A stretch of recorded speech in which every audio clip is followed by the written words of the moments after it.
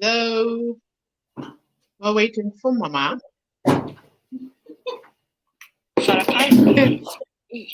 Hello. You forgot your glasses? OMG. We are on. Thank you, everybody, for joining us. Welcome to Lingere Post. I'm Mama Lingere Sarr, and of course, I have with me Nancy. Today, we're having a special show because we'll be talking about politics, we'll be talking about social issues, we'll be talking about a lot of things that we haven't talked about all through Ramadan. Because basically there's been so many things happening. Why comme niñ ko dee waxee rek foo leen munti di nekk si àdduna si ñu ngi leen a wax hello and welcome to the Lingere Post. I'm your host, Mama Lingere Sarr. This is of course a special show that we're having for you today. Dinañ catch up with everything li nga xam ne xewoon na during weeri koor bi munuñu woon a génn a wax si nans yu bari nag xew na tey dinañ si wax yu bari. Olimatu, thank you. We missed you guys as well. So tey moom dinañ génn a wax si yu bari. Everything whoa. Everything that has been happening, we will talk about it today. Of course, as well. Nancy Mabay lang nuyo whilst I sort out my stuff here. Today, Mom, I'm just not organized. Hello, welcome back to Linguère Post. Eid Mubarak. We missed you guys. It's been a long time. It's been exactly 4 weeks. We're very excited to be back, like Mama rightfully said. So much have happened. But Ramadan is a time of forgiveness and mandu. When you feel well in your post, so during the Ramadan,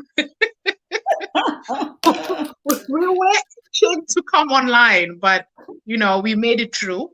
And then you feel the next year you benen Ramadan. Eid Mubarak. Tey nag moom lu bare moo fi xew fan yii nii moom Adama Barrow toj na kaasi ma dëkk bi yëngatu na yi ñu war a wax a bari yi xew ma political show la social issues yi ñu fi am nañ fi high profile rape cases yi ñun daal dañ ñëw tey pour waxtaana askan bi pour wax leen ma ne xam nga suma olof bi nag setut but I'm gonna say it here. Just because you scream first doesn't mean you can be louder. So a lot of people have been screaming. We haven't replied. We haven't said anything. This show is not about bashing anybody. We're here to learn from you guys, and we expect you guys to learn from us.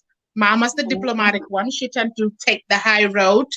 Not so much me. I'm not a politician. I am running for no presidency. Nor am I running for Lini. Man jagala kuma oka dama la mata. Te dama dega olof dega agale bu baax nak.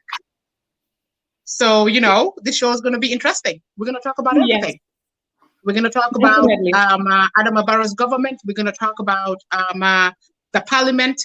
We're going to talk about the Bob Keita rape case, which I'll give a background that I've known about this case way before anybody in the public heard about it.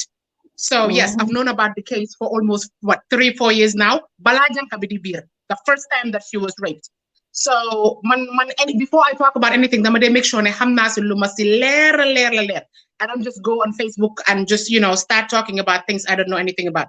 We will also, I guess, Mama, you did say talk about the journalist and Usainu Dabo. I cannot necessarily speak on that because I think the video was in Mandinka. I don't speak Mandinka, so I'm not sure I'm in a place to speak on that. But let's allow Paus to come in and say hello. Paus, namanalade. I haven't seen you in a long time.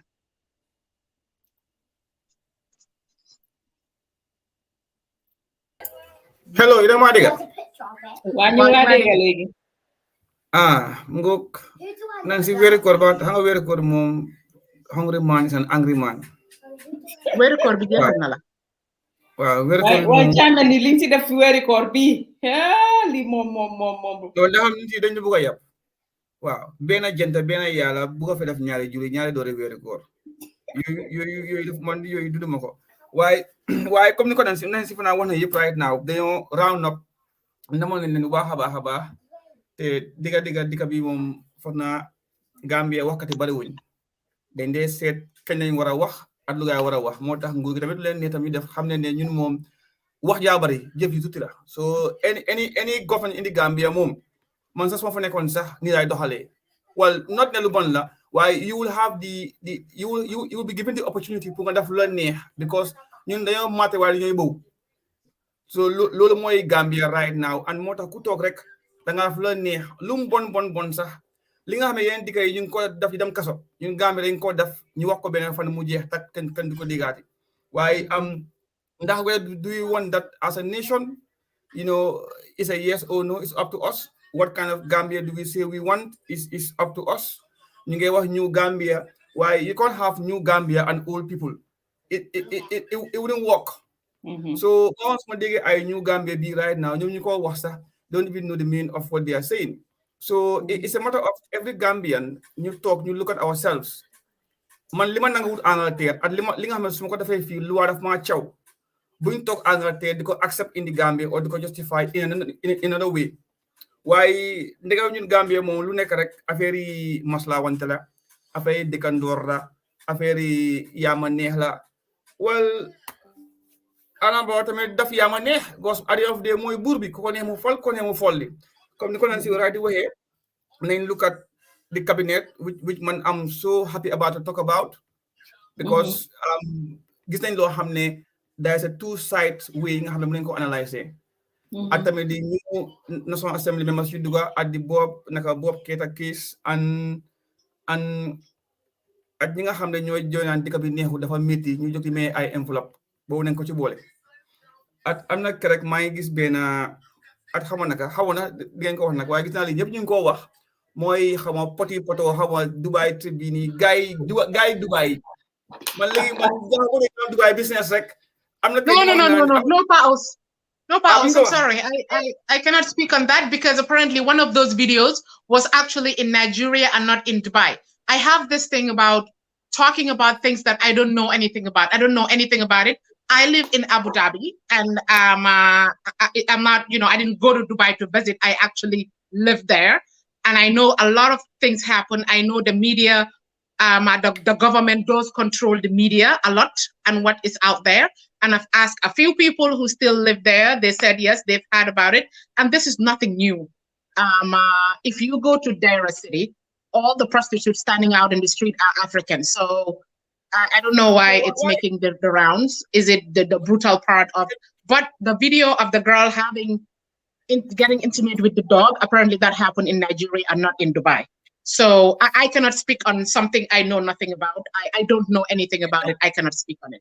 But let's dive into more important topics that is trending. It's okay to not because you don't, but obviously it's one of the trending issues. Everybody and their mama is talking about it. Senegal sent celebrities. You bari nga xamne dañ dey dem Dubai. People are pointing fingers at them. I saw even in Cote d'Ivoire and all these other places, itamit send celebrity, Mali, all these places send influencers like Oyeza. Dubai, everybody's talking about it. And to be honest, we're not talking about it from the position of knowing something about it. We're talking about it from the position of Ngagisko Hamne mu odla ne ki Nancy amut pasi Dubai. Ki neku di ligay Gambia amut any way of just going on Dubai on holiday. Dubai, def ko tali dem ñew def Mama, can we start before we get, I know the topic is hot and heated. Can we please start with the pressing issues? I guess the first thing that happened in Gambia was the National Assembly. That was the first breaking news about 2 weeks ago. Mama, you go ahead. You're the head of this program. I think we're going to come back to the Dubai issue, Nancy, because I think it's something that we should talk about it. We talk about a lot of social issues, and we're not going to shy away from not talking about that. And that's an issue, that definitely a lot of people have been asking. I didn't even put it on my Nakalatula because I forgot. But it's something they were asking about it and saying a lot of things about it. And I think we have to address it from a point of view of ndax lolu is something lo xamne business nit la ku dem nga tida camel o nga tida hatch o nga tida whatever o nga ubi sa gemeñ ñu poup ci sa bir gemeñ bi ndax lolu affaire ken la. That's number one. Or number two, ndax itamit du suñ bëgga xaliss ak suñ bëgge mo ñu ci dé dugal. We will talk about it from that aspect. Why fi ma bëgga ñu dooré, like you said, let's start from the top and work our way down. One thing tamit xam nga dama won desan man dama won just the brief about summary of things that had happened. How that is part of your list being approved watane. Why it's not a concern. Why society I'm looking at how we make a judgment and how we portray ourselves to be what we are not. More the issue of man follow up on the issue of Ustaz Fall, guy the attack using that how whether in return it's not our business, it's Senegal. Why the fact that governments yanko declare youngest mom tamit, it should be partially our business. Hence Senegalese, then they work they come to Gambia and talk and then they compare the two. So why can we also as media houses talk on things that happen in Senegal, you have our version of how it affects our society as well. But if not, we can move ahead. We can go ahead into that, as well as the Dubai issue at the end of some of these issues that we're talking about. I will pin the number, put Nibuga call, put Deklu. And like I said, we will start. I hope this guy is listening. Go to the Hama Mind, spell DIOP. Stop calling me on Messenger. God, this guy is annoying.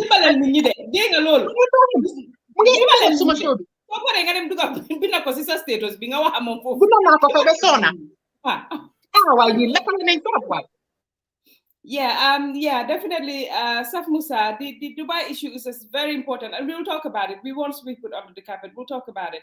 But let's start with the parliament first. Gis nañ Adama Barrow nominate, and you know, Paos, I am vindicated. Yangi Fateleku biñ fi toge manela ne Fatmata Jawara did not win, but I think she should be nominated for the National Assembly still, because you know she's a woman, and two, you know, she has now the experience. Ñun liñ dé jojé nit ne munta amut accent bi o munta laka angale bi rek, that's it. Lolu nonu, it's another thing. But you know, let's get into the National Assembly. Ñun setan nañ fi ni fim nekk ni, and lolu man moma nahari, not even Fabakary Tombong Jatta.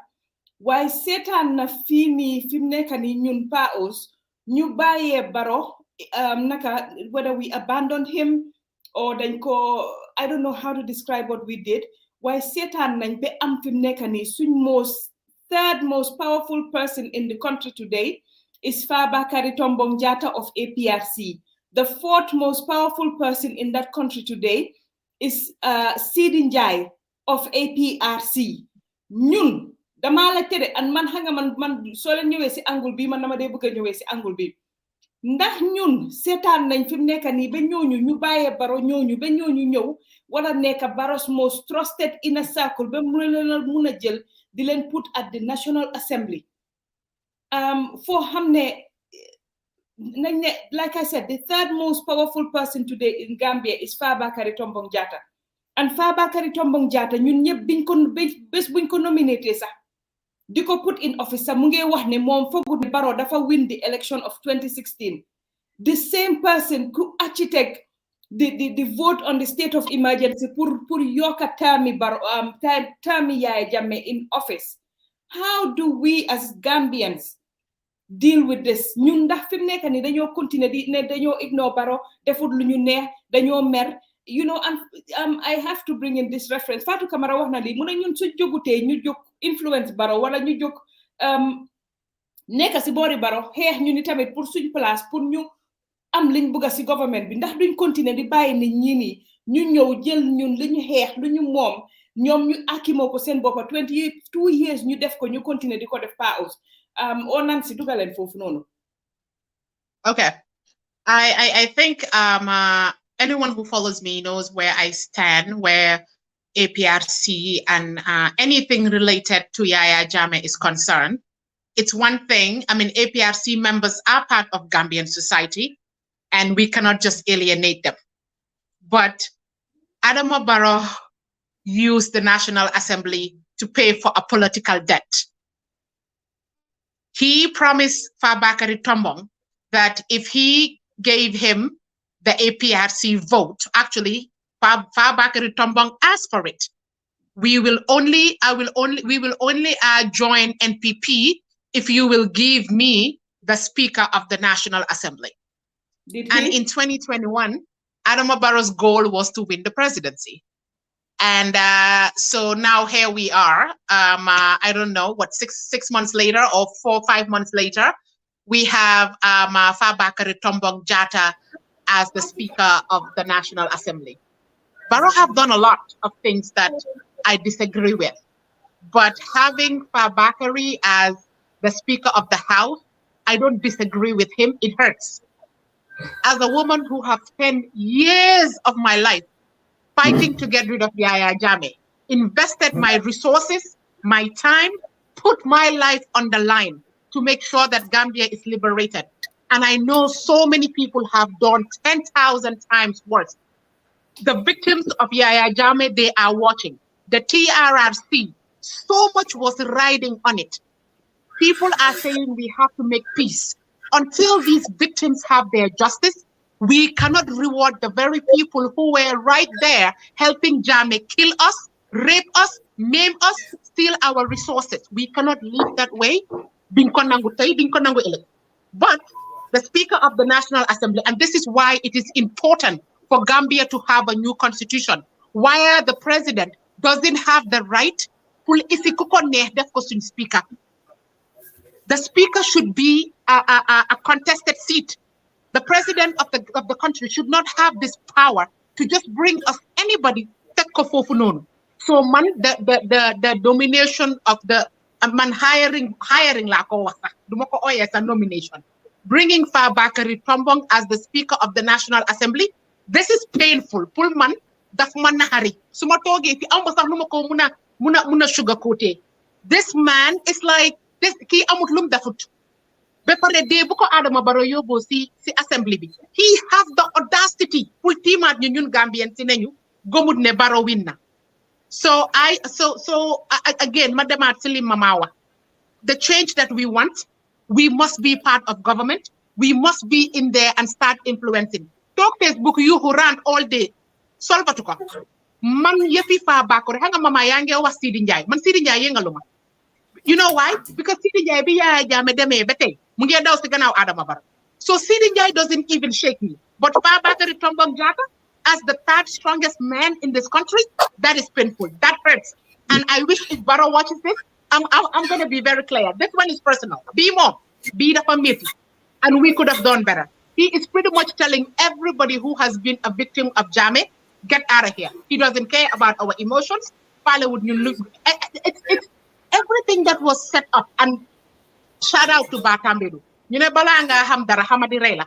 He was the one who helped set up the Commission of Inquiry, the Jammeh Commission, and the TRRC, and all that. And after everything that we have had from the TRRC, to reward this man with the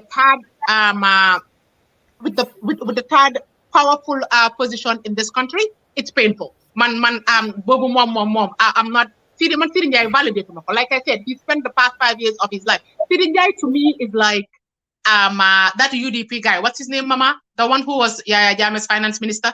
Mujuge for them say Adama Barrow legi mu yo UDP. Every country have their political prostitutes where you just hop from one party to the next. So man Sidi Njai doesn't bother me. I guess that's the right word. But Fabakary Tombong Jatta, that is painful. Go ahead.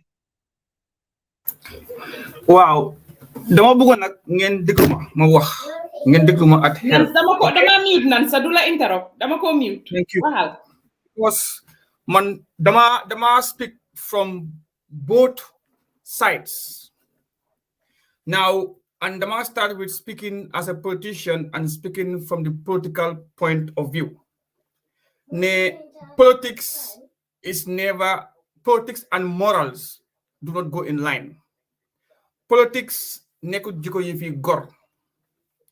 To be a politician, you need to play a politics. And every politician's objective is to win and get an upper hand and to get power. These are the objectives of being a politician. No politician can stand and say, I'm fighting to develop my country. Amut. We have the wall, we now live in a capitalist world, whereby if you can't buy my products, you are of no good to exist. So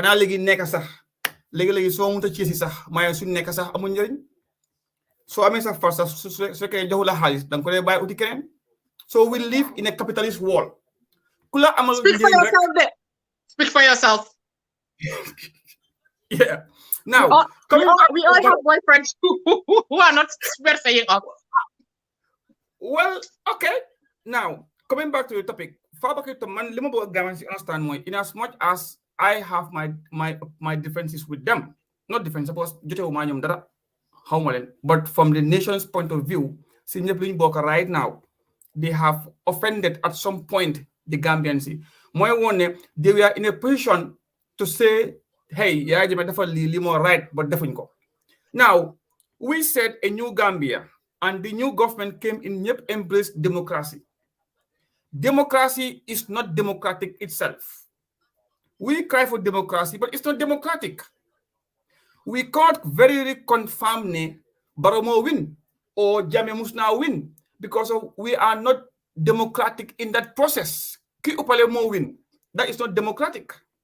How about what democracy is treating everyone equal? Democracy is appreciating our differences. But yet still, a president who wins rules the country. That's not democratic. What we call it, I don't know. Now, coming back to again, Fabakary Tombong Jatta is a Gambian, has never been prosecuted in any court of law, has never been found wanting by any law, has never been an accomplice to any crime in the Gambia, except for exercising his democratic right to associate with somebody. Now, he did not just associate with somebody. Nance may correct. Nyanala, by correct. 2016, we said we all saw what happened. Now, his only crime would have been what every Gambian were scared, well, what every Gambian is doing right now, more stood up for the truth. But they were acting with what the Gambian law says. Now, the Gambian law then was a bad law, which we all know. Whatever we contain in it, Jammeh was doing things dam lahu mbo at luabi. Ne hailili la. Court. It's been backed by the law that it's legal, but the process was wrong. Now, I blame the Gambians and you knew here. The same thing like Halifa Wah. The plan was to remove Yahya Jammeh and there was no plan B. Now, plan B was to make reforms. If we had made the reforms that were meant to take place in 2017, but we kept quiet. Now, I see Sidi Njie example, the same thing as Sabally. The same place where we find Sidi Njie to be a bad person is the same thing that Sabally did. We have now a good number of the old Jammeh government are the secret executive members of all these political parties in the Gambia. But we don't talk about it. Now, the only crime of Sidi Njie is not for the Yahya Jammeh. But democracy, in as much as we have to exercise democracy, they have the right to take in any position in the Gambia until a court of law find them guilty or a commission of something. Now, League is painful for us or for the activists who were fighting against Jammeh, because what we want was Jammeh to be out. Now, we fought Jammeh, but we never think about Jammeh was not acting alone. Can you bugol mu dem na? Yes. Liñ fi waxoon 2016 suñu amee xaj sa jël. That's all we said. yaa lim ñu inil no buñ bañ ganaar nag buñ bëgg a ganaar bañ ay cuuyam. Now, Adama Barrow appointing Sidi Njie and this man as a member of parliament and as the speaker. Man, what was the agreement? And no one seen any agreement. But we all have to understand they are playing politics at the expense of Gambians. Now, we as Gambians need to limit the amount of powers that is given to these people to do certain things in this country, which I think should have been the first point of call for us activists. But how much union do we have as well? What is the unity among all activists in this Gambia? All activists, we have activists from the south, from the central, from the east, each with their own objective. We had things like Duga in America. Bibara Toge is, I went to America with a proposal for the diaspora vote. That was the first trip Barrow should come to Atlanta, America. In fact, Barrow knew, and I left the place with some people. Maryland, this is a sample, a study done in the UK by Nyom Kex and other people. The diaspora vote can be a success, and if you follow this practice, but it was never done. Now the diaspora vote right now since 2016, we only say diaspora vote government wow. How many diaspora vote? The process should start 5 years back, not 6 months to elections. And government being a very smart government, we're saying, okay, they delay and delay until the time comes. Okay, logistics issues. Of course, it's logistics, because the logistics that need to have a diaspora vote cannot start 6 months before elections. Now, if we cry out diaspora vote, then we are failing. We have what we call the MSDG, and these are Gambians and diaspora part of that, but not single agenda of a diaspora vote is in that project. They have anything. I think dema right now. No, so now us as activists, do we know what we want? If we want to fight a change, let's fight. Let's kill the snake from the head. The law needs to be changed then to stop people from having these offices. Until then, they have the rights to contest. They have the right to occupy because they are Gambians like any other Gambian. But the law can penalize them. This is not Adam Barrow, not Pa Usman, not Nancy Onomama, because it's the law that is speaking, and that is what Jammeh was using. Have bad laws, verify at Parliament. Can I come in? I just want to put a little comment. You said the laws, but we try to change the constitution, and Adam Barrow fought against a new constitution. So how can you blame Gambians for that? Nancy, right now, okay, the two right now, Adam Barrow never had a single member of parliament in assembly. I'm telling you how Gambians are part of the problem. Between 2016 and 2021, Barrow never had a single parliamentarian in the House. Now, I question, why was Barrow so more powerful than 50 MPs in the parliament? That's number one. Number two, we had again, that new constitution, there was a consultation done. Now, was everything that the Gambian says reflective in that constitution? Is a no. This new constitution is more detailed and confused than any other document in the whole world I've ever seen in my life. Jammeh's constitution was simple and understandable. You can read from 1, 2, 3, 4, 5 days, you understood. This new constitution is like a notebook. That's why there's no constitution in the world that the layman should be able to read. It's detailed because we want a constitution that will stand the test of time. And if we need to amend, we amend. That is a good constitution. What Halifa Sallah said was, I will quote him, there was no need to spend 50 million plus for nationwide consultation.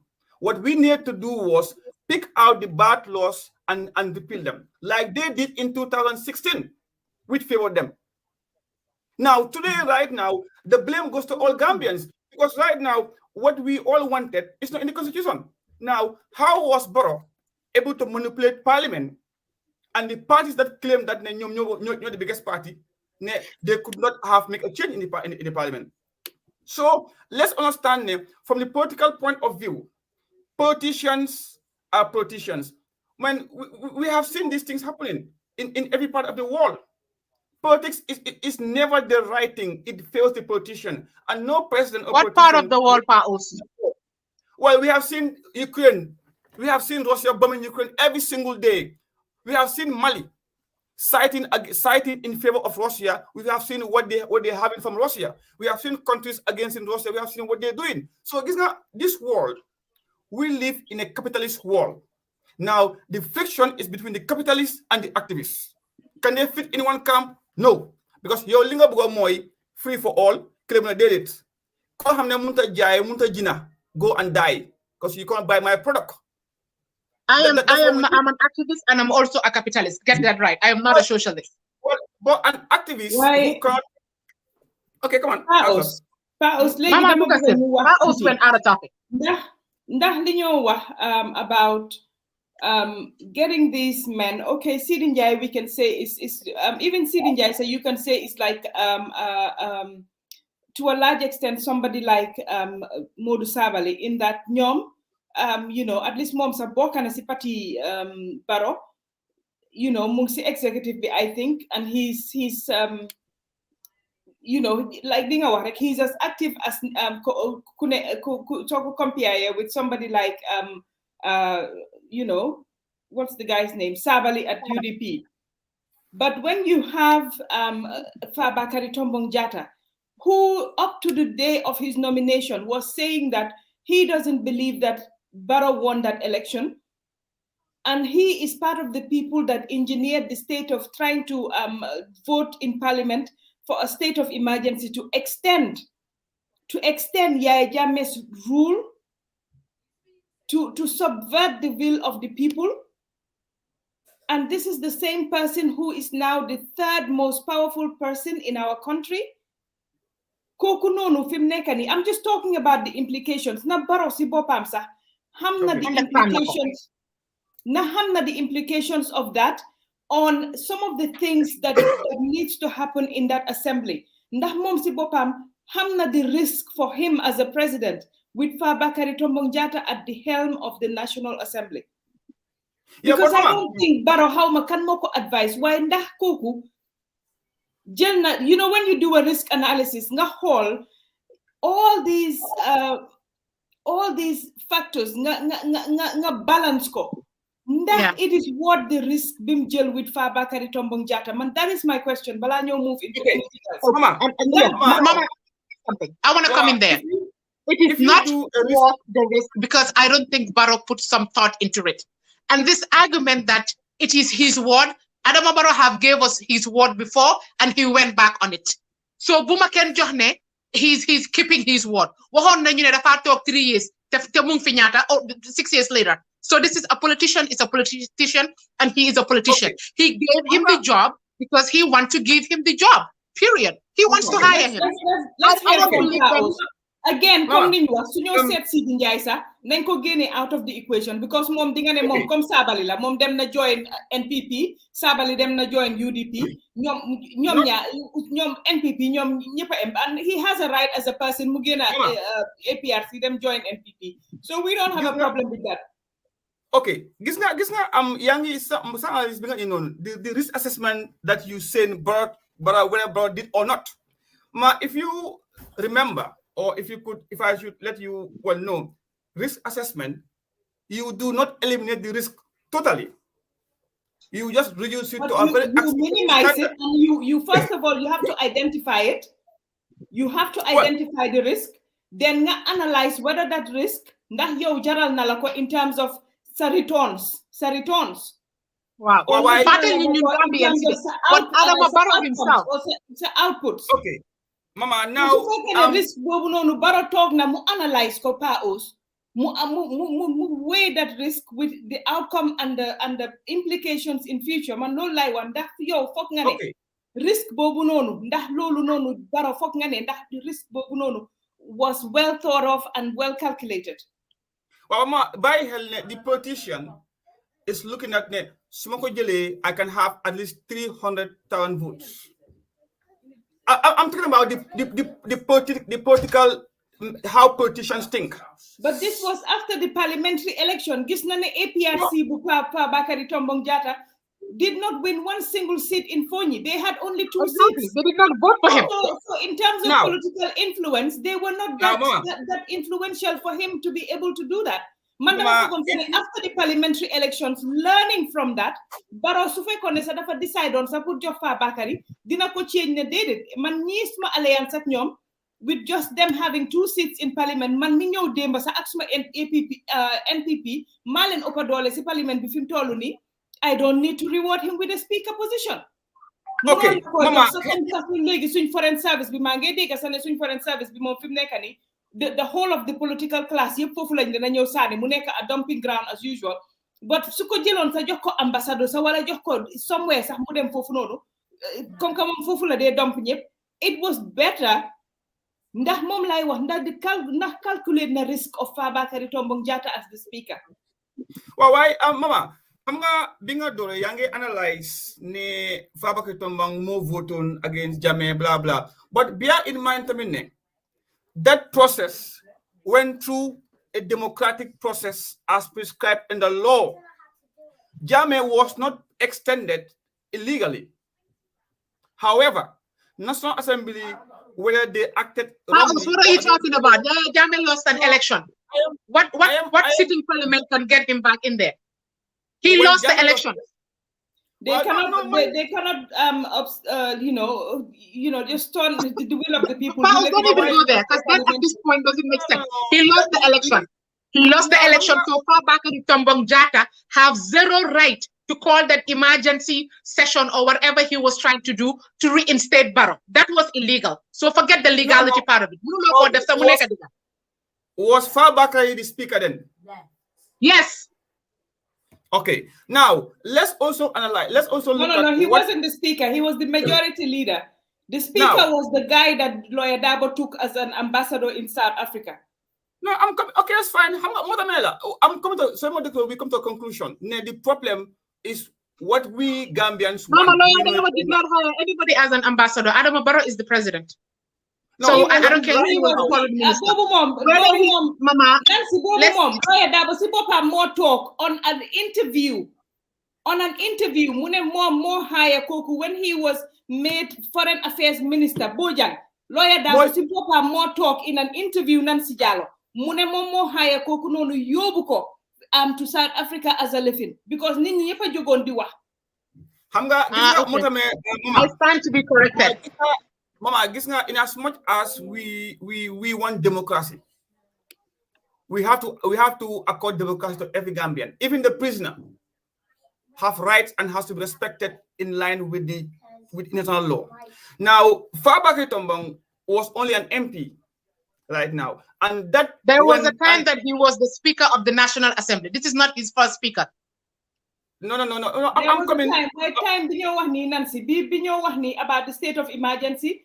Bojang was the Speaker of the National Assembly. Fabakary was the leader of the majority leader in Parliament. Now, the manufacturer we hear that now, yes, Fabakary did put a motion forward and he went through a vote and it passed. That is a democratic process. Now, Jammeh lost elections and it was his right to contest, but unfortunately things didn't materialize. Now, let's look at right now what was the objective of the change. Whether the coming of the coalition, was it democratic in the first place? I'm going back to history. That's what we wanted. Yes, by all means. Mama, can you correct that person who keeps saying he's never been the speaker before? He has been the Speaker of the National Assembly before under Yaya Jammeh. Correct. He was majority leader, Nancy. I'm a Speaker of the National Assembly. No. He was majority leader of the National Assembly. Ablaye Boyang was a high school master to a speaker. After Bongo Henang, the only for a good job or something like that, I'm not sure. But what we're saying, everything that had happened in 2016 during Jammeh regime, the last part of it went through the process of democracy. Now, here is National Assembly right now. Fabakary Tombong as a speaker. I don't think that going by the description of the speaker, they only have the last vote when there's a tie. Now, Barrow only had 19. And we have 15 plus some other position right now. Now, Mansiman personally, I don't see Fabakary as a threat right now because he's only a speaker. And then again, out of the 5, Barrow only nominated 5, and it was the speakers, it was the House of Parliament, the people that you and I vote for, endorse Fabakary Tombong as a Speaker of the House. They had a choice between Fabakary and no, they had a choice. They wanted another person, but when they asked, because we can only nominate the speaker from the nominated members. So when they asked the other person if he would contest, because they would even prefer him to Fabakary, that person declined. And that's why Fabakary was nominated. Yeah, but when he was nominated, it's up to Parliament to accept or reject. Now, but who's the majority at Parliament? No, but we answer my question. Who is the majority at Parliament? We have a hung Parliament. We don't have a majority. No, but Mama, it's still NPP, so they will vote in line with their president. Let's not come on now. Let's not sit there and pretend that we have a hung Parliament where it was vote on its own. Nancy cannot elect a speaker.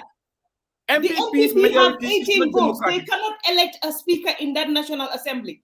They cannot. So who else joined in the vote to nominate that National Assembly without I'm asking questions. Without other people coming and voting with them? Okay. So this was the National Assembly's decision. It wasn't only Adama Barrow's decision. let's be very careful. And we have a case, but how to put our case and win is always in the wrong direction. We are jumping the gun to blame Adama Barrow, but the person I have went and voted for as an MP, the person who should have come back, the person who should have come back to me and consult me and ask me, Pa, next week we have a vote. What are your opinions? Who are your preferences? What are the odds and the odds and the disadvantages? Is my MP coming in contact with me regularly to update me when there is vote ahead coming? Now, Adama Barrow can present anybody. It's up to Parliament to accept, like they did in the case of the Office of the Ombudsman. The first person was rejected in 2016. They had a vote right now. Now, Barrow as a Barrow, the final killer buga. Now, Parliament, Barrow's majority in Parliament is not enough to pass any bill. That's why it's a hung Parliament. Now, we have to now question ourselves. During the National Assembly campaign, who did I vote for? Is he or she representing my interests? Gambia, you vote MP Jehal. No.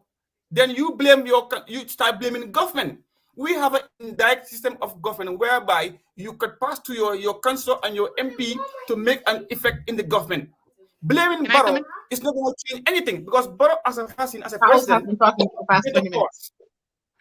So no, don't we understand this job description and the power sharing level and the power sharing between these things and to what extent their powers are interlinked. Barrow am not dole, single blame me. Look on near Lamo but Parliament can put a stop onto it. Why is it not happening? Who puts people in Parliament? What have they promised us? What have they said? Or Nafanekal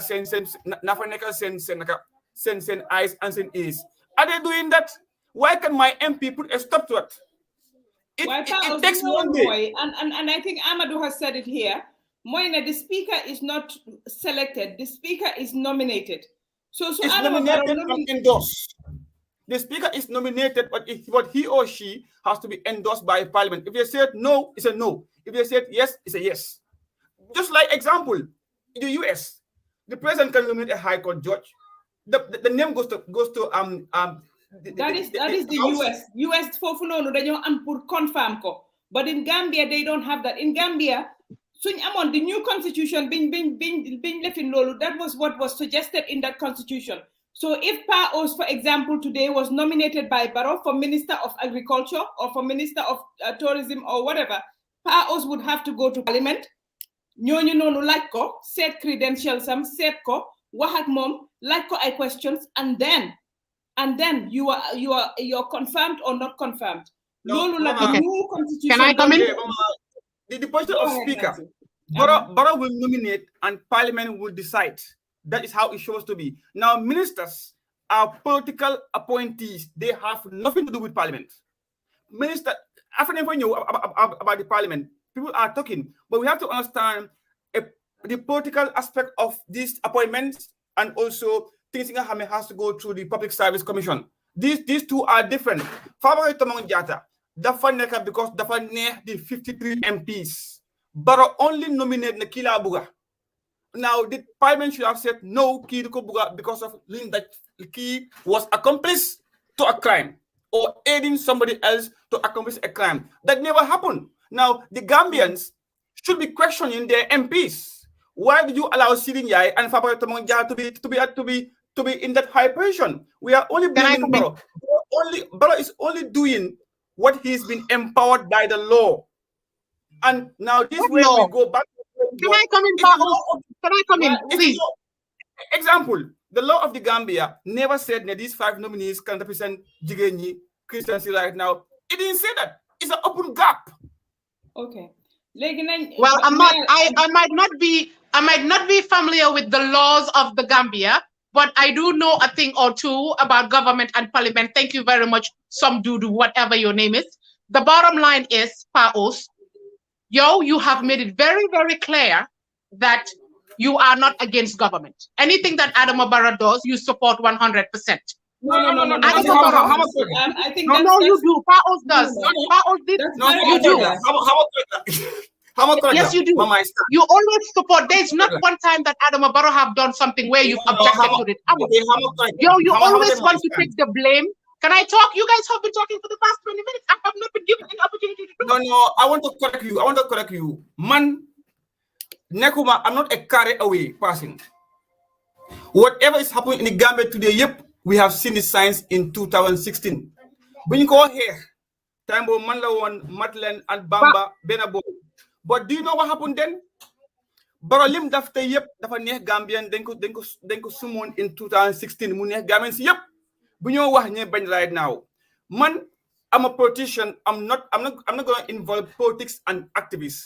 When government does something, even if we have a digger, Baro may do wrong, but you ninkore hey more wrong. Man, I'm going to challenge government on principles. I will challenge government on the fact that why have you done this? Do you continue? Now, in the case of appointment, I think that the president can appoint Konir. Now, it's up to us to accept or not.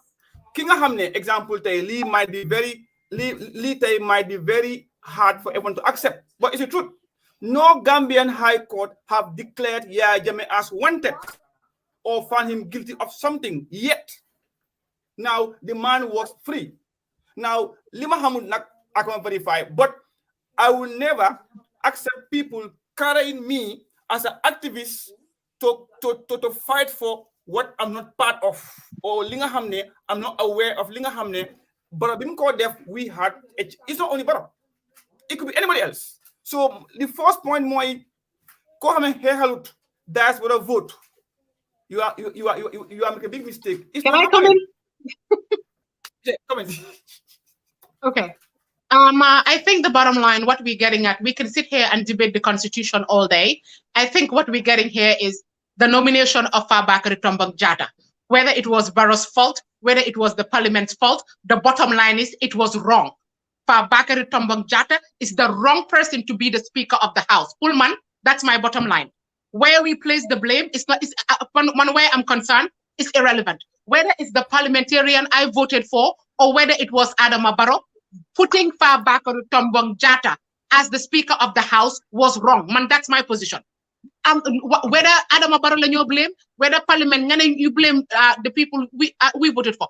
The candidate I voted for did not win. So my vote did not even count over there. So the bottom line is Fabakary. I don't have like I said, Sidi Njie doesn't even ick me, I guess, as much because I remember in 2016 it was Mama who was on radio 24/7, really going hard on Sidi Njie. So Mama Sidi Njie, they have their thing going on. But for us to sit here and face our audience and pretend and Paos, you go into the extent of saying ne, and it's true, no court of law have condemn Yahya Jammeh for doing these human rights gross violations. Even you know, you don't need to watch the TRRC to know what Jammeh have done to Gambians. And I think it is a bit... No, but what Paos is saying, Nancy, is clinical. I'm not, what Paos is saying is very clinical. It might not be,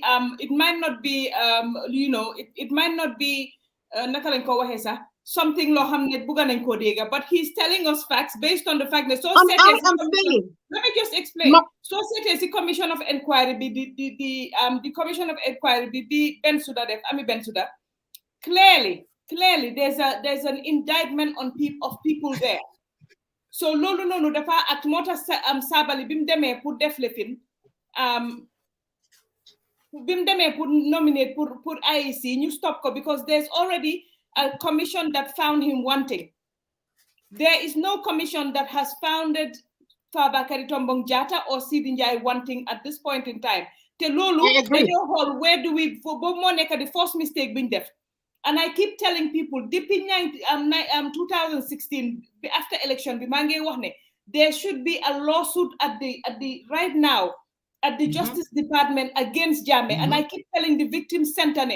They should be the ones that will institute hard government. Then you want to institute a lawsuit against all of these people at the High Court or at the courts in Banjul.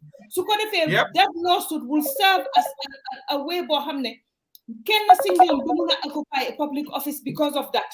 Why suñ continue di wax, and I keep saying this, ñun ñëpp we sit online, ñu wax, ñu yuxu, ñu wax. We are not doing the things we need to do to stop these people. And we are not going after Barrow or sitting with Barrow or being involved in that government because ñun ñëpp dañ gedda. Nañ leen waxante dëgg. Muy man, muy Taos, muy yow, ñun ñëpp dañ gedda bàyyi Barrow ak ñi ñu toppa di def lu leen neex. So are we going to continue together? Ñu bàyyee Barrow ak ñi ndax dañoo jóg ñu dem ne Barrow nga include loo ñu suñ government la ñu ni tamit dañ cee bokk parce que dañ ko xeex. Yep. And then we start to make a difference from there. Because I can tell you ne suñ fi toogatee the next 5 years di wax nii te jóguñ def action dinañ gis lu gën a pire lii te duñ ci mun dara dañoo continuer rek di wax man foofu lay waxee number 1. Mama, te su ma di waxee foofu nit ñi di ko saaga di ko wax lu nekk but she's talking from experience.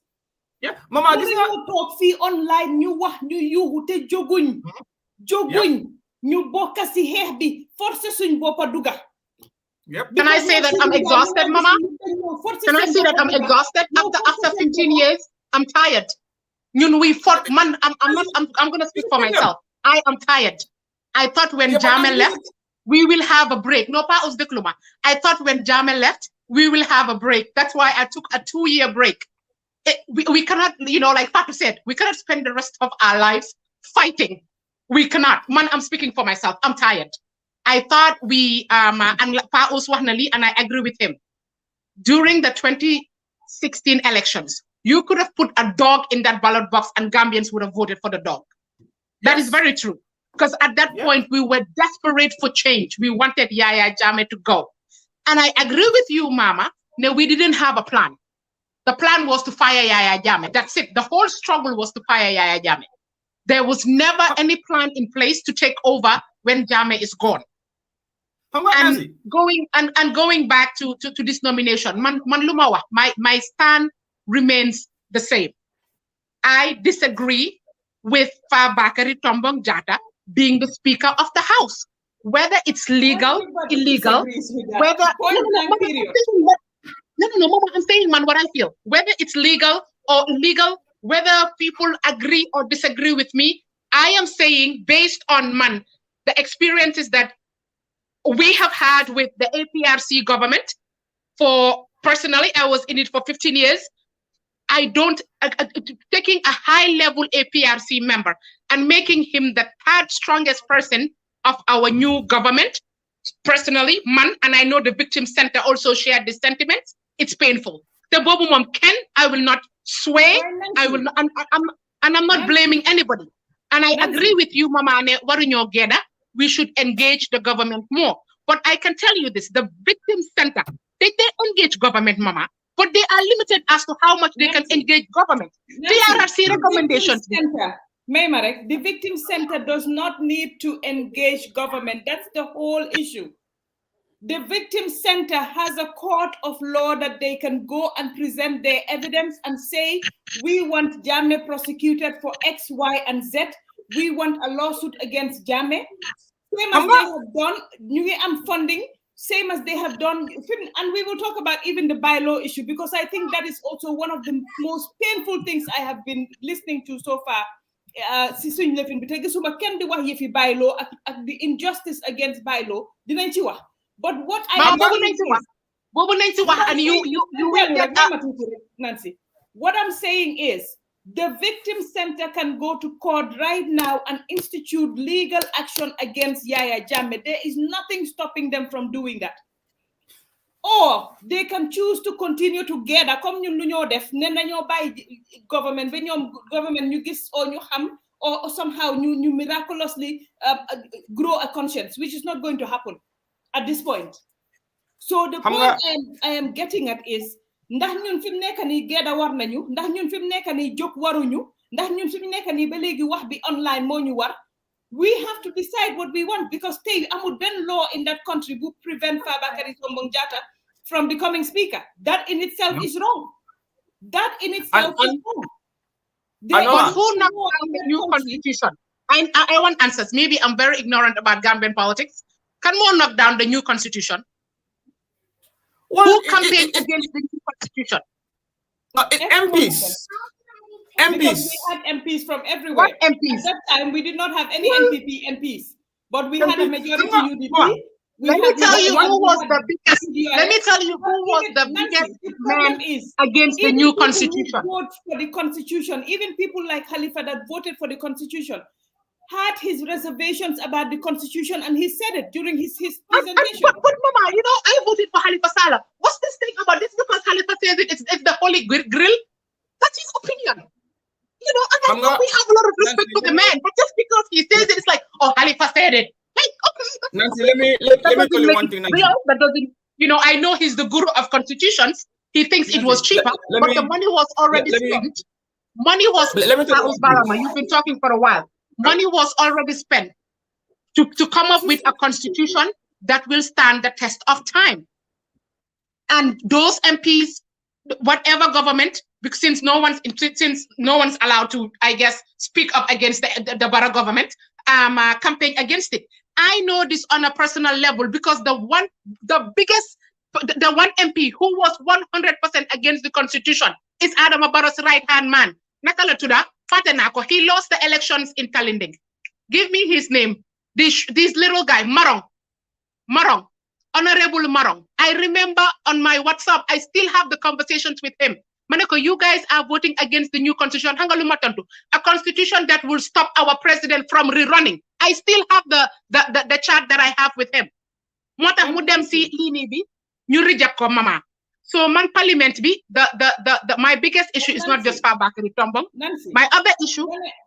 When a constitution is going to stand the test of time, and man, I was even one of the people who said this.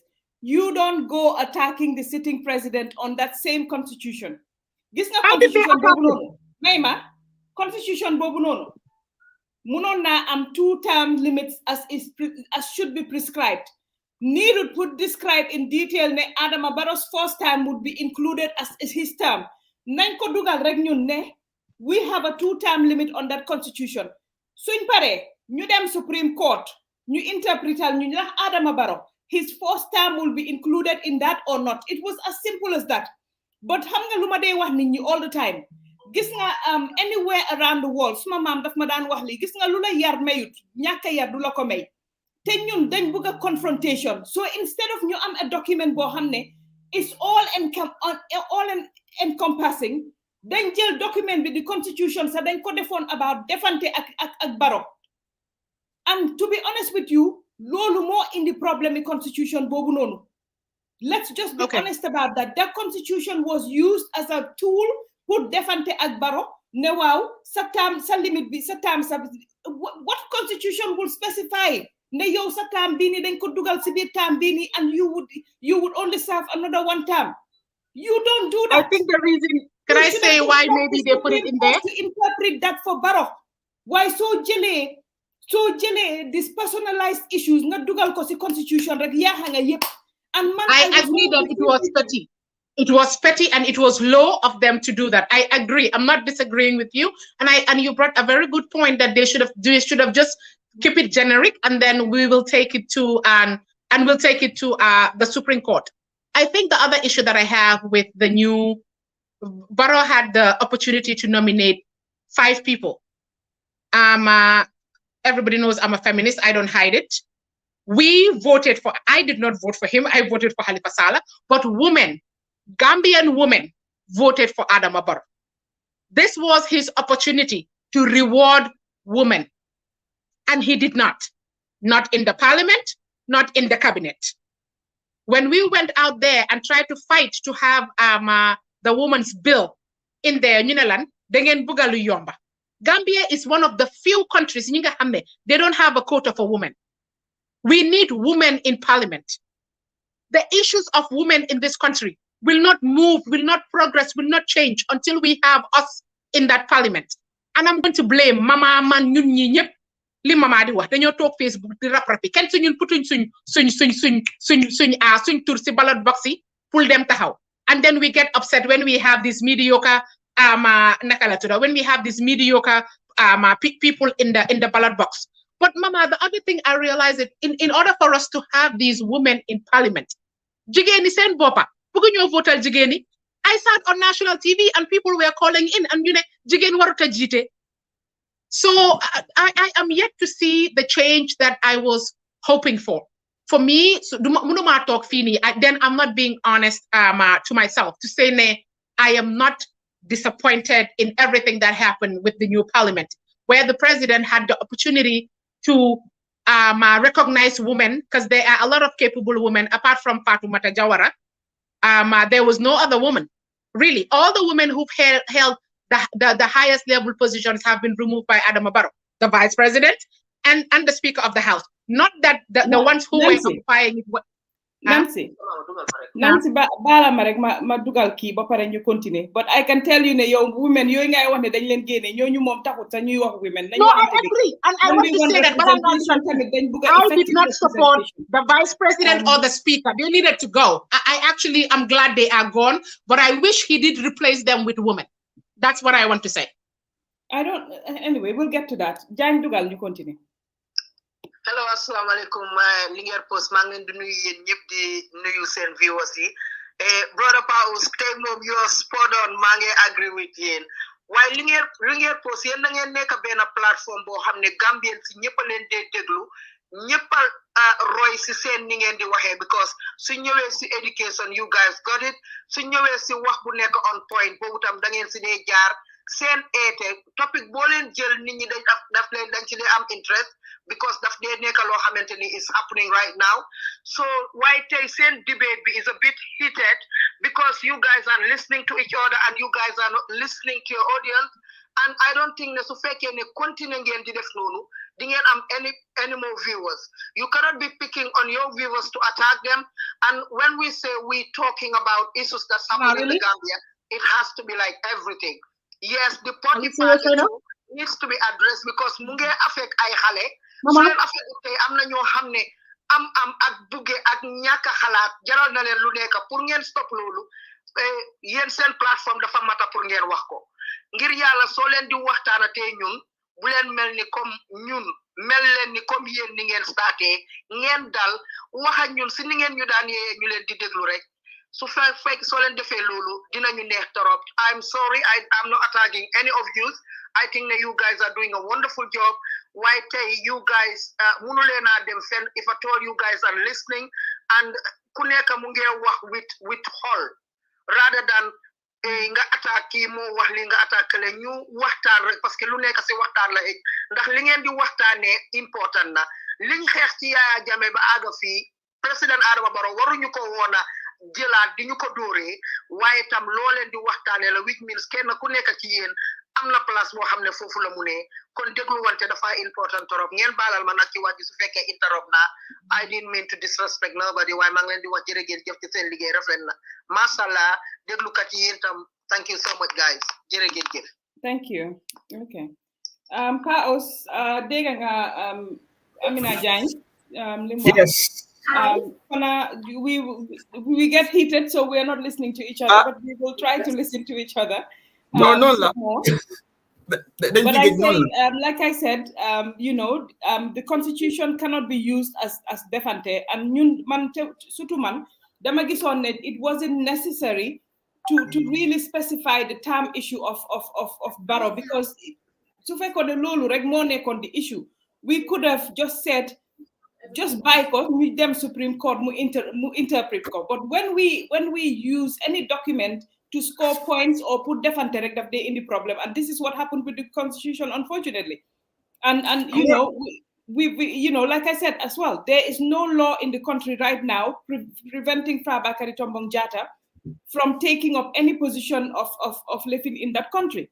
And that is again ñun ñep suñ fault, because waruñoo toog rek di xaar government. Su government bañee at ñun nañ leen jóg ñu at, but ñun suñ toogee ñun ñëpp ñu ne bugatuñoo bokkat bugatuñoo lefin dañ keeda dañ nii lii mu continuer di help us. I think that we are going to get into a situation boo xam ne, like you said, Barrow moom he's looking for his political survival. He will do anything to ensure his political survival. Ñun mi nga xam ne nag dëkk bi jaral na ñu ni tamit pour ñu taxaw gis ñu ni tamit ne the right thing happens in that country, we have to be able to come on board and fight, just like he's fighting for his survival. Hanga, Mama, this is politics. I'll give an example of USA. How many America, Gambia. bi Obama toge sorry bi Joe Biden toge political Aisa bi ki toge naka Biden bim appointed a female black vice president. Difficult because of he wants to do it, just for the purpose of he wants to do it. But he did at a time when there was this black movement fighting thing. And then having a black lady as a vice president or the second highest job in America would have give a reassuring position to the black activists. Now, but many people, Biden is very good, blah blah definitely. But mama, this politics. In politics, no president in this world will enact a policy that will bring down his or her government. It's never happened. Then you are not a politician. Politicians, their first objective is how do I survive? What is my plan B? What is my escape route? How do I maintain and how do I consolidate power? Now, that's why we have laws and parliament to regulate and limit and scrutinize and look into the activities of the government and president. Now, bona them to the X backwards to a very little mu one was PPP the one. Mune Jawara. Bim Toge, what he did was he banned PPP straight away. He have neutralized a threat that would have become like what APRC is to MPP right now. Now, when 2016 came in, our government, they said, oh, democracy. They did not ban PPP, they did not ban APRC. They let APRC survive. And APRC see an opportunity and a loophole, and we are the biggest party without without can do Lo nekalinga hamne, it was implanted and built, and Gambia government from 2016 until now demonstrated a weakness that APRC used. Now, what is a minute? Jammeh giving an advice for the party to go coalition with Gano and after GDC was not for them. It was to give a Barrow a clean win. And after what we've seen had happened. I said this thing a billion times on Facebook, and I wonder why in the Gambia and our activists are not seeing the trick of Jammeh. Jammeh said Gano, next minute GDC.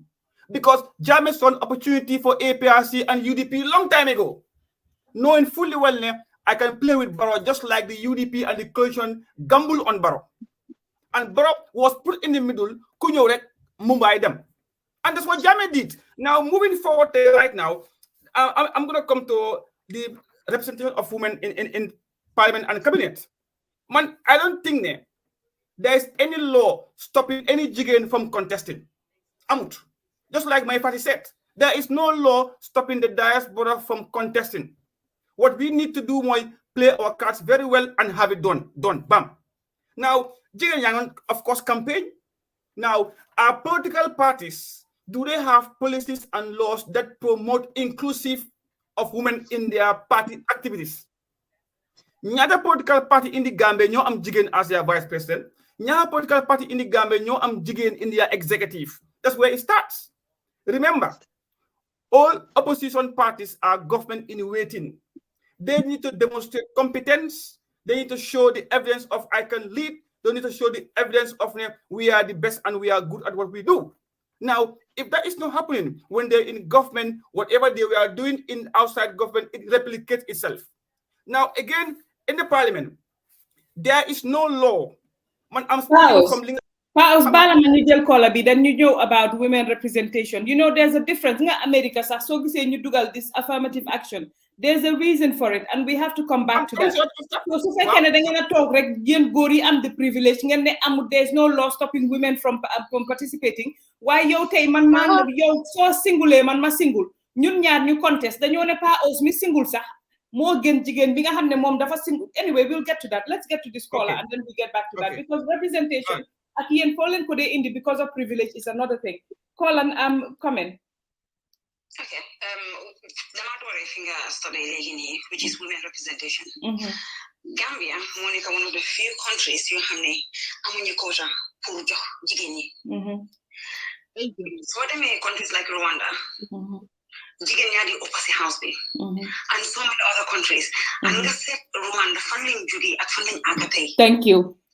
ñun Gambia fi ñu nekkoon moving an inch they give us these positions as a token and we're happy. Government be thinking that we're contented with that. No, we're not. We want changes. But for ñun jigéen ñi ñun ñoo dee gën a sonn elections su ñëwee ñun sonn ñu leen a tàggat di leen feature and nothing changes. Lopitaan bi soo demee ñun jigéen ñi ñoo gën a sonn. School si soo demee jigéen ñi ñoo gën a sonn. Services yi nga xam ne jigéen ñi ñoo ko use ñun ñoo ci gën a sonn. And still yet ñu ngi happy si lu ñu government ñi di jox. No, government ñi tamit ñu jox la benn place fii xoolal a whole cabinet nga am 3 or 4 women really après ñu fa nga def na loo après nga ñu recycle the same government man I've got no issues with Barrow, nothing whatsoever. Why problem mooy there is an agreement between NPP and APRC big Gambians in gisut. There is something lu nekk under the carpet loo xam ne it's just on a need to know basis. So which means all these appointments, Barrow, I can tell that this cabinet announced wasn't his first draft. Because of backlash, I'm succeeding at let's give Barrow 6 months. He will recycle, he will reshuffle his government again. And I can bet my bottom dollar, APRC, they will be back. Because this wasn't his first draft. Why? Because as I've said, I'm a big backlash. See, APRC, but they're coming. They are coming. Thank you, Carla. So, Barrow, the only thing you know like the way, you respect Muhammad, then here a change of government. Then when Barrow then whoever wants to Barrow at APRC, we don't want them. Barrow no one respect me.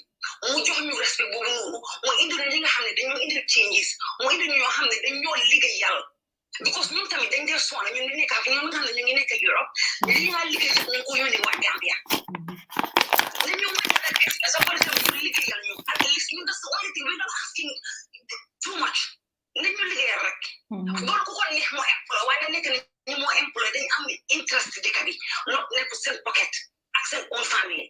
Thank you. So, corruption. I sent bill 2019. Belegi mu ngi nekk si house bi lingering there. Belegi gay do the whole in kosa. So lolu mo nekk mo supersede the anti-corruption act bi nekk 2012. But it's still there. Law in kosa whole in kosa. So many bills. Even the criminal code there are so many bills just lying there. I don't know what is stopping these MPs from discussing these bills. You understand, what do they do? At the house, or what? The coaching is with this lavish life, alhamdulillah, but let me looking for the interest of the public. That's all we're asking for. Like the one that nobody. As simple as that. You deliver. You total. You just to me. You hear me. You listen to me. But the goal is in the metro. They cannot make that decision for us. But we need what I'm saying. Sympathy. See, we need what I'm saying. More jigger there for in the next 5 years. In the next 5 years, more jigger will be there. Anyway, thank you very much. Thank you, Kola. Definitely, I have a totally different view about Samate. Having worked in government, I can tell you, having worked in government and knowing how government works, Samate as a minister, frustrated na sabe dem parliament na len dama so na si sachay because everybody is not concentrating on the COVID-19 efforts, they're concentrating on money, what they can get. And he was saganen ko fi def nen ko fi lu nekk because of that.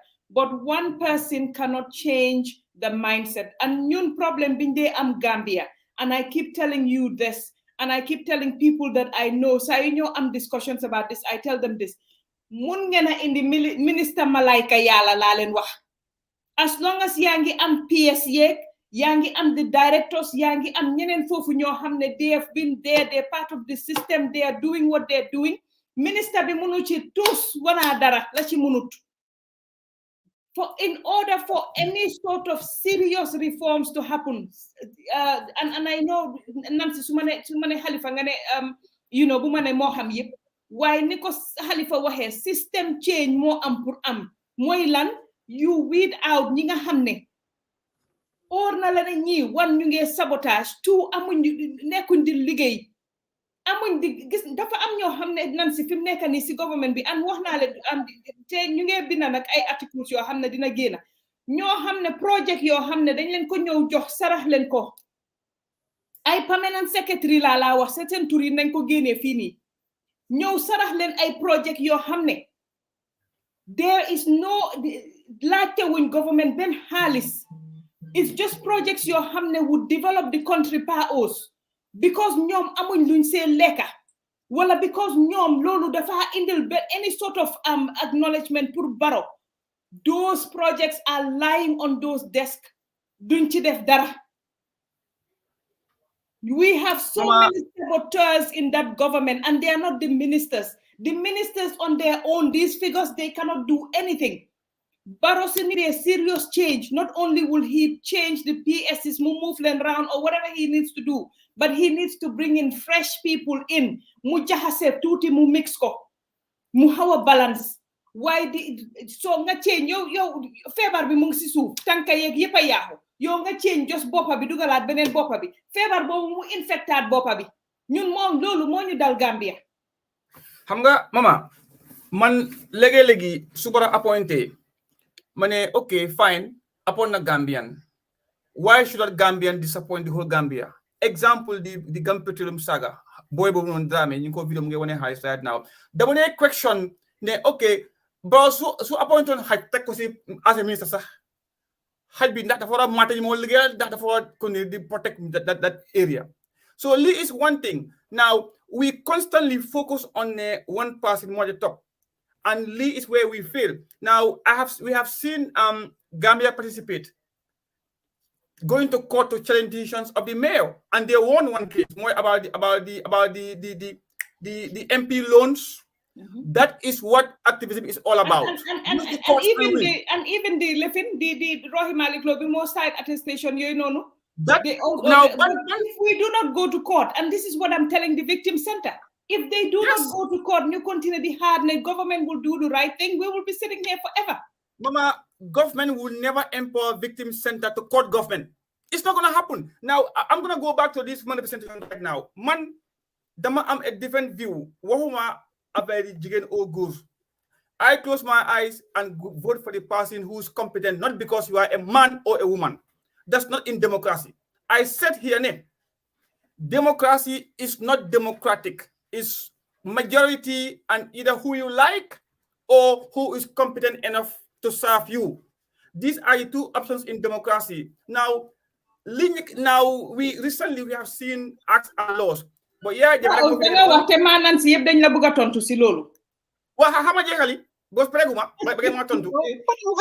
least, yeah, this being in the Women's Act, which never happened in the Gambia.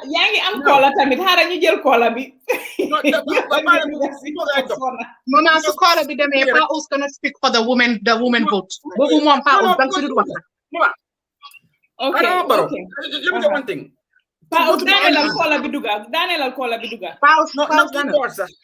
Because this see National Assembly, you don't take people and push them there.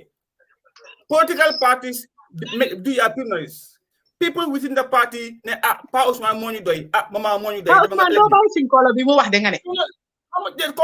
now. Then secondly, because Facebook now, but Parliament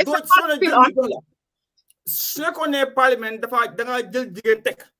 I'm sure political party level text because it's the first thing right now. Alhamdulillah. Now, these women. Now, what we need to do more, we had what we call civic education, which was in the constitution, whereby we have to sensitize our population the need for these women to come out and contest these elections, like we did in 2016. There was a funding to support young people to contest and campaign in National Assembly, Manchila Bokon. And the Action 8, they did sponsor us for the campaign. They were promoting young people to go in. Now, are women interested in politics? That's the first thing we need to ask. Some of them are, it's a yes, some of them is a no. Now, if they are, they have to put themselves forward and contest. Now, ministers, fair enough, man, I don't think the president, these are political appointees. The president will appoint whoever he or she wants. Now, what is moral, is legal, sasla, hela. Now we from the society's point of view, su ko defoon de mu neex waaye defu ko banu de waaye tamit su ko defoon mu gën. That is not to say ne bu ko def or def ko right now. Women representation would not make women or man representation would not make any difference to the government for as long as they are not delivering. So it's not about gender, it's about competence. Kubuga. Caller, go ahead. Then you know, si man and see if you turn to la. Go ahead. Hello, caller. Dede Paus Karena, da nga fay li nga deflo. Paus dañ ko mute. Mama mute ko. No, how mute sa? Okay. Assalamu alaikum, na ngeen def? Jaama rek. Caller, da nga fay li nga déglu si téléphone bi. Yow yaa ngi behind.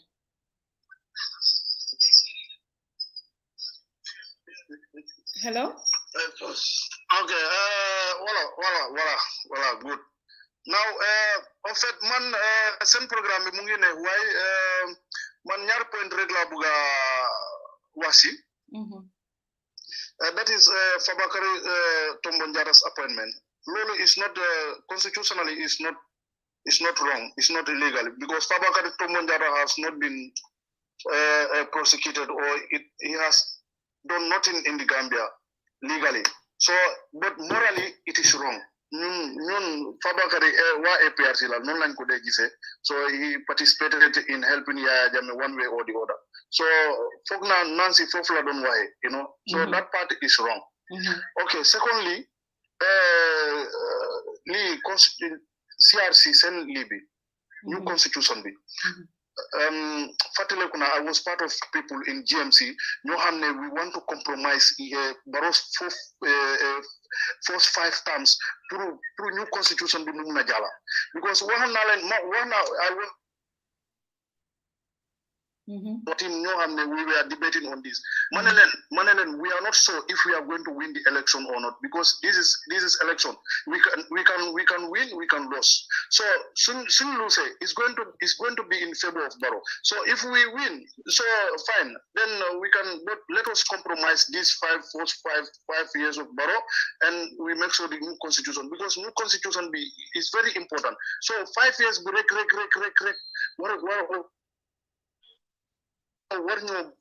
Def lo xamne constitution bi mu baña jall. So this is the problem of Gambia. Gambia, all the Gambians have involved one way or the other to kill that constitution. This is not about Barrow or any other person. It's not Barrow in fact who killed the constitution. Who killed that constitution? Because we should have did everything because the Inspector General of the Police is going to be nominated by the president but not be appointed by him. These are very important things. The police will be free and independent. They can prosecute or they can arrest anybody because president cannot fire them. He cannot, and two-third majority can impeach the president. So look at how important this constitution is. But because of we believe that we are going to win the election, so we said okay. Remember this the side of UDP. They said even the dot, the dots constitution be yeah. I was. And it should have been about compromise instead of taking positions. We have to be sensitive here. Let us not be emotional and let us. Is going to lose. If Barrow did not lose, the constitution is. We will not have any powers again. Now Barrow Ganyana. With that 5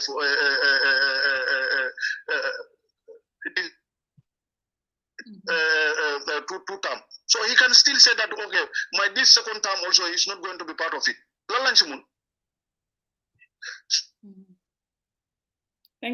Thank you, caller. To be fair to ourselves, you know, we don't have to criticize everything. But should they you criticize? Should they you criticize? What is he going to do? Let us criticize things that are not good and clap all.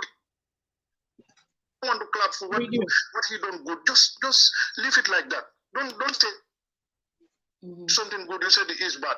If he did something bad, you complain. So how is he going to develop the country? We have to be honest sometimes to ourselves. We have country to build. We should not have our interests all the time. You know, we have to look the interests of the country. So we keep blaming the past. You know. Thank you.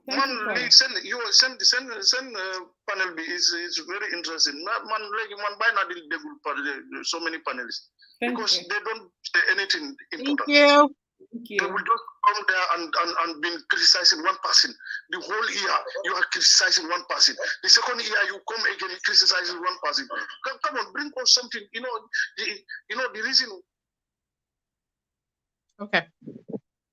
So many people because all the time you said limo bon why lu baax yow do ko wax naka lañu xamé lu baax ak lu bon so su dé yow lu baax lu bon rek ngay wax. Definitely. Thank you, caller. So thank you. Okay. All right.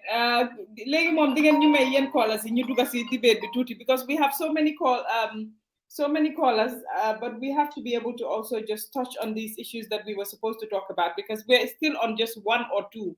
Yes, can I turn to Paos about the women's bill? Paos, you know, the reason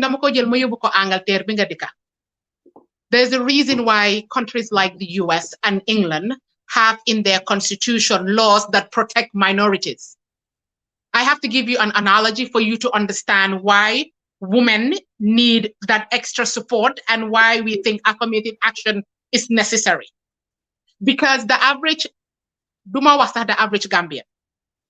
Most of the people in this country, with our culture and our interpretation, the religion did not say it, but because of our culture, some religious leaders use it to interpret that women are not supposed to be leaders. So who do you blame then? No. Who do you blame? No, dekluma ma wax la. It is embedded. The history, Paos, all throughout history, women have been at a disadvantage. Women weren't allowed to vote. Women weren't allowed to go to school. Women weren't allowed to be part of any decision-making, none whatsoever. So naturally, human beings, when we talk about leaders, when we think about leaders, we think men, and men. The reason why these laws are in place, the reason why, like you rightfully said, Jammeh introduced the Women's Act is to protect women because we were marginalized. So this whole idea that there is no constitutional law stopping women from contesting. Let me give you a good example. This past election, Serekunda West constituency, Halifa Saleh seat, I don't know if it's west or east. There were 3 other women candidates under NPP who wanted that seat. They did not pick them. Do you know what they were told? That they cannot win the seat. And I agree with NPP. We don't vote for women. I sat on national TV and talked about this view. 9 people called the show, including women, and they said they don't believe that women should be leaders. So if we have a population that don't believe that qualified women, I'm not talking about just any woman, I'm not talking about people like me. Maybe people look at me like I'm not qualified. I'm not talking about people like me. I'm talking about women who are capable of going into that parliament and running it. Tell Tuma Njai whatever you want to tell her, but that woman stands up for women every time and anywhere she sits. Disagree with her on a personal level, but when it comes to a professional level, she has done a lot. I have worked with her. So Lumala Jima Expinal Paos morning. We are not asking for free passes. They are contested seats. We are saying reserve this number of seats where only women can contest in it. And if the population have the opportunity to see us perform, to see us deliver, then they will believe in us. Paus ñun tey suñ ewu woon biñ doon def élection ñu isil ñu Adama Barrow isil ñu Ousainou Darboe isil ñu Paus kenn du la sànnil parce que kenn xamu la. Nobody knows what you can do. Nobody knows anything about you. So how can the population vote for us when we are not given the opportunity to lead? And this is not just any woman. We're not trying to put any woman there. Then I go back to the issue of the Barrow cabinet and not having women. This was the president's opportunity to, and I'm not saying any woman. Some of the comments are saying why should Adama Barrow give the position to any woman when we have men who are more qualified? There are more educated women. The more educated women. Sideka Bila Alawa. Qualified, gina experience, and can do the job better. So it's not a matter of availability, it's a matter of choice. And like you said, he is the president, it is at his discretion. But I was hoping that because women voted for him, we are the majority in this country, we send him back, we gave him another mandate, that he would also be like, okay, the woman gave me the opportunity to be president.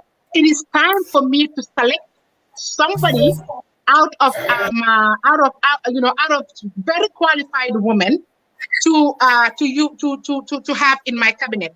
And to his defense, Man Adama Barrow dama ko criticize when there is time to criticize him, and I applaud him when there's time to applaud him.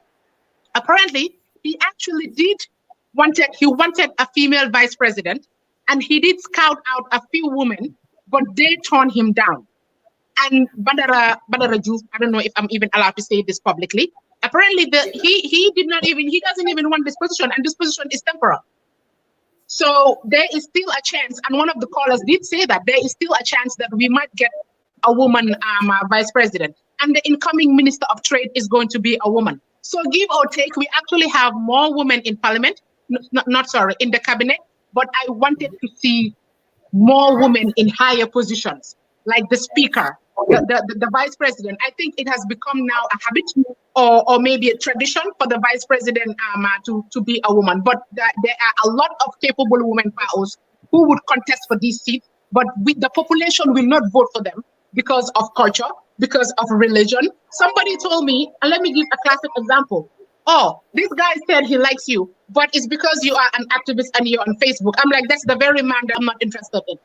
So there's a lot of disadvantages that goes against vocal women who are out there expressing themselves, advocating for their fellow women. I would allow Mama to come in and speak on the issue of women. And men, we've been speaking on the one issue for like an hour. Yeah. Anyway, like we said, representation, Mom, has to do with qualified women. We don't want just any woman just because of their gender to be put in these positions. We want people that will come and represent us well. So I don't think anybody is talking about affirmative action from that point of view. Waaye tamit li ñoo gis mooy comme ni nga ko waxee suñ réew si suñ boppa ñun ñoo eggangut si point yi jigéen taxaw góor taxaw ñu jël jigéen bi ne góor bi nii gis nañ ko fii nii soo waxee ñu ne waaw yow da nga very vocal yow soo moytuwee sa doo am jëkkër nga gis ñale di la wax ne waaw because you're single, you're not married, waluloo taxaw election, and a whole lot of other issues that people bring up because of women's status. Te góor gi mun naa nekk di def the same thing the woman is doing, and it doesn't reflect in the way that it would reflect for a woman. So those biases, more one, we have a long way to go. Hold on, caller, we have a long way to go. But I want us to get quickly into the parliament.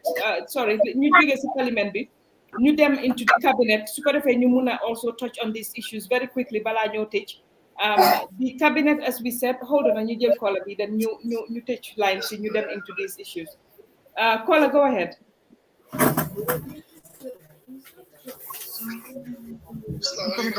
Maaleykum salaam. Jaama rek, caller, go ahead. Ñu ngi laa fay yow tamit. Kontaan naa si programme bi kontaan naa di leen déglu. Jërëjëf, thank you. waaw ma ne si mbiri jigéen ñi laa bëgg a wax si mbiri jigéen ñi. Yeah, because jigéeni Gambia yi comme yéen noo leen ko nekk di waxee majority of them dundee dimbale seen boppa. because soo gisee jigéen ñuy jooy yëpp mbiri jigéeni Gambia moo nekk jigéen yoo xam ne leen tukki leen génn Gambia ba pare ñeneen ñi mooy seconde yi ñoo xam ne comme jànganeen ak yooyu noonu waaye jigéen ñoo xam ne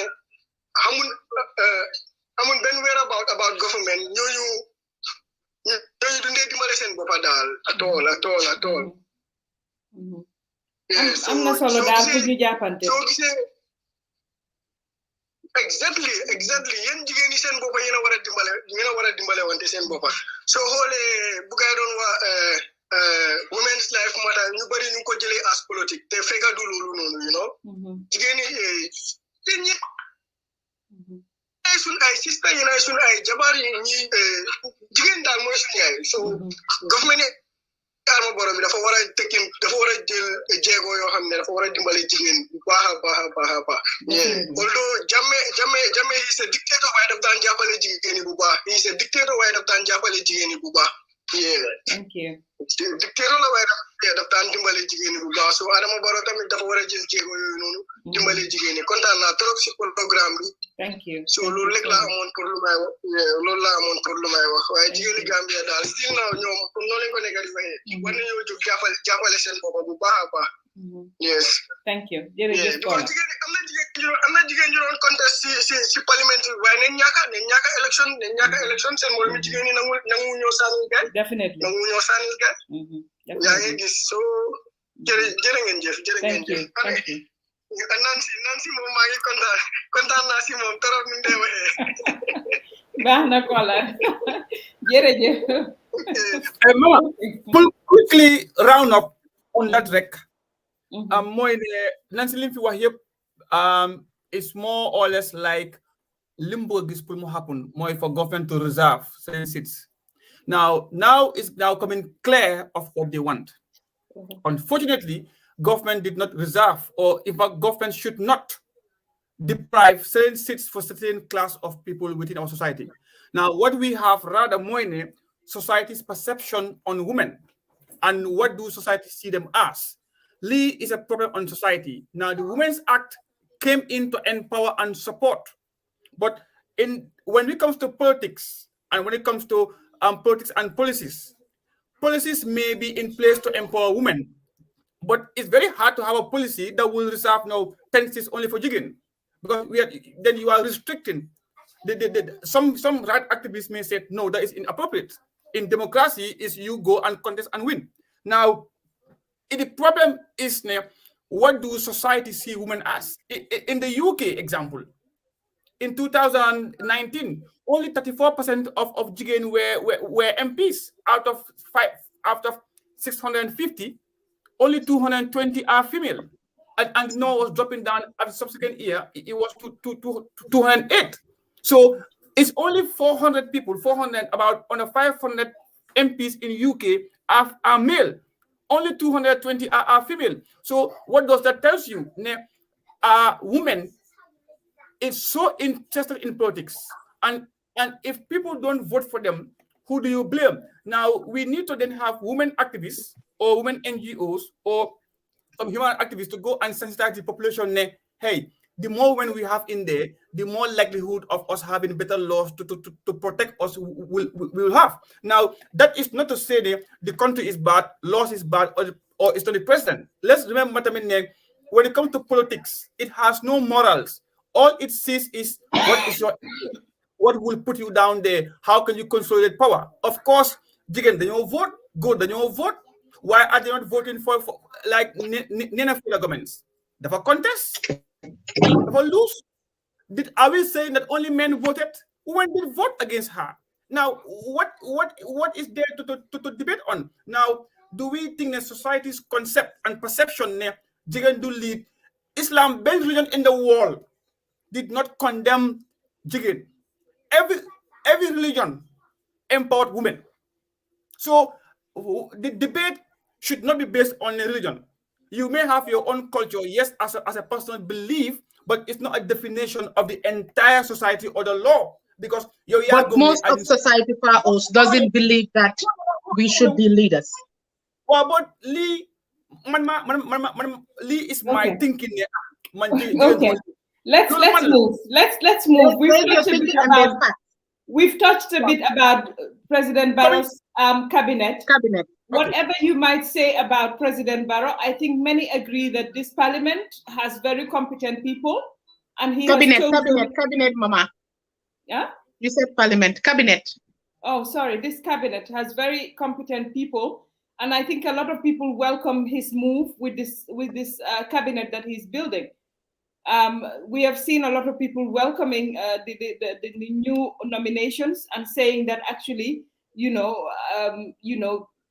if they're given the right support, they can, they can maybe make a difference. But again, Paos, a lot of people have talked about the representation of women. We have talked about that. So, like I said, if we're getting women into these positions, we want competent women who can do the job. We don't want any tokenism or. And there are many competent women who can do the job. That cannot do the job. So we don't want that. We want women who are competent, who can come in and make a difference. And we haven't seen a lot of that happening, unfortunately, with the women that have been elected or nominated Sutu. So we need to look at that and see what is the nomination process. They never get it right with these women because, we see a lot of these very competent women, people very competent women working in the UN, working in Gambia, working abroad. Being entrepreneurs, they're everywhere, but yet still, you send to redo the again as if and again, it points to us. Then they have enough in terms of pushing on or not. Let's talk about that. You talk about cabinet, the 5 minutes, so 2 minutes each. Then you move on to the other topics because we still have all the other topics plus Dubai and everything else to talk about. So let's give ourselves 2 minutes on this one. Okay. Okay. Women first, ladies first.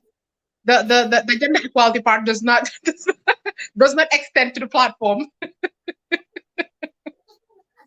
Okay, sorry, that was a joke. I went through Barrow's cabinet, and I don't know the vice president. Everybody have hailed him as a hardworking, honest, qualified man. I'm very excited about having a competent person there. Not that the one we had was incompetent. She was just special. Then, we have, I'm going to go through the ministers. Then we have education. I have worked with the Minister of Lower Basic Education, Claudia Cole. She was actually one of my, primary school teachers at some point. And I know there's a lot of work to be done, but honestly, I think, she deserved to be there. I am also very happy with Keta, who was at Trade. Keta did one of the most successful investigation in the Barrow government, which was bust the Gum Petroleum scandal. And so I think him being given the Minister of Finance, which pretty much deals with our money, he will make sure that, nothing goes past him. And so definitely I think Keta is a very good pick. We go to, I'm talking about the ones that I know. Then we go to, Works and Communications. Ibrahim Asila is a communications guy, and he was very, very good at his job. I don't know why Adam Barrow moved him. Again, it's a political position, but I think Mr. Ibrahim Asila was doing an amazing job as communications. We will also notice that Barrow did separate communications and which is the other one, Mama? Infrastructure. He separated information and technology. Yes, information and technology. He separated it from communications. Silla is still keeping communications. Information and technology was given to a different person that personally I don't know, but everybody has also hailed him. But if you want to know more about the ministers, I think it's all available on their website for you to see their qualifications. And I really don't have an issue with any of the ministers. I think the two ministers that I wanted to go was Musa Drame and Ahmad Bah. I'm sorry, guys, don't kill me. But it's Barrow's government. It's his prerogative. This was his time to flex his muscles, and he did. The Minister of Women's Affairs is still there. I'm yawning. That's my reply to that. And then which other minister do we have? And he put in the minister of which is the other woman, the John lady, Mama. Environment. Environment. I'm very excited to see a woman there, and I know the new Secretary General is also a woman.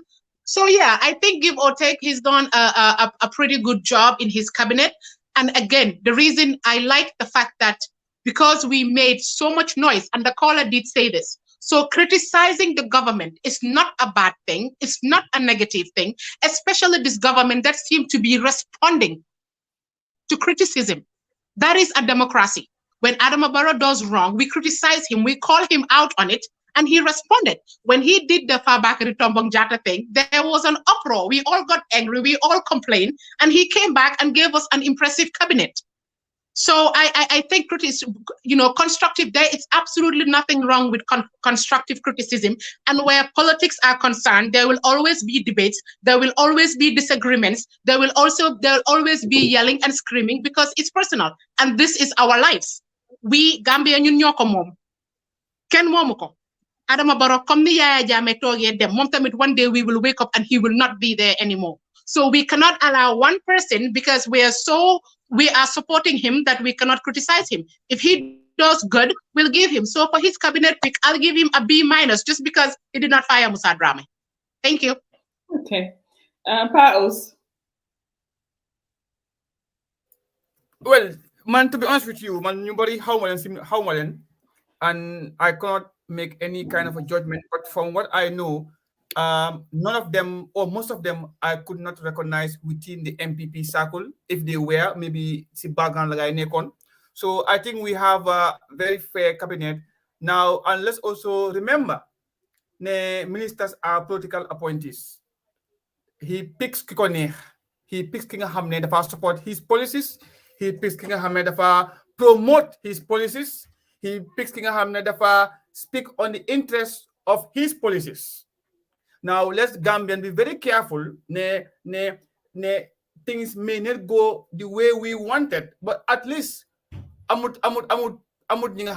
we can question their competence in terms of education and character. Well, on the other hand, to be a minister, you could be anything. You don't have to have a degree or master to be a minister. Now, the question more is, will the whole entire government support the objectives and the policies of the government and with the ministers? Now, much emphasis should be put on the PAMSECs. They are the ones who are the public service personnel.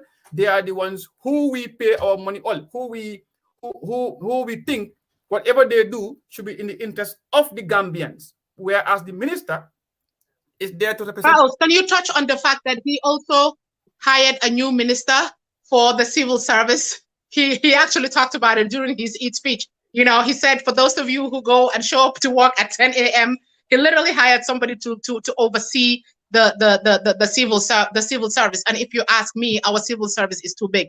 There are too many people who go to work and they have nothing to do. We need to downsize. I know a lot of people don't want to hear that, but that's the reality. No, go ahead. For now, they have one time done for now an audit of a civil servant, because if you have a good and vibrant civil servant, you have a good government. The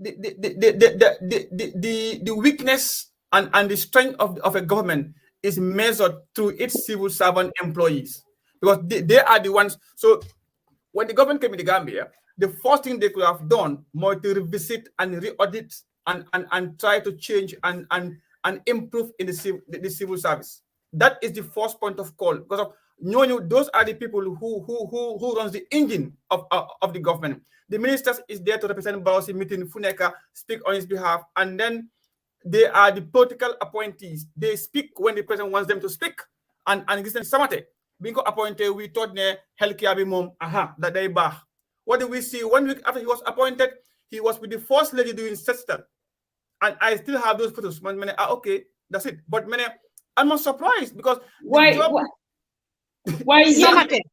Mama, can I come in on Samate Balanga, the Ministry of Health during COVID? And so many people give Samate so much crap and they criticize him. They said he's not a good minister. He's done so much corruption. And I think the new audit report claimed that there was a lot of corruption. But Lamin Samate went to the parliament and talked about the corruption at the Ministry of Health. And they did not do any, like I said, I've worked with this ministry when we were doing COVID. We donated millions of dollars to them. And I'm speaking on, based on experience, and there was absolutely nothing illegal, nothing was stolen, although we literally were following our dollar. But again, I want one person out there who talks about Samate being corrupt and stealing to give one specific thing that Lamin Samate have stolen. Because there's this whole... I think they're being very unfair to him. I think they're being very unfair to him. They're being very unfair. And, I say this, and they're being very unfair to all of these ministers, Sahla Munawa. Because, like I said before, Sufekene, the problem is the people that do not care, who are under you, and they do not care. Yo bena nit ki mënuloo change anything. Samata dem na parliament wax na ko dafa frustrate ba dem parliament mu ne leen man dama sona. Fim nekka ni ñun mënuñoo concentrate on the effects of COVID because I'm trying to watch and see who is stealing, who is taking, who is claiming, who is whatever. This should not be my job. This should not be my job. And nothing was done about that. So tay bolen gene report audit dole muna tok ngeen ne na minister bi. What can he do? You have the PS motor suñ dama ko de wax. Fek doruñ di take the PSs to task, the directors to task, because director yi nekk health yep ku sa moto yaxu di nga dem ñu defaral la ko repair ko wala nga jënd bu es indi. Why we director of rely on Ministry of Health. Director of Ministry of Health. That is my gynecologist. That is my friend. No. What I'm saying, Nancy, is very, very clear. If we do not hold these directors and these PSs responsible, nothing will change. Xam nga luta because ken si ñoom ken du liggéey government su tukki jotee dinañ lijjanti seen padiyam yi ñu tukki bu seen moto yaxoo dinañ lijjante ñu dem defar ko wala ñu dem whatever su petrol jotee pour ñu jox seen petrol fuel yi dinañ ko dem lijjante ñu jot ko. That same passion that they put into their individual interests at every stage should be the same passion they put into their job at every stage. Towards their work. Yeah, but there's nobody keeping them honest. You have a responsibility as the director responsible for that. So we don't have a mammogram machine. You have a responsibility as the director to fix it. So dialysis machine is not working. Whatever it is, the accident and emergency unit, Luneka, it is under Samate's watch, but he cannot do it all. That's why he has directors, he has a PS, and he has people, the technical people that should be doing this job. And if we're not holding them responsible, Samate Muntaneka auditor, Muntaneka the director of health services, Muntaneka the nakala to the no yemuniko jel tek ko sika wa mom kena ba pare na ko oversee the whole thing as well. There has to be people who are responsible for this and who are doing their jobs. Ñun basically na sax Gambian gi lu ko gëna sonal moy ñaka patriotic ñaka yërem sa moromi Gambian because dara gënuta bon yow buñ la ne sax clean nga sax you don't take pride in your job. You don't want to take pride in your job. You don't want to help people. How many ñaata nit ñoo nekk di dee ana midwife si Sénégal daaxuñ ministre bi jigéen boo ñu dee midwife yi nekkoon on duty lañ daaxa ba pare fi nekk ni di leen yóbbu court pour tëj leen ñun we sit down here and scream minister bi jigéen bu dee si labor ward ana the doctor on duty ana the nurses on duty. But we don't want to talk about that. We want to just look at the seka ñu blame kooku mu ngi kiram liggéey na from 8 to 4 mu dem kiram kuy ñëw wasin mu ñëw 6 o'clock 7 o'clock si ngoon the duty nurse is there, everybody is there. People are dying and you want to hold, yes, Samata is overall responsible, but he cannot be everywhere at every point. Ñun si suñ boppa ñoo bon si suñ boppa ñoo ñàkk yërëm suñ moromi Gambian. And it is the same, it's endemic in us. Depuis time Yaya Jammeh ba léegi, this is endemic in us. Loo wax ñu ne la comme que du man rek man affectuma rek that's it pare naa ci time boobu luñ la daan wax suma holiday Gambie kenn duma ko yaaxal fi mu nekk tamit we're doing the same thing. Dañoo am ay nurse nga nekk on duty jigéen ñëw di wasin nga toppan ko ba nga tëddee si kaw lal di ko def man dama fa nekkoon ba nga ñëw fii ni di yuuxu suñ kaw. That's what they do. Loolu mooy sa liggéey as a nurse as a jigéen. or as a góor or whatever it might be, as a caregiver. Senegal bi jangha bobu ben nit mo dee. All the midwives that were on duty are now being investigated. Ñom ñep ñu ngi leen jam ci kasso bi. Ñun suñ waxee duñ ne ana midwife yi nekk on duty de. Dañoo ne jëli leen ministre bi daaxa leen ministre bi. We are not doing ourselves justice. The people ñi nga xam ne ñooy elek ñu daaxa ministre bi ñu indi Nancy Jallow ñëw mu wàcce liggéey 4 o'clock as a minister ñu hold ko responsible for something that happened at 7 o'clock under his watch. When the person that is concerned, the duty nurse is there, kenn du ko wax dara. Ñu indiwaat beneen minister, the same duty nurse mu continue di def yu bonami because nobody is holding him or her responsible for the job that she's supposed to do, she's being paid to do. If she doesn't want to do it or she feels she's underpaid, let them, her or him, leave.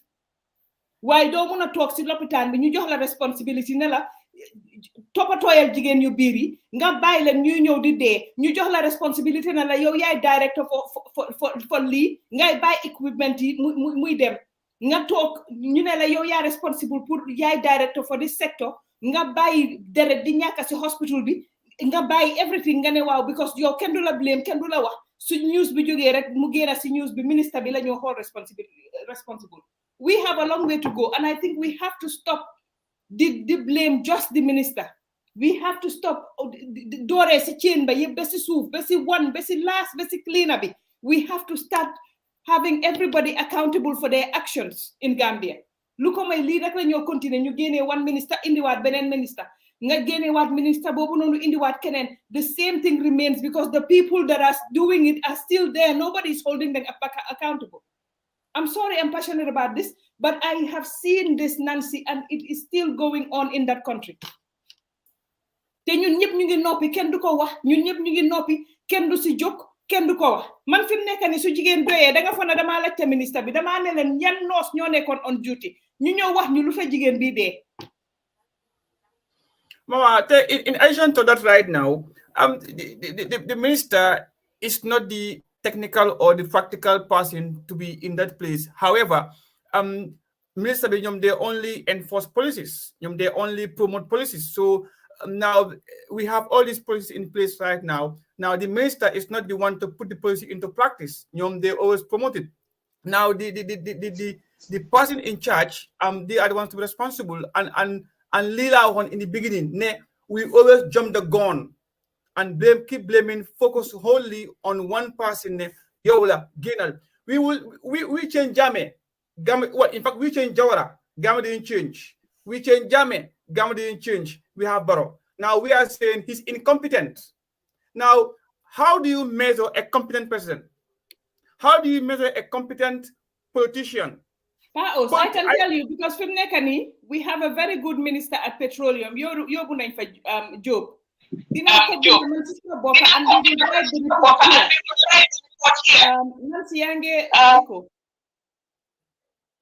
We will write the report here. There are projects sitting at petroleum. Projects sitting that do not require anything, any funding from government. And you know who the people who are sitting on those projects? The people, the PSs, the directors who should be the ones getting those projects to come to fruition. A lot of projects mungi am Gambia yo hamne nit ñi out of their own goodwill. Ñu ngi ñëw pour dimbale ñu. There is another classic one, Sally nakala tuda. Sally she was supposed amuñ ben dialysis machine. Koku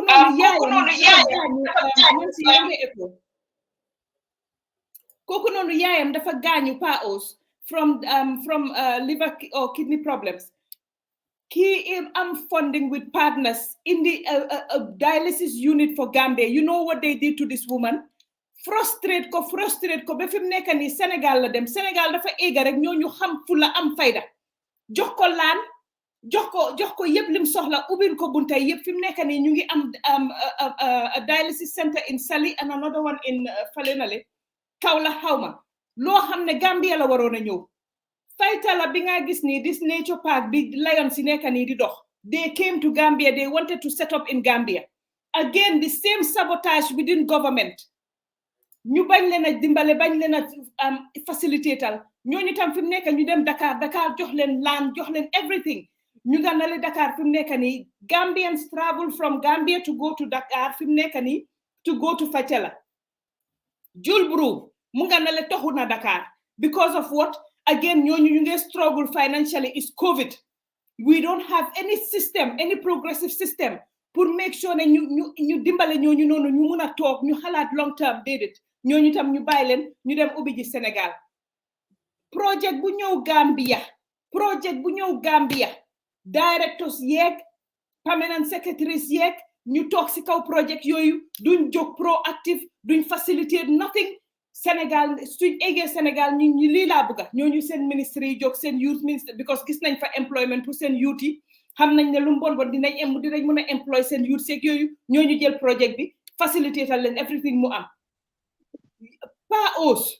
the amount of sabotage moo tax dama dee toog yenn saay ma mer the amount of sabotage that is happening in Gambia by Gambians because Ben foreigner defu ko by Gambians it is unbelievable doo ko dee mun a xalaat sax ne nit dina bonee nii wara mu unpatriotic nii ba nga xam ne dina def lii nii against their own people and we sit here we always want to talk about Barrow and the ministers ñi nekk si suuf ñoo gën a bon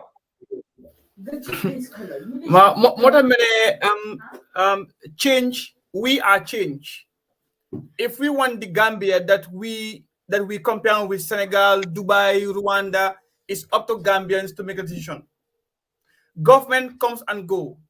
The president come and go. Thank president you. Is going to go. Somebody will go. But the people who are there, responsibility is patriotic. Beba ñoo retire. They will just keep sabotaging. They will keep not doing their jobs, and we will keep losing as a country. I know few projects in at the airport. We had one in there, and this project at the airport. That football academy. It took us at least 8 months to get that land. Then you go kuneka negabu and cut. They charge double tax, and these are not done by the president. These are not done by the ministers, but these are done by the directors, the people on the ground, and at every appointed director must have taken an oath and 2 oaths. But we don't like to hold people responsible. When people break the law, the whole society build up this empathy and systematic. We don't punish people for using our resources for their own personal advancement. We just they chatla lila ngolo lila. And I have to say personally, and I would say this publicly, I am one of the few people who is keenly following the Gum Petroleum case. I want to see what's going to happen, because at the end of the day, these are Gambia's resources. Man, I am all for doing right, and you must do right, period. I don't care who you are. It doesn't matter who is watching you. Nit ku nekk si dëgg nga dox. Te ñun duñ mëna wax Gambia dëgg la ñun ñëpp a bokka. Waaye kii suma mbokk la dafa def lii nii duma ko criticize. Man, everybody xam na loolu about man. Ñi ma bokkal sax laa wax. I will publicly sit and call them out when they are wrong. That is the only way that Gambia will progress. If we stop treating Gambia like haysa baya ko mom ndax baya mako mom ñun ñeppay leka. So the few on top, they got to be corrupt, enjoy the resources. Those at the bottom, it's just kind of like, the Karl Marx theory. The rich keep getting richer and the poor keep getting poorer. So yes, I do agree with Mama that those working underneath these ministers are the ones, who are not doing their job, but these ministers are there. Part of being in cabinet is to have leadership skills. Part of being a leader is every week or every month or every 2 weeks to have a huddle with the people who work underneath you so that you would know what is happening. So the reason why society holds these people accountable is because they are the leader of these ministries and they should be held accountable, whether there's somebody underneath them undermining them or doing the dirty job. The same way that we hold Adama Barrow responsible when anything happens in Gambia. He's the man who is hired to take care of our affairs. If something goes wrong, so something dara tek fa wala dara lifa, you go to that person because koku nga hire, koku nga fay sa halis. we have to understand something. These politicians, whether he's a politician, whether whether it's a political position, whether it is elections, they are getting paid. They are hired. We hire them. We, the Gambian people, they are working for us, and we have to hold them accountable. And until Gambians normalize holding our leaders accountable, we will keep coming here. We'll keep being here. Man, I don't agree. Ñu continuer. Kola bala ma nga fay li nga deklo nga mun nga wax ñu la deklo. Hello Kola. Waaw waxal ñu la deklo. Waaw di la nuyu bu baax di rafetlu programme bi. Jërëjëf. Affaire Gambia politique Gambia c'est ça. Problème bi Afrique am ajaros mooy bari borom xam-xam waaye nag borom xam-xam yu moom lañ manqué mu tumuraka te loolu moo dal léegi Afrique yu bari te gis ngeen ji coolee si bi rek dinañ nekk ci plateau yi di wax di débat fekk nit ñi tànn ay njiit yu jub ñoo xam ne ragal nañ yàlla seen naw yi di toog ci ne man du ma toog nit ñi dénk ma seen alal seen kàddu seen baax may toog nekk si suma lu ma neex nit ñi di torox fekk amuñ njiit yu xalaatee noonu rek di doxalee noonu rek soo leetee bari rek dañoo nekk di wax rek di uti yoon waaye duñ gis dara so problème boobu noonu moom la Gambie am te di am yu bëri moom la am mooy dañoo tànn njiit yu jub nit yu ragal yàlla nit yu maandu dañ laa tànn nga ay sàcc di def lu la neex ci réew ma ñu naan ndee ma ko liggéey dafa am ñaan ci de yàllaa ko fi teg kan la ndeyam liggéeyul ci àdduna loolu di sa ndey yaa ngi liggéey waaye loolu du débat bi wax ji mooy dañu la jël dénk alal pour nga delloo ñu ko nga def ko pour suñ njëriñ nga nekk foofu si lu la neex ba pare ñen ñu toog ñu naan kii ndeyam ma ko liggéey dafa am ñaan su ñu ni tamit day part of the problème li ngeen doon wax foofu ñoom paaxu sa gars yi système yi dañ ñëpp nit seen boppa dañ am problème dañ feebar mooy ne nit ñi tànnatuñ njiit yu jub seetatuñ jub seetatuñ maandu seetatuñ ñu doylu seetatuñ nit ñu xamante ni ñi am nañ track record déedéet seetatuñ loolu dañoo tànn lu leen neex lu leen neex la tànn yi lu leen neex la ñoo tànn yi so foog ñu am problème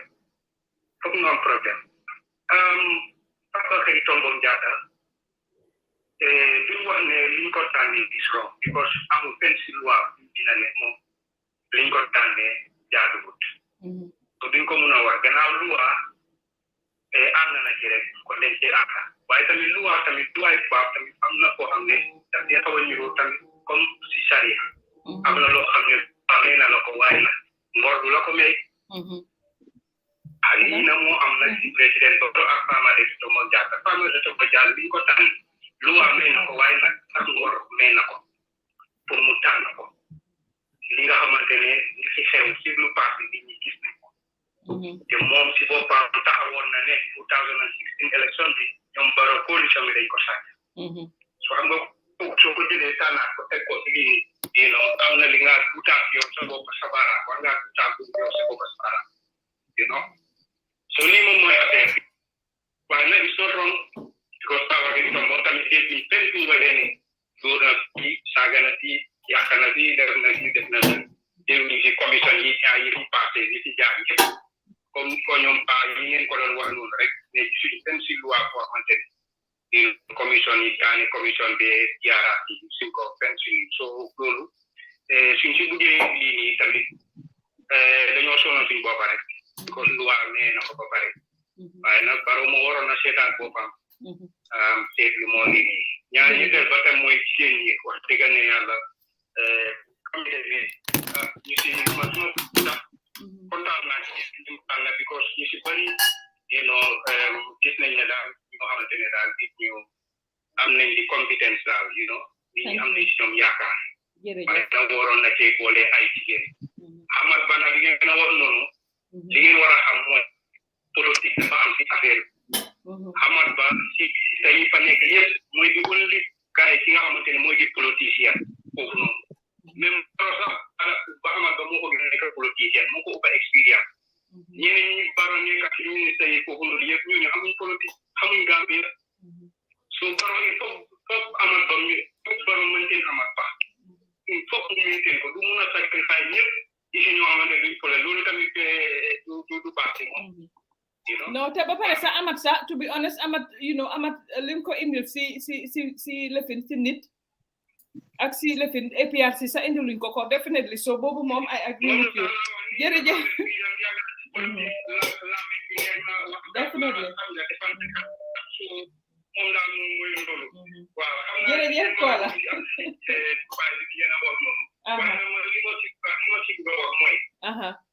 lii dafa nekk loo xam ne yàgg na ci xew ci dëkki naar suñ ko fàttali ko amoon na jamono sax Gambie ne dañ leen daan jëlee te yow ci dëkki naar yi waaye nag ñun ñu daan yóbbu gars yi ñu leen daan wax li ñoo dem defi ji am ay di am waaw ñaareel ba mooy day war a xam ne tamit naar yi ñoom amuñ africain yi amuñ jigéen ñooy ñoo jëflantal so dafa am ñenn ñi nga xam ne ñoom ñooy ministre o ñoom ñooy connect affaire yi so ñooñu ay nit ñu rek ñooñu tam war nañ leen a gëstu ñu xam ba ñan lay ñan ñoo nekk ak dem ñu leen a yóbbu foofu dem boole leen a ñi ak yooyu noonu kon naar yi amuñ nit yooyu jërëjëf Kola xam naa ne Nancy has been working with human trafficking te mun na laa wax lu bari si ñi nga xam ne ñu ngi koo def ay Gambien te ñu ngi toog foofu kenn prosecuting them but we can come up with another show on that because loolu moom Nancy is an expert on that waaye tey suñ si duggee rek moom duñ jeexal waaye jërëjëf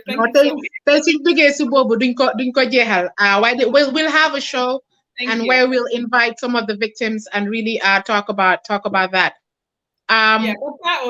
Nancy okay so gis nga li ma doon wax rek am na keneen ku ma wax same thing ñoom itamit they came up with send business for bosses all they needed from government was land ba saa si yàlla tey si ñu ngi leen a dawloo dem ak a ñëw and it is so unfair ne nit ñi dañoo ñëw ay Gambian yéen seen moromi foreigner dina ñëw ñu jox ko land jox ko yëpp empower ko sa moromi Gambian ñëw with projects yoo xam ne xaalis bi Gambia la moo des parce que Indian yi ñoo jox land ni yëpp di leen jox tax breaks ak yii yëpp dañoo pare wecci seen foreign currency génne ko si dëkk bi sa moromi Gambien ñëw with projects yoo xam ne xaalis bi Gambia la moo des Gambien la comme yow doo ko empower di nga ko dawloo di nga ko sonaloo li ko war doo ko si dimbale di nga nekk di ko frustrate di ko doo facilitate anything and that is the kind of country that we have ñaata Gambien ñoo ñëw bugga land o bugga facilities yoo xam ne dinañ mën a set up business in Gambia ñu ngi bañ pour jàppale leen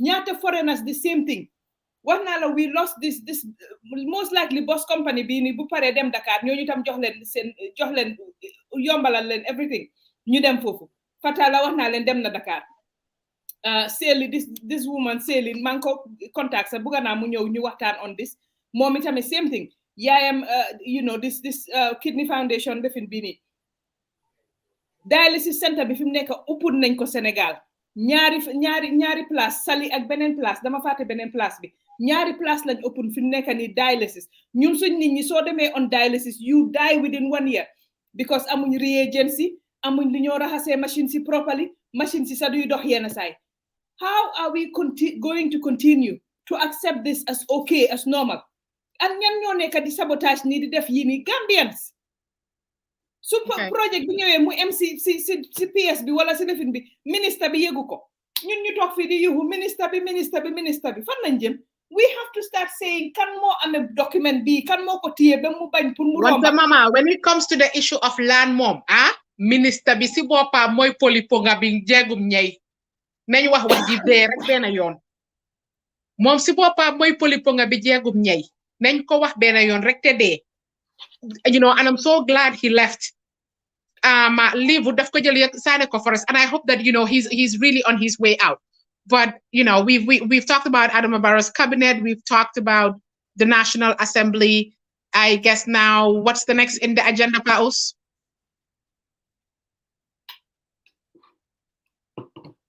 Yamadiga. Madi Jabate and President okay, the Adama Barrow speech. Wow, the Adama Barrow speech. I think Barrow dropped the ball. it kind of reminded me of Eid when suñ kilifa diine yi dem pour siyaare ko ñu ngi just jeexal weeri koor time yi baalu wante aha time yi pretty much ñun ñëpp di war a nekk together, and he allowed his anger to get to him, and he named Madi Jobate, who's an activist. The role of an activist is to criticize the government, criticize them, keep them honest, pretty much. That's what we do. We sit here and we see if they do something right. We're like, bravo, they do something wrong. We call them out on it. I don't know exactly what Madi did or what Madi said to anger Barrow that much, where he called him out. But it has definitely done more damage for the president than it has done for Madi, in the sense that even the international community like Amnesty, have a statement out talking about they are watching Gambia now. So I don't think one individual should have pushed the president, even if he was upset. I think he should not have mentioned his name. He should have been generic. And I really don't think, as a president, it was his role to, fire back. You don't fight with activists. You don't, especially as the president, and single-handedly calling his name. I think that on Barrow's part he dropped the ball. Fofumom. And on every diplomacy level, he dropped the ball. And in my own personal opinion, everybody have said that, Madi have done a lot of activism. He has done a lot of work. I didn't know Madi Jobate until I moved back home. And so on Adama Barrow's part, I think the president was wrong to call him out. I think he should have been diplomatic, control his temperament, and keep it moving, and understand that Kubod Buki Hajbola, he's the president. People are going to criticize him. That is just part of the job. And if Gambia is a democratic country, part of democracy is people criticizing, is people calling you out. And I agree that calling the president out have to come with some sort of a responsibility. We should not be personal. Call him out on the policies that he's doing that you disagree with him, rather than going personal, calling him a cow, a dog. And I get it, he's human after all. But I think Barrow dropped the ball big time on the whole Madi Jobate issue. Number one. Number two, it was the wrong place. It was a day of celebration, not a day of anger, not a day to attack anybody. And instead of us celebrating the end of Eid, it became this whole Madi Jobate President Barrow fight that just kept lingering and lingering and lingering and lingering. And I hope the president learned from it and and move forward. Honestly, that at this point, that is all he can do. Pause. Well, yeah, like I said, man agree with at Barrow. The timing of what he said at Nimko He. Right, I think every president should always have an advisor, kula advice, because wax mbolo in public nehut. So community or sociagute, you always want to have people around you, wahla best bini, what is expected and what is coming, or what you should be talking about. And that Barrow hamna the purpose of Lini is a tradition you have kilifa yi den ko def after Julie, dem si jaw di ko ndokale ñu waxtaan maybe léegi afay texate réew mi kilifa yi amoon opportunity pour waare ko tamit xutba ko tamit or in fact more or less en fa xutba bi bi gaay do si jumaa ji and where ndax Barrow xam na the purpose of that is another thing. Waaye tamit su ko xamul tamit he should have a religious advisor. So wala ko na waxtaan yu mel ni ne imam yi ñëw nañ lii is what is expected of you, blah blah blah, because these are what presidents used to do. Every occasion dafa am looy wax at topic am moo tax ñu ne mer mooy nooni borom mer baaxut. And yes, Madi is a case and he's not a topic here. I wrote a post and many people asked 1 minute and at some point dafa dafa neexul rek waaye léegi daf do xala jàdd yoon tuuti, because dama gis benn activist like Madi who's called Matar Nyang. He always goes to the court. Mooy the France CEO of Gambia participate. That should be the every activist, the courts are your next door, your cabinet. That's where you go and achieve what you want to achieve. Because Amadi lobbies and man, how much of their lobby or that they bring out or not. The only thing I see him doing is call out things and call out for protests. Now, given the fragility of the Gambia, Usmani is the president of Tango. No, I know Tango. Tango before the time Tango we were there bim AC. Time of scheme call before you continue with Madi.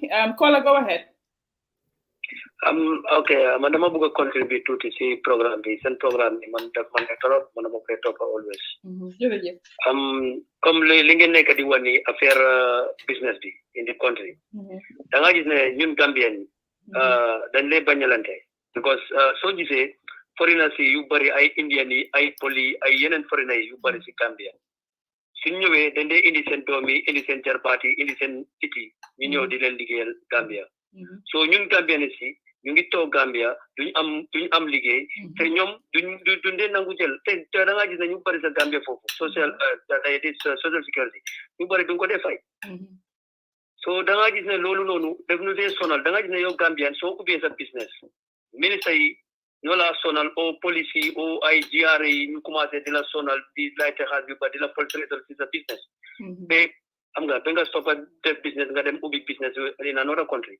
So it's good for us, we Gambians, we do business in our country, we get money in our country, we employ our people and we develop in our country. So it's better than foreigners to come and work in our country. Buy me 1 minute rek fofu sa faté won na lolu pa us. The expatriate quota because da nga gis légui dañoo indi sen mbokay ba indi sen security sa sen mbokay lañoo nekk.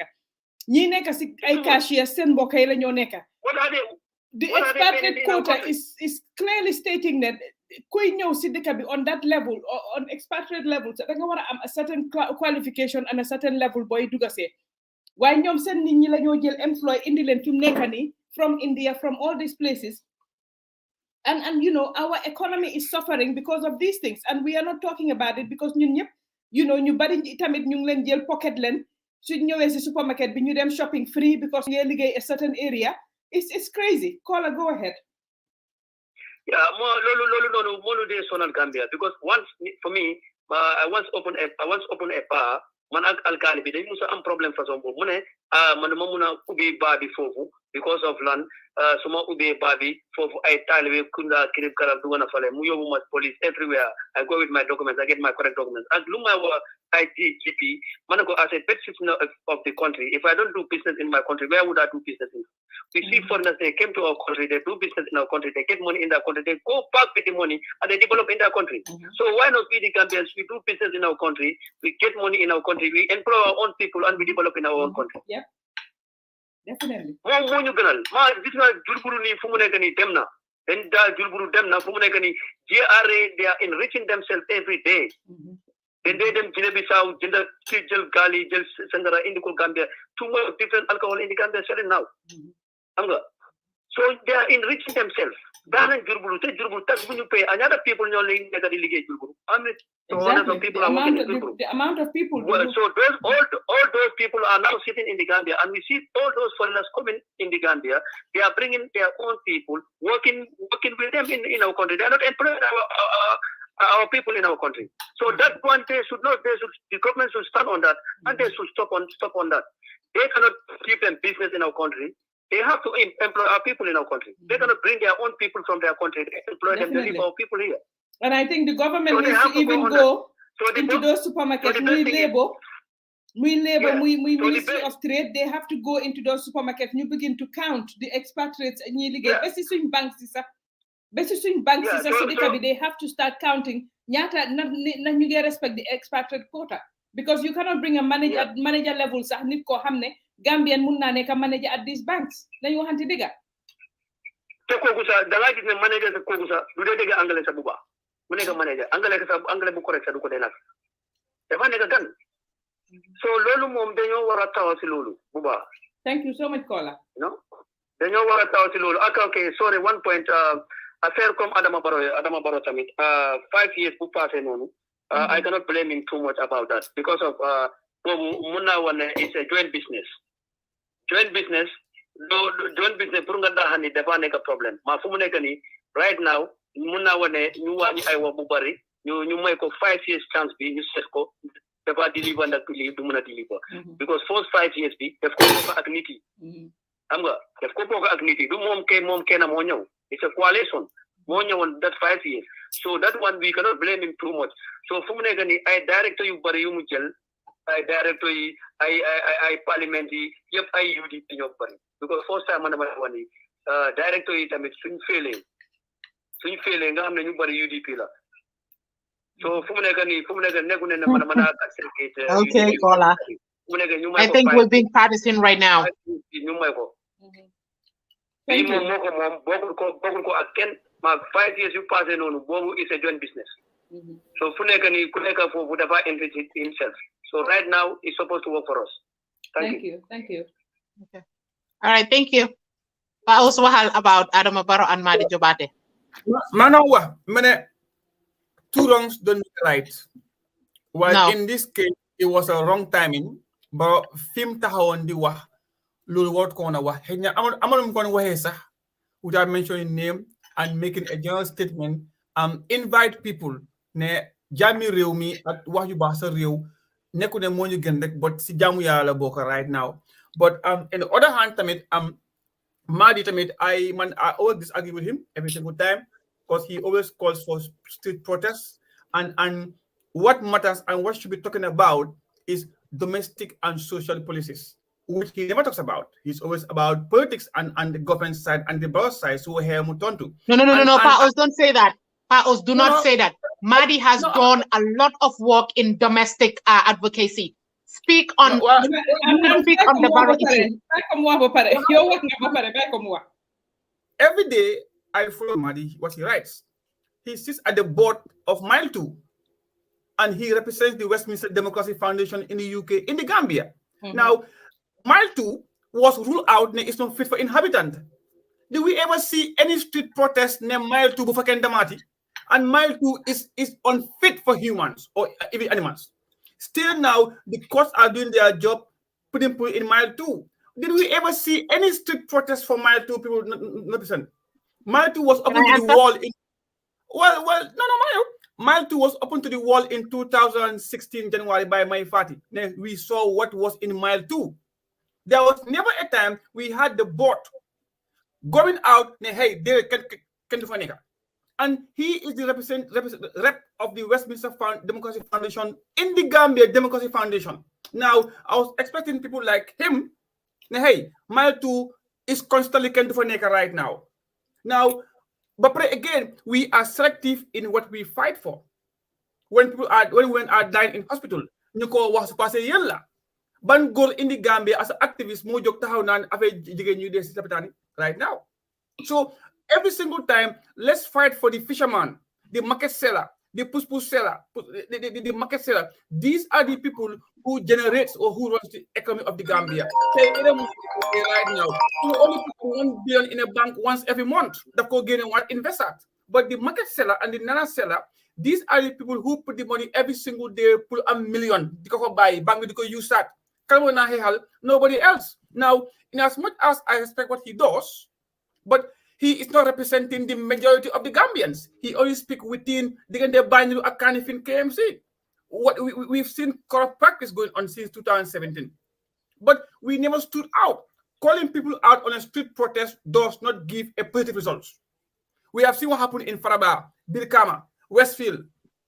But he still continues asking people, let's go out and protest. What do we achieve? What has protest achieved in the Gambia since 2016? Let's assess, because if I use a method of campaign, it works once, I continue. It failed once, and okay, let me try again for a second time. If nothing is achieved at the second time, I stop and take something else. Gambia participate, went to court and win cases. That's what activists do. But the fact that you are the head of a non-NGO does not mean you dahawah. I have been an activist before. Well, Madi was when he was in GRA working, when things were wrong in there. So 2016, Aus doguma la mama gagné nañu lekk na ba suur ku gis kanamam bi sax xam na she was eating ñëw toog dañu smile. 2017 la the whole world xam ne nekk Gambia am na ay góor 2016 la góor yi doy soo jiin di ko belta. Yes. Nancy amee ma bàyyi ma. waaye de wax nga dégg ne 2017 daal si la ñëpp ne man léegi-léeg ma gis ñeena si programme te ma ne kii tamit si struggle bi la bokkoon. 2016 mama man lu bon di kana Angleterre de waaye we used to have a program at Fast Network and then we used to have this program on Fast Network. So one way or the other I was there, but 2016 ñata góor ñoo cross firi dem nekku jigéen yëpp di. So, ana Gori Gambia between 94 until now. Mother is doing, he may have a point. But there are many people in there who wants to extend an arm to him. We cannot achieve our objectives as activists. It's only the court that can overrule, that can establish a commission to be set up. Or even better still, we have our MPs. We have an indirect government system whereby we can tell our MPs what we want. They initiate a commission. But thousand benefit all the come ni tuma def nga dugal a law nga dugal a bill nga propose a bill. Why you know we don't lobby the MPs, we don't go to court. Every single time, mama. Tahaw Westfield, what are they doing?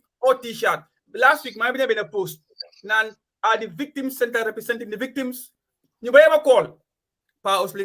Man, hey, for how long is one person becoming a victim?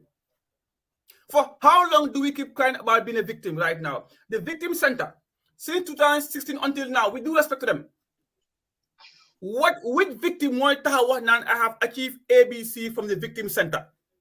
Who is behind it? Can a co-sponsor? Now, what is their purpose of existing? What? Have they been seen in any court of law? Have they been seen spearheading and leading any fundraising to sponsor a victim? No, let's get some Gambia. Nazi. Can I say yes to accept the court?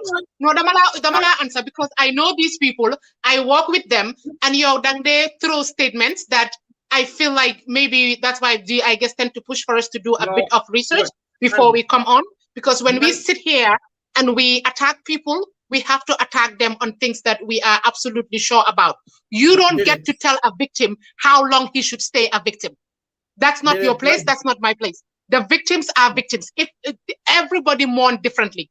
If my father was killed by Yaya Jammeh, nobody gets to tell me how long I have to cry for my dad. I think, Nancy, you've misunderstood. Let me clarify something. Paos is talking about the victims getting justice. And the only way these victims will get justice is if the And I said, I agree with him that they should go to the court. Yeah, it's Mom Lalawahne. How long are we going to keep failing the victims by waiting on the government to act? No, Mama, I think clarify something. Has to go to court, Nancy. Hamga, we are in the media. Buma gada from Ustaz fa yeb jok ele dima paus nangam ni. Why Hamga, Mama? The victim's objective is to get justice. Some of them asking for compensation, or they've been not every victim will get justice. That's the reality. No, more than many.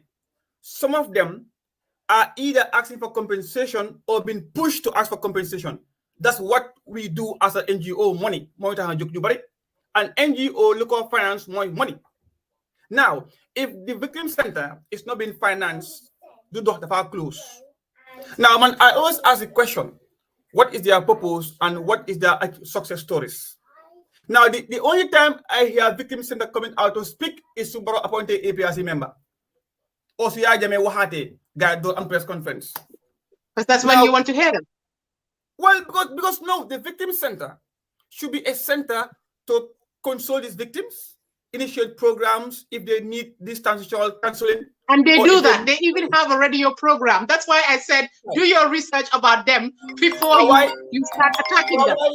Nancy, is the Gambians, is the average Gambian seeing this thing just like I see their press conference on social media every single day. Lord, it's not. It may be less irrelevant. Hold on one but second. The success of the Victim Center will be how much prosecutions have they made against. I will invite the head of the Victim Center here, and she will tell you how much work she has done and what they have achieved. It's not my place to tell you this. I think it's a he. It's a he. The success of the Victim Center is measured based on how many prosecutions have they succeed in putting into. You don't get to determine that, Paos. Well, of course. Then that's what the victims want. The victims want justice, Nancy. Then Nancy, the victims want justice. Victim Center. The reason that the Victim Center. You guys just said 2 minutes ago that they wanted compensation. Now you're like they want justice. Which one is which? Many. Some of them either want compensation or they are being pushed to ask for compensation. Now, Malima wa moine. I fully support justice and justice has to take place. Now, first thing, what I'm asking Moy is the Victim Center serving the purpose or the interest of the victims that they claim to be representing. Yes, well, no. Now, secondly, what money they are not working there. While their success will be measured based on how many successful prosecutions they have done against Yahya Jammeh. Now, finally, the whole Gambia was a victim of Jammeh, moreover the Gambia's economy. Secondly, why is the Victim Center not concerned and pushing for Jammeh's arrest warrant or persecution for even many of these people to be UDP? Why didn't the Victim Center have a press conference? They did have a press conference. They did have a press conference. The CDS. They did have a press conference. No, Mama. But I cannot sit and have information about them. We sit on this platform and we throw things that I know for a fact are not true. It's not okay. What do you know and what is happening are different. Just because you don't know about it doesn't mean it doesn't exist. Just because you don't know about it doesn't mean it doesn't exist. You are one person. You don't live in Gambia. Do you like their Facebook page? And let me tell you this. The Victim Center is being run by victims themselves. The Victim Center is a project.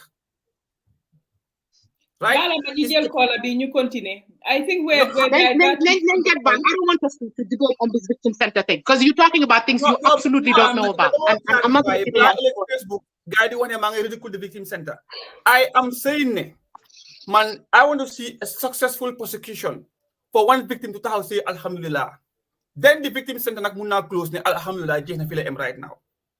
Man, Lee is what I'm telling them to do. Sometimes you make me want to pull my hair out. Anyway, since the guy Dore, I have been calling because Gambia, there is no lawsuit at the courts that will have him arrested with an arrest warrant. So ñun fim nekani the Victim Center, that should be their preoccupation, getting a lawsuit there to get an arrest warrant for Jammeh. Nga xamne su stebe into that country, he has a lawsuit waiting for him. But if we do so we are waiting for Nancy.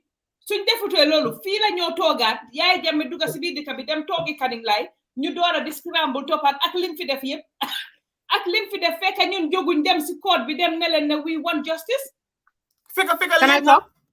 Can I talk? So we are waiting for a civil society group to prosecute a dictator. That's what you're telling me? Our government is not going to prosecute a dictator. We are waiting for a civil society group to prosecute a dictator, to go to Equatorial Guinea or go through the international courts that don't even deal with individuals. That's what you're telling me? That it is their responsibility. That's what they need to do. I'm trying to understand you guys. No, then, okay, Nancy, what is the purpose of the Victim Center? Why do they exist? Nangel Omar. Go ahead. Omar, what are you looking? Man, the same program is interesting. They might contribute to this program.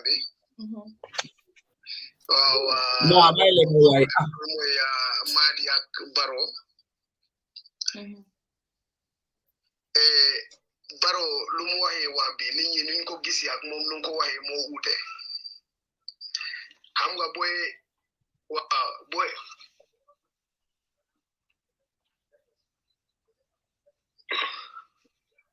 Omar, what you la dega? Wow. Is the call still there? Legi baro nu ko waxe ak nit ñi ni ko gisee mo nekkul ben xam nga boy maybe boy kilifa ñoo fa ñew degal xam ne ñuta kilifa ñew fofu mo tam nga madi du activiste madi politicien xam nga nit ñi bu ñu wax dega nañ wax dega nit ku nekk sa dega jaral na la lu nekk soo gisee lu baax comme seen ko benen ko la waaw seen benen ko la bi wala benen ko la bi wax na ko fa bu nit su defee lu baax boo ko waxee su defee lu bon soo ko waxee nit ñi dañoo understand bon yow doo mën a dem plateforme foo xam ne ni nga saaj nga gis maadi mu ngi wax lu baax si nguur bii nii te ñii buñ sesoo ba tey kenn du mën a wax ne ni mosu ñoo def lu baax suñ defee lu wrong def nañu lu baax wan xam nga te kilifay suñ toogee ni su defee si dëkk loo xam ne ni mun na isi fitina si dëkk kilifay bu ñëwee seet si la baro su waxee si télé maybe yeneen kilifay duñ xool télé but suñ toogee mu wax seen kanam imam yi tam dem waare loolu moo gën te ni su defee luy bon sooy wax tuuram waxal kii lu mooy def nii ku ko toppa mun na taal dëkk bi loolu dëgg la te maadi lu mooy def nii baro wax na ko wax ko Gambia ni dañ ko war a wax lu mooy wax ni suñ ko toppee dina taal dëkk bi Gambia ñu ñoo ko bokka lu bon dafa lu baaxul ba lu baax tam nañ wax lii baax na bon yow bañ nit loolu su bëgg a tax nga bañ sa réew rek dangaa is problème ok liggéeykat yi li nga wax tam dégg naa seen wax yi ñun maybe noos def dara sax ñu dem bileem ministre bi loolu dégg la ñun loolu rek la ñu bileem because of man suma mbokkaan mun na nekk noos mu open mu dem ubbi fale pharmacie mu teg ma foofu mu ngi sàcc garab mu ko isi but every day maa ngi si social media bi di binda rek garab nekkul l'hôpital garab nekkul si ministre bi deful dara te man suma koto bi every day mu ngi roñ garab mu ngi isi maa ngi ko jaay ñu ngi denc profit bi loolu baaxul yow sa dëkk nga bañ yow nekku ne ni gofon bu nga liggéey si ron ñoom ñooñu nga bañ yow sa dëkk nga bañ te loolaataa xam nga nit ñi ñoo dudul xam bon ñii ñu bari lu ñu waat ni alquran bi téye na leen ños nit ñi ñoo ko dudul xam rek alquran du loo xam ne ni dafay caaxaan la soo waatee alquran soo ko téye nit ñi xam nañ ko xamuñ ko dina la téye And we are te ñu on bari something else. ñu am xaalis bu ñu am yëpp boo xoolee lifin la dangay sampat tax wala nga itaka jabar wala nga toppa jigéen yi ba bés boo dee te soo sàccee xaalis dëkka réew yow ku ñëw juddoo saa yow fekkee dégg nga ku juddoo saa sàcce nga xaalisam booy nit ñi nañ bàyyi ni lu nekku ne ni lu nekk ñu ne lii la ku nekk famille am bi mu ngi liggéey man xam naa koo xam ne ni xam naa ko kooku léegi ni ñaari étage la sampa te saliram suma diggante kay saliram bu matul $50,000 ñaari étage la sampa kooku naka lay amee xaalis boobu boy ne ñu def loo xam ne nii mu jaabu yi loolu dëkk bi ñun ñoo ko moom loo bañ baro booy liggéey roona mu jël la pour sa qualification bi tam mu jël la yow xoolal dëkk bi nga liggéey moo gën nga wax ne ni damay liggéey si ron baro pour ma yaaxal ko so baro waxoon na ko si waamu yi mu ne buum bi suñ ko téyee kenn ku nekk si gannaaw su ko bàyyi rek dina sonal ñeneen ñi nañ ko ñoodi ñun yëpp àndandoor loolu moo gën nag jërëjëf Kola waaw baro président na boot ministre yi yëpp doomi raw leen kon nañ gis suñu réew mi moo gën yi no thank you all right thank you so much Mama, do you want to speak on Madi and Barrow? I mean boobu moom bàyyil mama mu wax please ñaan naa la rek bàyyil mama mu wax may ko mu jeexal man xam naa lu baax lu Madi def nit moom ko wax am na xale yoo xam ne he pays or support their school fees and education in the Gambia that I know wax naa nit koo xam ne moom ak doomi Madi gaay dee ànda Madi moo ko support affaire jàngam bi Madi moo ko support so on top of all those things he is doing something good on the ground mooy support pour ñi nga xam ne they are less privileged and going to school lii fekke wu ma ko de but kisi benefit moo ko séede ne man de moom dafa nanga ma ne ko man kii but soon this agreement is on a political level the political platform loolu moom bañante woon but disagree to agree la and support and werante la but with respect at li nga muna sédé at li nga xam la. But apart from that, he's doing something very good. Okay. Thank you, Paos. Man, the Barrow Madi Jobate issue, I think is very unfortunate. I just like the Dr. Cisse issue, I don't think Barrow should have mentioned any of their names because it's just it's giving people relevance, number one. And we know when you're talking from a position as a president, you don't give anybody that relevance. Definitely man dama feel ne dafa wrong te xam naa ne ay nitam sax am na ñoo xam ne àndu ñoo moom si lii nii, and I think that he should learn from this. Next time he should not talk about people. He can talk about the issues, but boom, mention names. I think it was very wrong lim def definitely bi moom si boppam sax xam naa ne bi mu fa paree ba coow bi ak wax bi jóg moom si boppam dina xam ne this is wrong. But again Paos dafa am loo xam ne war nañ koo wax itamit mooy this videos fi mu nekk nii tey ñu ngi wax nii maa yow suma Paos dama bëgg nga lefin suma gomee nii tuuti rek ubbi waat suma bët bi, if you capture this area bi ma goma nii réegi nii rek di nga ne mu ngi doon nelaw the whole time. How many understand nga li ma wax? And we seem to be yes, we should caricature, we should live in boy dafa am yene yoo xam ne definitely it's not so nit ku blink sax for a moment muy wax si lifin mu blink ngeen ñu nataal that sequence teg ko and we continue to vilify the person based on that. Dama fa ne dafa wrong. Ñun ñëpp we have to be able to criticize constructively because suñ dëkk la. Whether we like Adama Barrow or not, moom mooy president bi, so that means that he's the figure representing Gambia. Office boobu noonu should mean something to us because ndax UDP moo fa toog, ndax Adama Barrow moo fa toog, ndax keneen moo fa toog. That office has to mean something to us. Our country has to mean something to us. And I think we need to start talking about these things to be able to understand. Ñun ñëpp ñu xam ne definitely bu ñoo criticize na constructive, bu ñoo criticize na nekk loo xam ne dina yóbbu réew mi kanam. I think we need to move on and talk about the other issues, Paos, because amatuñ time. Yes. Literally, we've been on for 10 minutes, for 3 hours, and my son have to go to bed. Ndax jeexal nañ the whole of lefin bi naka la tudda, the whole of Barrow issues yi jeexal nañ ko na dese nañ anything balaa ñoo move on to the other ones. mooy ni affaire li ñu revoke lay sini foog na one of the journalists in the first now mooy ka that photo bi nga wax noonu foog na lii was a topic of debate si groupe bi maa diro maa ngi wax ba maa ngi ko wax mene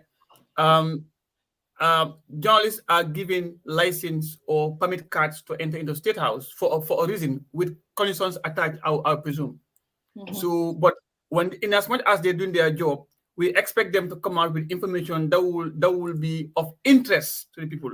Because some program can last for 5 hours, but within these 5 hours, somebody else might have a specific interest on something that's educative, and get our jokes out. Now, I don't expect any journalist to go into State House purposely to look for boosts. Because any photo of Barrow sleeping, you become as the king or queen right now. And that's the fact right now. You can caricature. This never be a time, been a photo of the first lady playing phone inside her cabinet. I'm going outside. Apart from being the law, look man lim non at the dome. One of them more one bul fayon to bour at sa bour. This is ñun suñ gëm as a Muslim. Bour at lum ñaka fayda at lum munti doon bour dafa command cër at respect at nu munti mel. Now many occasions man ma gis Barrow pëccom ñu ko natal waaye dama ne ñi de ñak lañ yar fi ku nekk di nga toog ci place. No, because ñaka yar xam nga because ku fi sa papa nekkoon président suñ ko dafee du la neex o di nga mer te ma gis nga toog si place nelaw it's very common si ni ku nekk waaye loolu it's not it's a disease bul ko normalize well junko kon gambe kon ñoo fer kon de and that's the truth I'm false excuse well maybe we should have a rule ku junko in public it means you two all go to bed no No, why hamga Nikki naka gis nga hamga right now as a journalist could talk plus nga janga 5 years university nga dem nga do the practical aspect of this job nga gina. When you go into State House, I expect more detailed information than a picture to make a fun of somebody else. Now, man you know it's fun. It energizes the population. But that will not define the capability of that person. Because during the but we have seen the president of Ukraine, a comedian, now standing the world's strongest army, been defiant, but the matter how a puppet. But the Kote Teji, he stand firm. Now, Baro Nimunti right now, at whoever it is, man, I never condone somebody disrespecting Kenen. Be it Yako Mak or Mola Mak or Skatma King Hamle, Buri Reula. The Gambia Lita Nugina dialogue out there right now, Yanun Sunyan Moy, respecting Sun. Repeat that again. Respecting Sun Elasi, Mui Imamla, Mui Pastola, Mui President la, Mui Kula Makla. Respect Jamu Yarala. Ya Dafane, ki feka ki talk, more on you. It doesn't matter about Mak or Halal right now. But license we never go on right now. Why man State House, I blame the Gambia government or the Gambia Press Union for giving license to TV presenters who present themselves as journalists. We have so much information that are hidden. We need to know can we go Guinea. But what they could do more show us pictures. Man, if I was man right now, if I talk I jinko. If I talk I know because I overwork myself. I don't have time to rest. Small can be mangi 24 hours. I'm running. I think man, I wouldn't want to believe ne Baro dafa talk di jinko. Like I said, man suma yena natal sa o suma yena video sa dina talk nga gis ma blink suma boti ma ubi wat ko. So yow so jëlé at that time bi ma blinké ni comme tay ñuy wax ma blink ni rek nga jël natal ma ubi wat suma boti nga lolu nga jël lolu screenshot ko yobu ko fu nekk daf de nelaw dafa nelaw. I think it's a problem. If we have a video showing him speaking 5 minutes, 10 minutes, I would understand, but I think that I don't get anyway. I don't get this part. But let's move on. It's very right. Man, I support government if they have to revoke that journalist license because or cut. Because if you want to be going out doing that right now, who knows what next are you gonna bring out? So if that journalist in question receive that threat, then I fully agree because they have failed to comply with the terms and conditions of their license. And it's everywhere in the world. Where in the world would you go into a State House and have an opportunity that they have in the Gambia right now? When abuse on democracy, I'm a journalist, I can go anywhere I want. Hell no.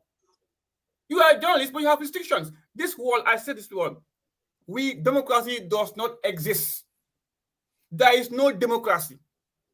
Democracy I don't think it's a big deal. I think it's okay. We can poke fun out at our leaders. Yes. I haven't seen it. Okay, so let me be clear. Yes. I haven't seen it. This is the first time I'm actually hearing this story. But if they took a picture there are many pictures of Adam Barrow sleeping. I think it's becoming like an online joke that he sleeps. I don't think it's a big deal. If you take a picture of the president sleeping and you poke fun at him, it's fine. Ñun Linguère Post, when right after the elections, didn't we have a whole bunch of jokes that we were poking at the politicians? I think there's nothing wrong with it. But going to the extent of saying that you are going to revoke the license of a media house, Pullman, that is we are treading, and I repeat, we are treading. I am becoming a bit scared as to where we are heading. Ñu ngi wax ne Madi dafa li tay Madi la elek dina nekk man gannaaw elek mu nekk mama. So we have to be cautious. Let's stop laughing at these things and stop being sensitive. Adama Barrow is our president. Du suñ yàlla du suñ dara suñ president la. Okay? This whole idea of treating our leaders like they are these supernatural beings, I don't agree with it at all. We will give him the respect that he deserves. That doesn't mean we worship the floor he walks on. Like you are, we will not. Nancy, I think we're talking about. Everybody disagrees with my position, but I'm following it. The photo that they talk about, I don't know if it's a photo or a video. So definitely, I don't have a lot of things to say on that because gisuma nah natal na video la. So natal, like I said, I have seen a lot of people ñoo xam ne jël nañ seen screenshot just because blink nañ at some point ñu jël seen screenshot dugal ko online ne dañ doon nelaw or whatever, which is not the case. So I will not. Baro needs to stop being sensitive. You know, I will not whatever comment on that because definitely I haven't seen the Natal and the video and I don't know what's going on. Me too. What's next on the agenda? Something is what if it's the truth, I'm sure the spokesperson will come and rectify like they always do. I'm thinking if this thing is real, it's true, and something is behind it more than what we don't know now, I think. Yeah, I think we need to get some clarification on that before we can comment on it. Definitely. Speak on it. Yep. I haven't seen the video. Or the guys, I have five more minutes. Then I have to go get my child. Sorry. It is what it is. What else is on the agenda? Yeah, Nancy, you can just drop at any time. We will just close and that's it. The next thing that we wanted to talk about is the Balanyo dem to Lawyer Dabo is the Bob Keita issue. Lolu tamit has been trending throughout. A lot of people talking about justice being delayed. Justice being delayed, and the fact the judge, which I completely agree with, definitely so neke judge nga talk yang war dem at a case, nga talk nga ne yow sa driver ñewut moto yow demulo liggéey. I think that is totally unacceptable. The judiciary should do something about that. Definitely, man. I don't think that we should have judges sitting at home saying that they are not going to court because their driver did not turn up. I find that completely unacceptable. I feel that people have to be held responsible. You cannot be a judge. Yange rule over the lives of people and their livelihoods, and people ñoo xam ne ñu ngi nekk mile two te xëj na yow sa decision that they could have saved them or taken them out. Nga ne yow ñëwuloo so ñooñu dañ leen war a delloo mile two, or I don't get that. Definitely the work ethic in Gambia. So there are more this minister for civil living civil service definitely, because the work ethic is in Gambia is so horrible and it's so destructive. It's not even funny. We can have a whole show about the work ethic in Gambia, especially those who work at the banks. They're the worst. They are the absolute worst. Anyway, but Mama, I want to speak on the. Go ahead, Nancy. I want to speak on the Bob Keita case, and a lot of people have a lot of opinion about the case. I have restrained myself for almost 3 years now. I haven't said anything about the case. I think I started talking about the case this week because it seems as if there was a campaign that he's being in jail and the case has not gone to the courts. Where are the so-called activists, blah, blah, blah. As a gender and human rights activist, I always believe the victim. I always do. The first time that I had the name Bob Keita, I was doing a police gender and something rights training with Lala Touré. This was 3 years ago, 3 or 4 years ago, I don't remember. And it was during that training that one of the police officer mentioned a husband raping accused of raping his wife's younger sister. But he told us that the case was dropped. This is before the kid got pregnant, by the way. They went to report the case. She wasn't pregnant. Then they decided to drop the case. Then it happened again. This time around, the girl got pregnant. That was when they arrested him. After they arrested him, apparently Bob is very well connected to the first lady. And I remember Lala being on Facebook every day talking about, Patu Babaro, stay out of this case. There was a lot of activism going on. And I think the one person who is losing in this case of Gambian public opinion, all of them claim that Bob is innocent. Yes, a cute guy doesn't have the ability to rape, according to Gambian social media.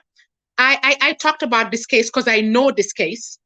And then everybody was running with, why don't you just do a DNA test and close the case? The prosecutor did request DNA testing. What did Bob Keita's lawyer did? File a motion so that they would not do the DNA testing.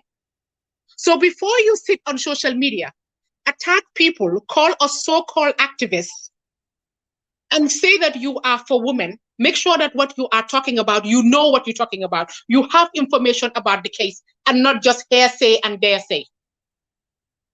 I will always believe the victim because we live in a society where so many women are raped every single day and they don't come out because of our society. They don't come out because women who sit on social media and attack them, call them liars. You are worried about the accused person. Have you asked about that little girl? That little girl, under the law, no man should touch her. She is 16 years old. She was 16 years old. So under the law, it is still rape, statutory rape. Whether this kid was like, oh my God, you're the most handsome thing in the world, I actually want to have sex with you. Where the law is concerned, she's a kid. So we can sit here all day and run a campaign that, okay, he's been in, and I agree, he's been in jail for a very long time and the case has been lingering. Why the case has been lingering, I know for a fact that the prosecutor did ask for DNA testing. What I don't understand is if they truly believe that he is innocent, why are they against DNA testing? Why don't they want to? So if this child is tied to him, why would you be against the very thing that should free you? You guys believe that he's innocent? Go ahead and do the DNA testing. Simple. But you don't want to do the DNA testing yet. Again, talk to Facebook. Right is right, wrong is wrong. He's been in there for a long time. I think I don't like I said before, I agree with the people that say that this case should move forward and he should be judged. Completely agree with that. What doesn't sit well with me, and I've said it on your wall and I will say it again, is the fact that there's a child involved, a minor involved in this. And always ñun dañoo ñëw di bash the victim, di bash the support the perpetrator. We've done it here so many times, and it tells a lot about our society. Ne then talks at the contemplate DNA testing a baby. Ko hamne, you had no business having any sort of sex with that child. Thank you. Anything sa do ejam rek sax de saraki jabar la. Saraki jabar. Morally touching that child.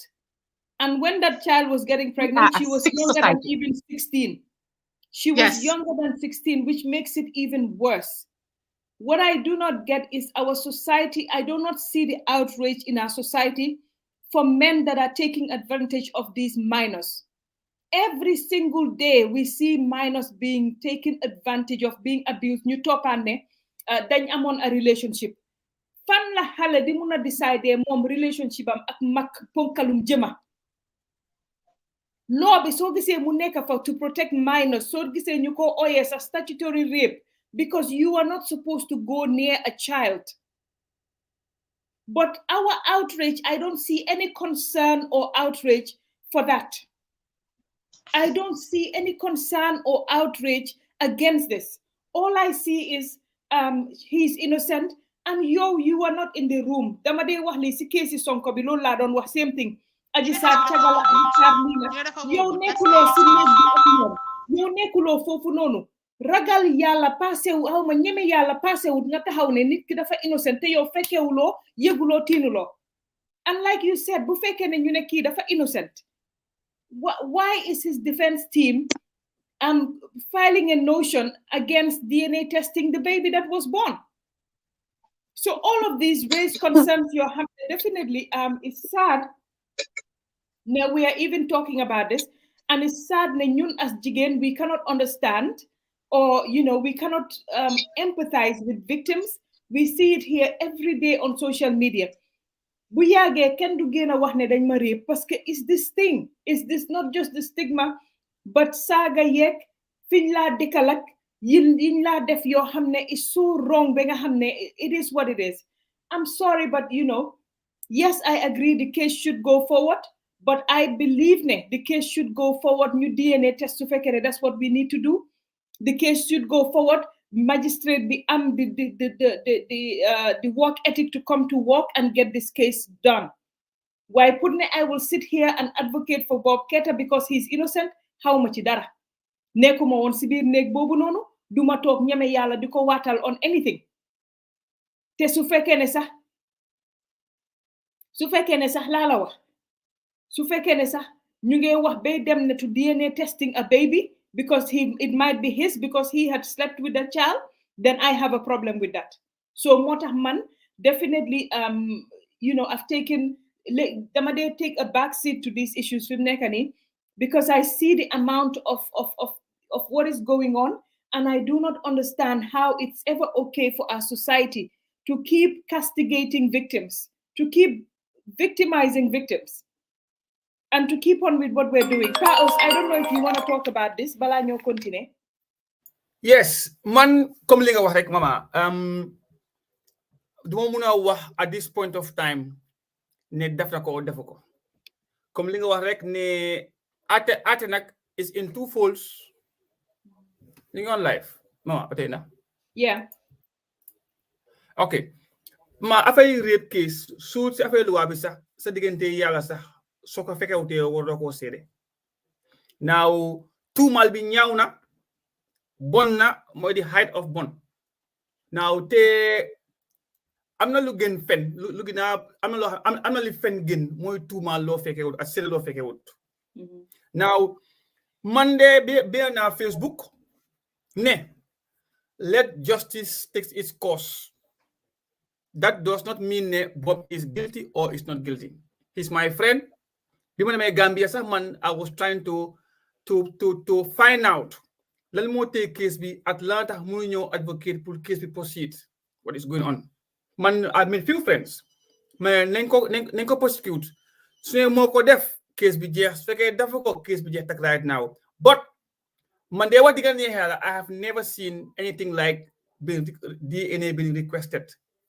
But the prosecutor should not ask for DNA. They are the ones fighting for something. The prosecutor why mu ngi won ci newspaper bi ñom bind nañ ko ne the prosecution applied for DNA testing and the defense for Bob Keita are denying ñom ñu def a motion. They don't want DNA testing, and I think ñun ñep fi nekk ni we have to ask questions. Why is it that the prosecution, what is the rationale behind that? They must have a reason for saying they do not want DNA testing. So they should come out and inform people so that people know, because a lot of people are supporting Bob Keita as well. And ñu bari si ñu ko support, they were saying that nañ def DNA testing. So su fekkee ne ñooñu ñu ko support, they're basing that on saying nañ def DNA testing. Yéen ngeen ñëw ngeen ne you filed a motion saying we don't want DNA testing. What is going on? Mama, xam nga the newspaper, it says here, Marie Dalenko, the prosecuting lawyers have already applied for a DNA test to be conducted, but there is an application in opposition from the defense, and the court will have to rule on that. Yeah, but mama, but xam nga li affaire court case la. Court case legally it may not be even the thing, but it's about reasons beyond reasonable doubt. We are giving regard to what had happened. Now, I have never seen where we know government police force DNA ko yakar because they will never pay for you. I've had cases whereby the court and the police say they can't pay for DNA. Now, me wanting to prove my case that you are guilty, Yamaton, with anger, I will go and provide. That's what lawyers do. They go out there and gather evidence and come. Man, why is the prosecutor making an application for a DNA? Knowing fully well, not the court, not the police, so why didn't the prosecutor go ahead and get their evidence to complain in court? Is here, is now beyond all reasonable doubt. Case and the judge ruled based on that. So why did the prosecution go and get it done right now? Again, because the prosecution, Bob Keita has rights, Paos. You cannot take somebody's DNA without their consent, number one. And you cannot force somebody to do that. They have to be also, so if they have a court order, for example, for a DNA, bobu su bañé sax mën nañu jël his DNA ñu test ko. But they cannot just willy-nilly rek jóg rek dem rek jël nit ki rek jël DNA am rek dem test ko. That's not how the law works. I'm sorry. So the prosecution wants evidence, and if the defense wants to clear their client, comme ni ko ñëpp di waxé, then ñoom si seen bopp sax ñoo waroon a njëkk a request for DNA testing to be done. So and the prosecution bi ñoom ñooy apply for DNA testing boobu noonu ñii ñu oppose ko, foog judge bi mu rule ne DNA testing should be done for the prosecution to be able to have the right to forcefully extract DNA from Bob Keita to be able to do a DNA test. Well, this raises many questions as to why is the case not heading that direction? Who is holding the case? Because coming out like Gambia don't develop for Gambians and not change. Why would a judge say that I want driver to go to work? A judge. You know, so more than Facebook, we have mer Facebook we are against of the Fuko. Man Slimagis. Definitely difficult that has been passed. Man now, because of justice delayed at Nimer because of George B. Work Etigambi, I completely agree with them. I completely agree with them. Because there is no way you can sit there and decide on the lives of people, not top and money, such driver be no. So you don't make any effort, don't you taxi sa nga dem ligay yo after nga deal with the driver. Why then and driver be no, that's it. Ñaar language smile too ña nekk ci situation yoo xam ne need nañ pour nga ñëw decide seen case ñooñu yow sa affaire nekku ci ñooñu I don't get it. I don't get it. And this is Gambia. And this is Gambia. So and where is our bar keeping quiet on this case? The bar. Where is social welfare? Why all the multi-service agencies along the route of this case? Why is any of them showing interest in this case? Bob Tay right now, Lim Talk remind right now, is more or less half of his sentence as a single final guilty. Lim Talk right now ni case bi su jeex dañ ko ne wa li nga saaf dañ ko ci bolé. It's true. Lim Talk mile 2 is almost like in prison terms is next to 4 years right now so far. Now what is the sentence for rape in the Gambia? I'm thinking it's this 9 and 10. And another thing sax pa tamit li ma bëgg nit ñi understand mooy ne am na ñu ma gis ñuy wax ne Barrow daf ko waroon a pardon because he's NPP.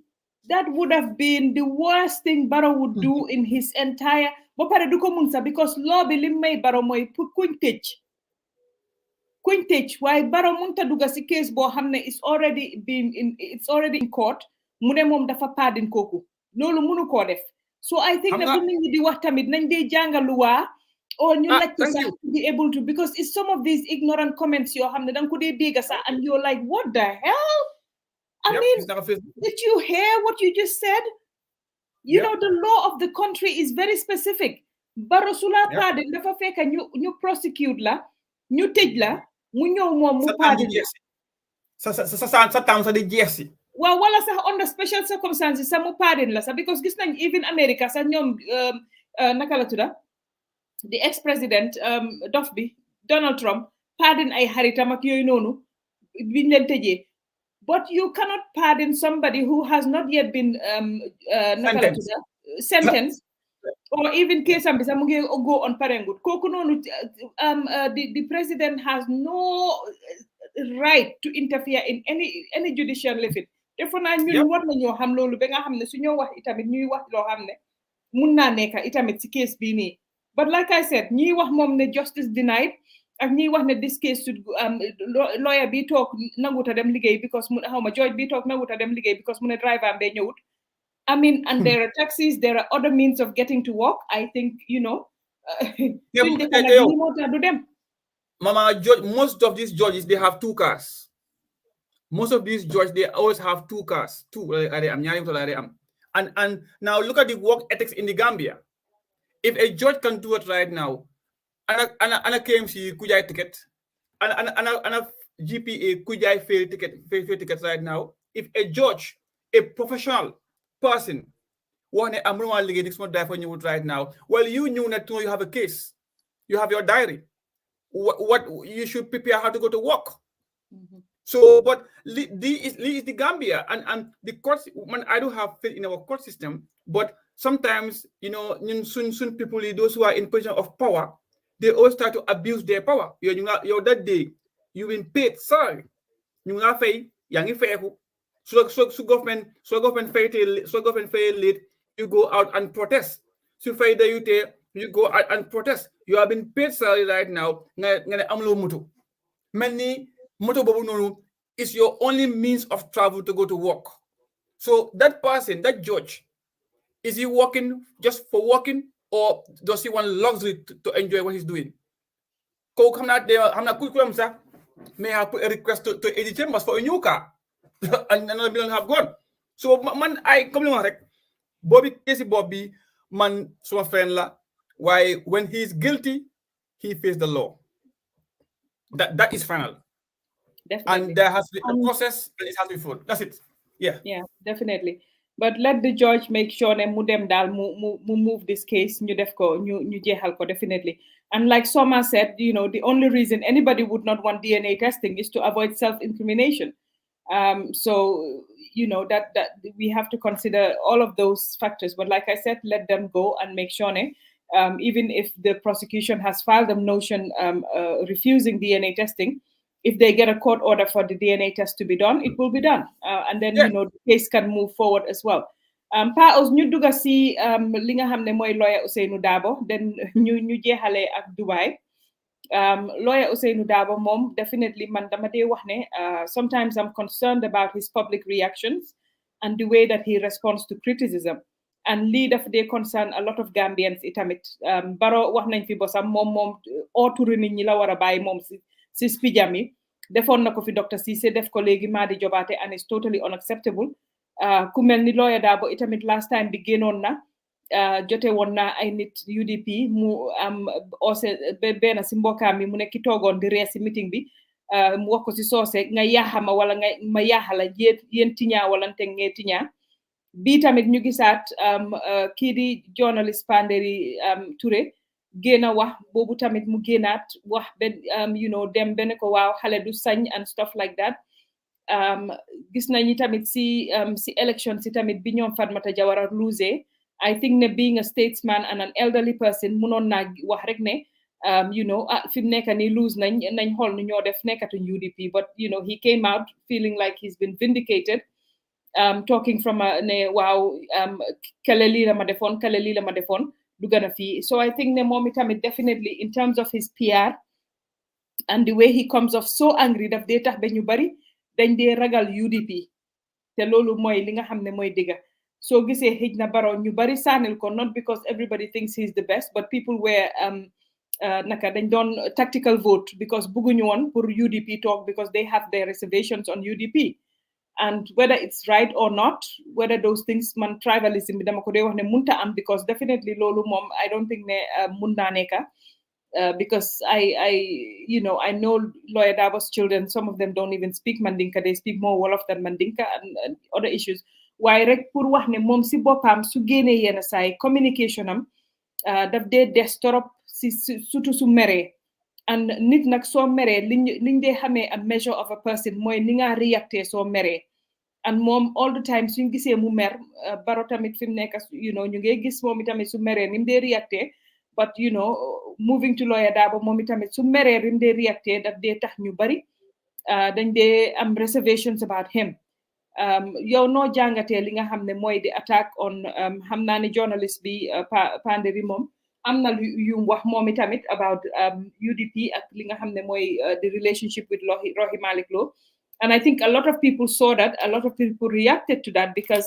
Rohey Malick Lowe definitely man am na ku ma waxoon sax ne ma UDP dañ ko sideline am na meeting buñ demoon Jaara Soma ñu yónnee ma footage boo xam ne toogu sa joxuñ ko pour mu toog génnewu ma ko woon at the time but that also you know happened laajuma ko itamit Rohey why this was the case but I felt a lot of people felt that she's been sidelined within the party xëy na journalist Panderi Touré tam yónnee nañ ko the same footage showing Rohey in Jaara Soma ñu bañ koo jox toogu completely ignore ko I don't know what the internal dynamics is waaye pour mu laajte question boobu noonu or mu wax that loolu fana Lawyer Darboe as a party leader munoon naa génn answer ko in a very diplomatic way jarutoon mer ak enu dina bi nga xam ne xëj na moom la si def paus yow lan mooy si sa jàngat mama fu ma dooree mooy xam naa daal ne diggante Panderi bi nga wax ni ak Rohey Malick Lowe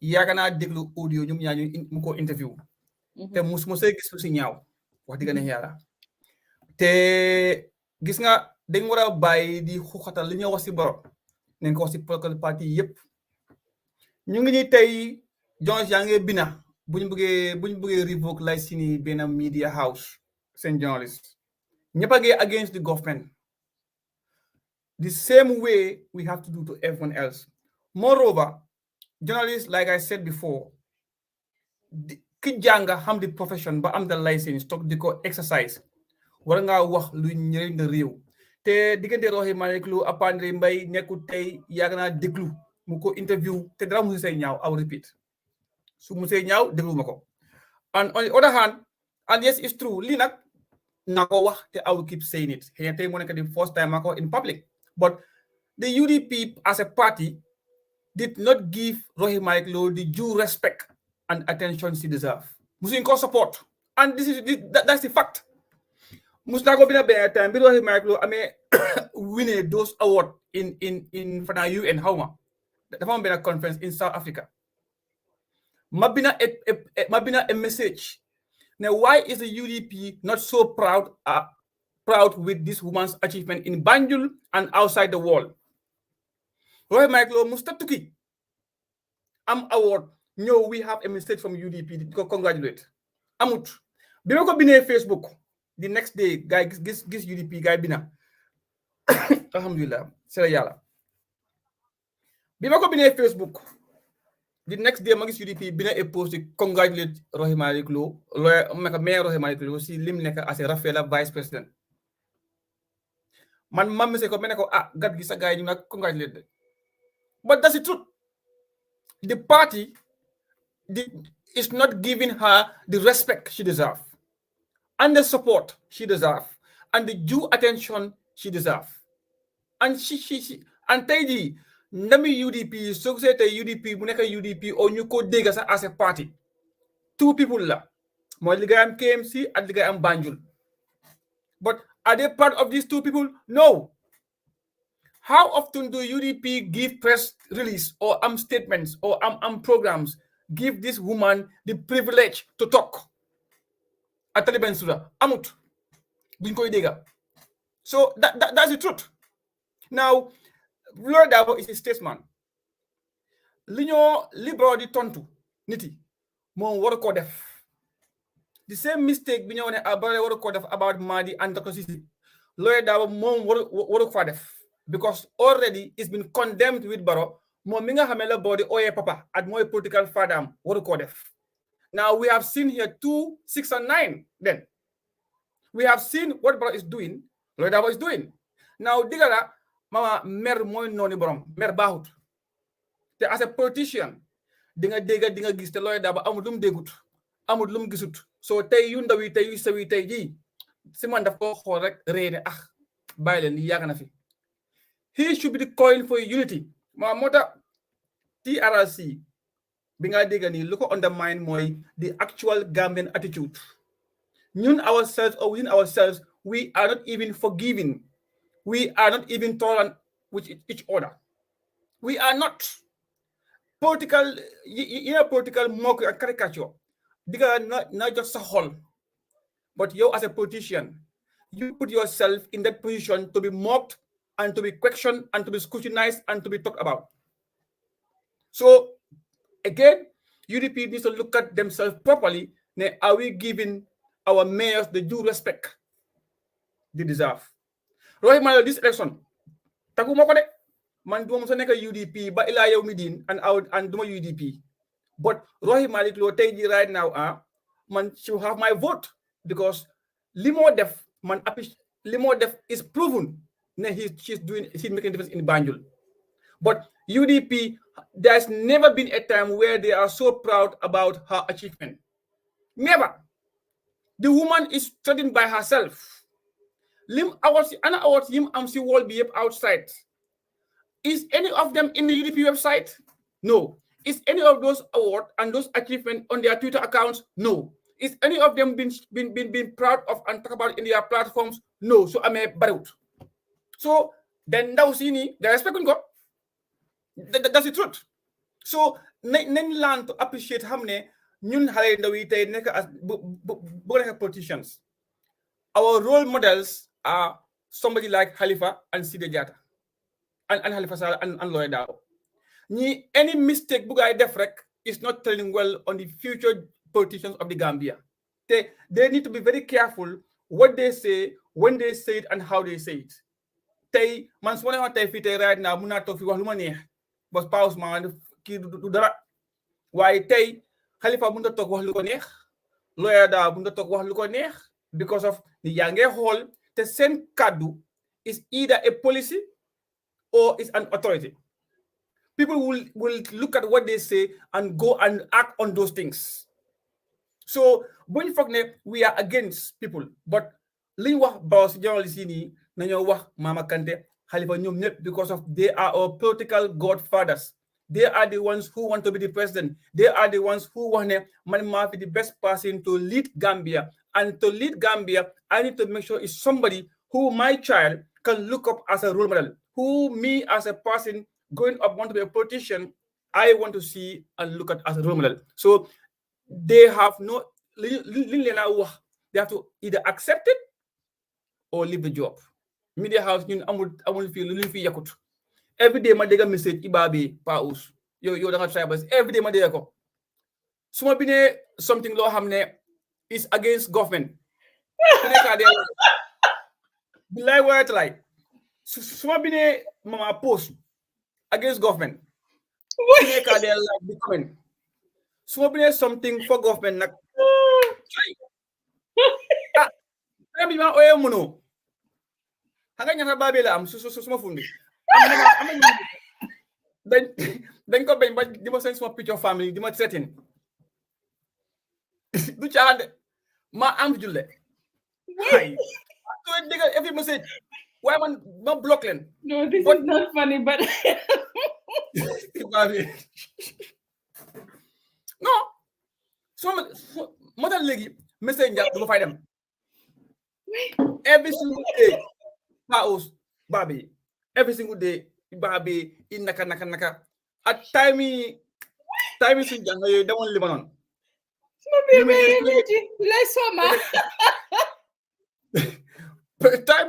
time jàng yooyu nekkoon Libanon bi ma bëggee invite Lopet pour interview mu decline ma gars yi di ma message yu mu ne gars yi di ma call messenger amul li ma saagut waaye ma xam ne ndeysaan li ma saaga yëpp ma confirm ne maan gën yaay gën leen baay gën leen juddu because soo gestoo nga ma saaga li nga xam ne yow loolu nga am yow yaa ma wane à part li la am yow comme li ma dee wax soo waxee du leen arrangé boobu moom kenn doo dégg si kenn de waaye soo waxu du leen arrangé man suma maas gi moom caga ngeen ñun fi mu nekk ni dañ ko miin ba nga xam ne ma soo mu waxee loolu léegi du ma dee naari caga ngeen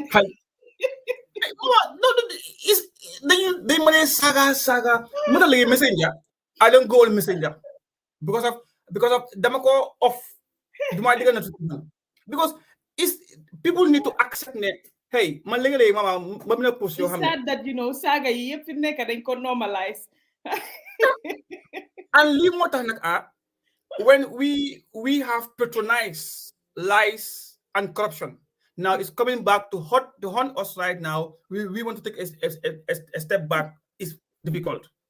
Bro dañ ko jay di ko protect ba léegi bro ñëw nag nekk mbur right now ñu ne déet ñu ne xakañ bro déet waay léegi ñu bëgg nag pa us anda gaay ne bro yow yaa bon déedéet bo mama nit ki mënut a baax démba bon tey yow naa fexe nga nit ki kay li nga ko nangul démba tey nag su wéccu amee guma yàlla xam ne doomi adama day wéccu te xam ne waaw te xam ne yàlla rek moo wóor pour nga teg fa sa yaakaar ba ku yaakaar si nit foog ne nit dafa mel comme ne foog ne paus tey mun naa mel ni paus ëllëg yaakaar yàlla moo gën parce que paus mun naa wécceeku Salcham Nancy dafa dem tëddal doomam bi ëllëg school la so mu ngi busy fi nekk nii ak bedtime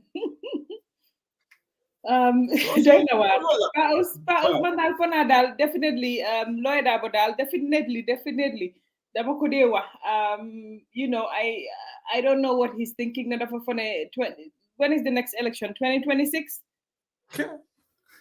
maa kooku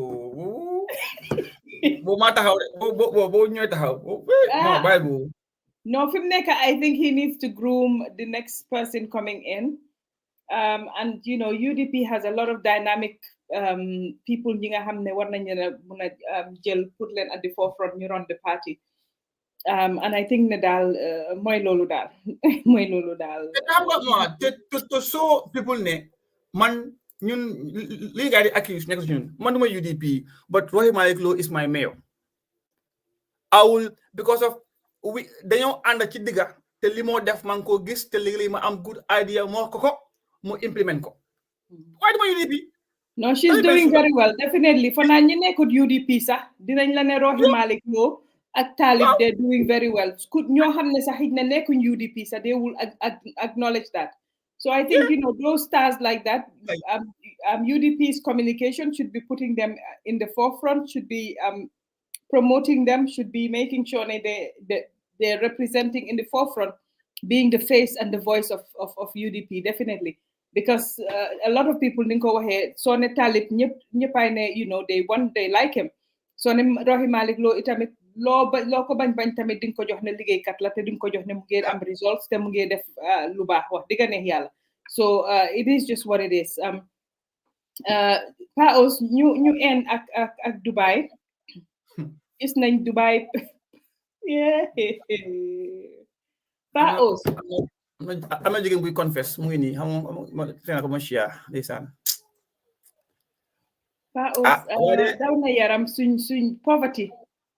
daw na yaram ñoom nañu yàlla may ñun ñëpp li nga xam ne mooy mu jox ñu lu ñuy mun a suturaale suñ boppa mu jox ñu tamit di naka lañ koy waxee li nga xam ne am boo xam ne duñ need pour degrade suñ boppa to this level. Definitely li ñàkk di def ak li ñàkk waral Paos doy na waar métti na.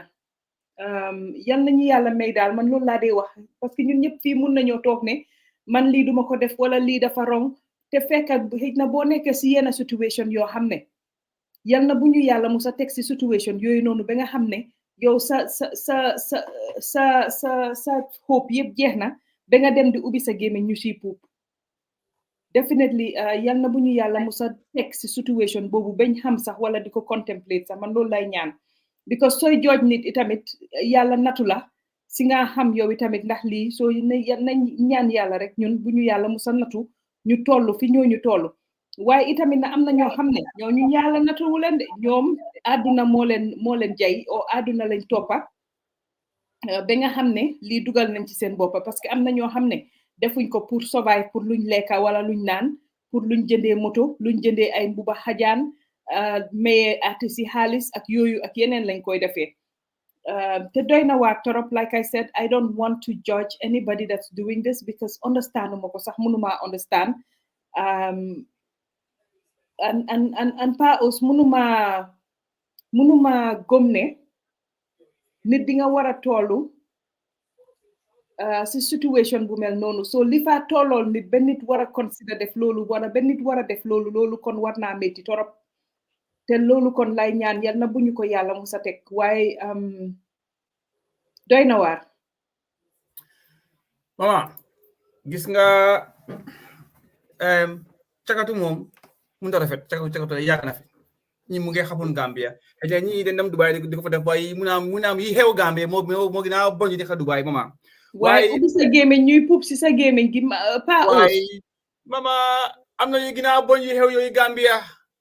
dafa nekk rek ne xam nga ñun dañ dee xam nga comme at bu ne xam nga at bu ees la at baa ngi jeex si xam nga Covid jeex na Ebola ñëw na Covid ñëw na léegi Dubai cagatu gi la léegi des na ëllëg beneen bi xam nga mama gis nga jamono bu nekk yàlla foog mu indi li nga xam ne daf ñëw natoo nit lan dañ bañ a gum at mandu gis nga kenn amut kenn ñàkkut yàlla ku nekk sa buga fam toll loolu la may nga mun koo adresse tey maa ngi feeku £1,000 tey right now ma bëgg a téye iPhone 13 Pro bëgg a téye beneen téléphone right now bu nekk £2,000 right now tey jii su ma doole amut fa o xëy na man xamoo sax nu ma ko amee right now but mama am na ko ne man tam £1,000 tey moom fa mu dem appliqué ko rek right now gis nga mandu rek moo tax nit du ko ajana du safara because nit ki soo mando doo fen doo tapale doo sàcca te nit ku fen nit ku sàcca yow di nga am xoli iman pour toog jaamu yàlla te pour nekk julit rek nekk julit is daf waruwaay nekk julit la pour jóg julit tàkkusaan liñ si soppa li Alxuraan wax mooy waajal jóg nga waajal julit mooy lan diggante tusubaar suba ba tusubaar doo fen doo def lu bon doo sàcc doo jëw doo wax dara la sa nekkut yow you are clean to go and pray now ñun nag dañ nekk African or Gambian or Sénégal bàyyi li tax ñu nekk ñun luñ doon tey bu ko dem fecci leneen tey nga ñëw tey di western world ku nekk bëgg a tukki tey right now tey ku nekk bëgg nga am Angleterre right now tey ku nekk bëgg nga Gambia tey ji jànqay ku nekk bëgg nga dawal moto bëgg ba seen eagerness to have that thing moo tax tey góor yaa ngi sàcca booy boobu doon exemple pétrole manager bi ku ñëw kuñ biel $10,000 ko Gambia jaxawuñ ci do na $5,000 ñëpp ko ut xale bu ndaw di may ay dollars Gambia because su demee liggéey dafa jël ne tey xam naa tey moom maa ngi yaakaar tey ñaar tey jënd right now so coono góor lu ko yaa natool mooy two things jigéen ak xaalis góor su jigéen amutoon góor du sàcca waaye paus na dig ñu dee blame torop de so ñun ñoo tax mama benn week ñaaxa la benn week ñaata la benn makeup bii rek de moom yaa ngi xëj na ay 250 pounds 300 waaw léegi tey su paus tey nekkoon tey naan o soo caam naan man dama nopp mama tey ngis maa wiga bii tey jii foofu nga ñu kaa think about ndax mun naa amee dis gaal den nga doon di overtime moo tax ñu leen ñuy wax ne dangaa cut your coat according to your size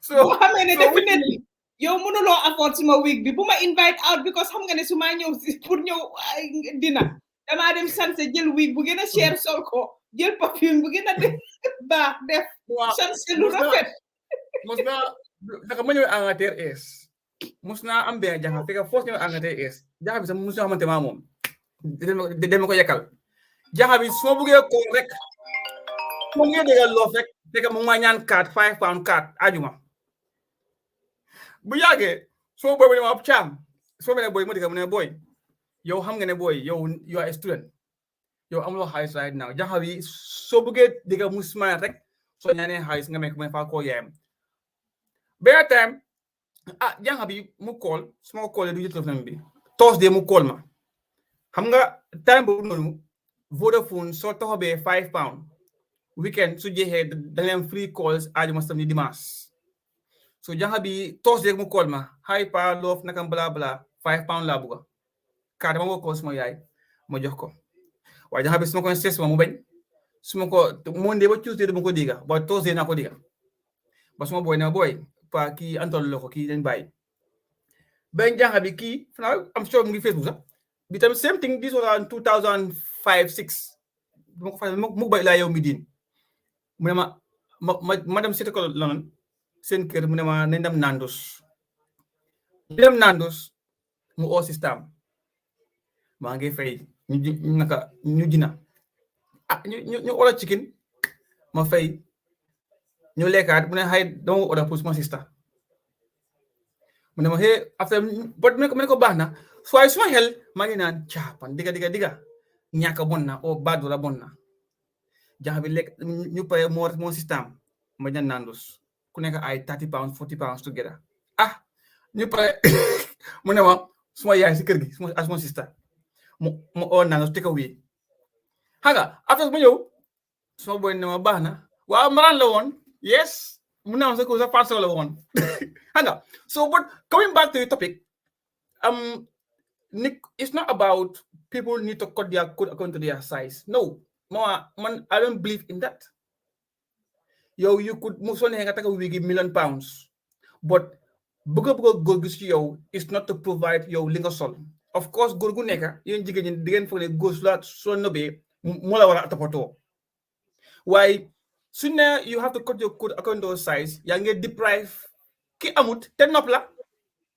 Why not Paos nañ waxante digga rek ngir diggata su naka lañ dee wax ku la sutut ker mënul laa may ker xaw ma naka lañ ko dee waaye definitely so yow you know, Chase dafa cher, jigéen dafa cher. No, If you can't afford it, don't get into it. It's as simple as that. Doo leen mën a toog tamit jigéen ñi ba pare fi mu nekk ni jigéen ñi sa laajte wuñ pour ñu def ngeen defaral leen waaye mënu leen a ñëw tamit nekk a burden on top of the women.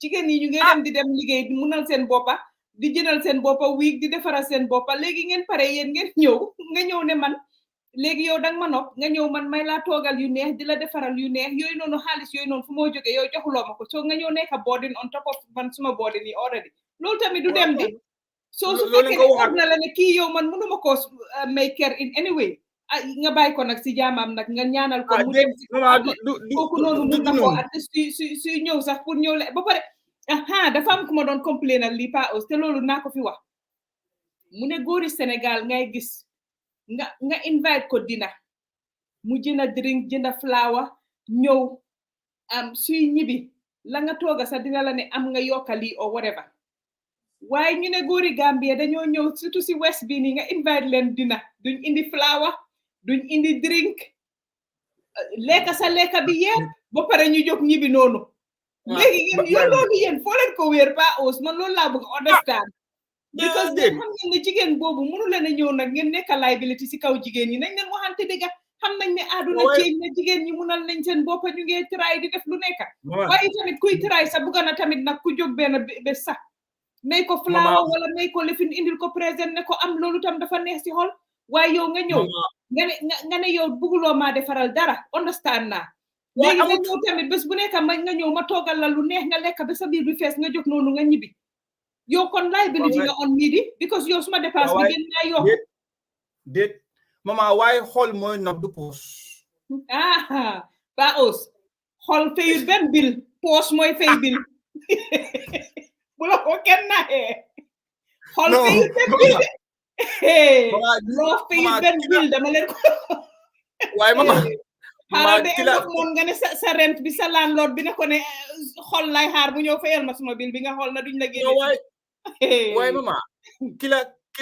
kila buga ak kila yërëm ak kila suturaal moo gën kila jox bo kila jox besum ñàkkee luy xew nga xam ne ñàkk na nga muneel ko fekk sax joxoon na la bi foo nga xam ne moom de lam la su amee enee na la ko waaye koo xam ne moom dara yattaan balang toog man am na ko benn friend xol mooy nopp xol nobut de jigéen ñi maa leen ko wax benn xol nobut xol fay benn bi de am na ko benn friend nag leetin suñ ngoonam kiram ngoon nii suñ ko koolee rek jaayantes ko ne na wax su ma fen la woon ku baax ndeysaan saa bi ñu ko koolee ne ko ñu ngi ñëw pa jaayantes ko nga jëma benn juice waay bi ñu ko nandee su ñoo ñëw duñ ko taagu ba su ñëwee xam nga ñu daan toogal ñeebe léegi beans saa ko rek beans man daal jàngxay daal dinaa leen waxal ne leen ne xool fayut bil loo fayut bil non wax dëgg ne yàlla nit daal su la buggee bugga na la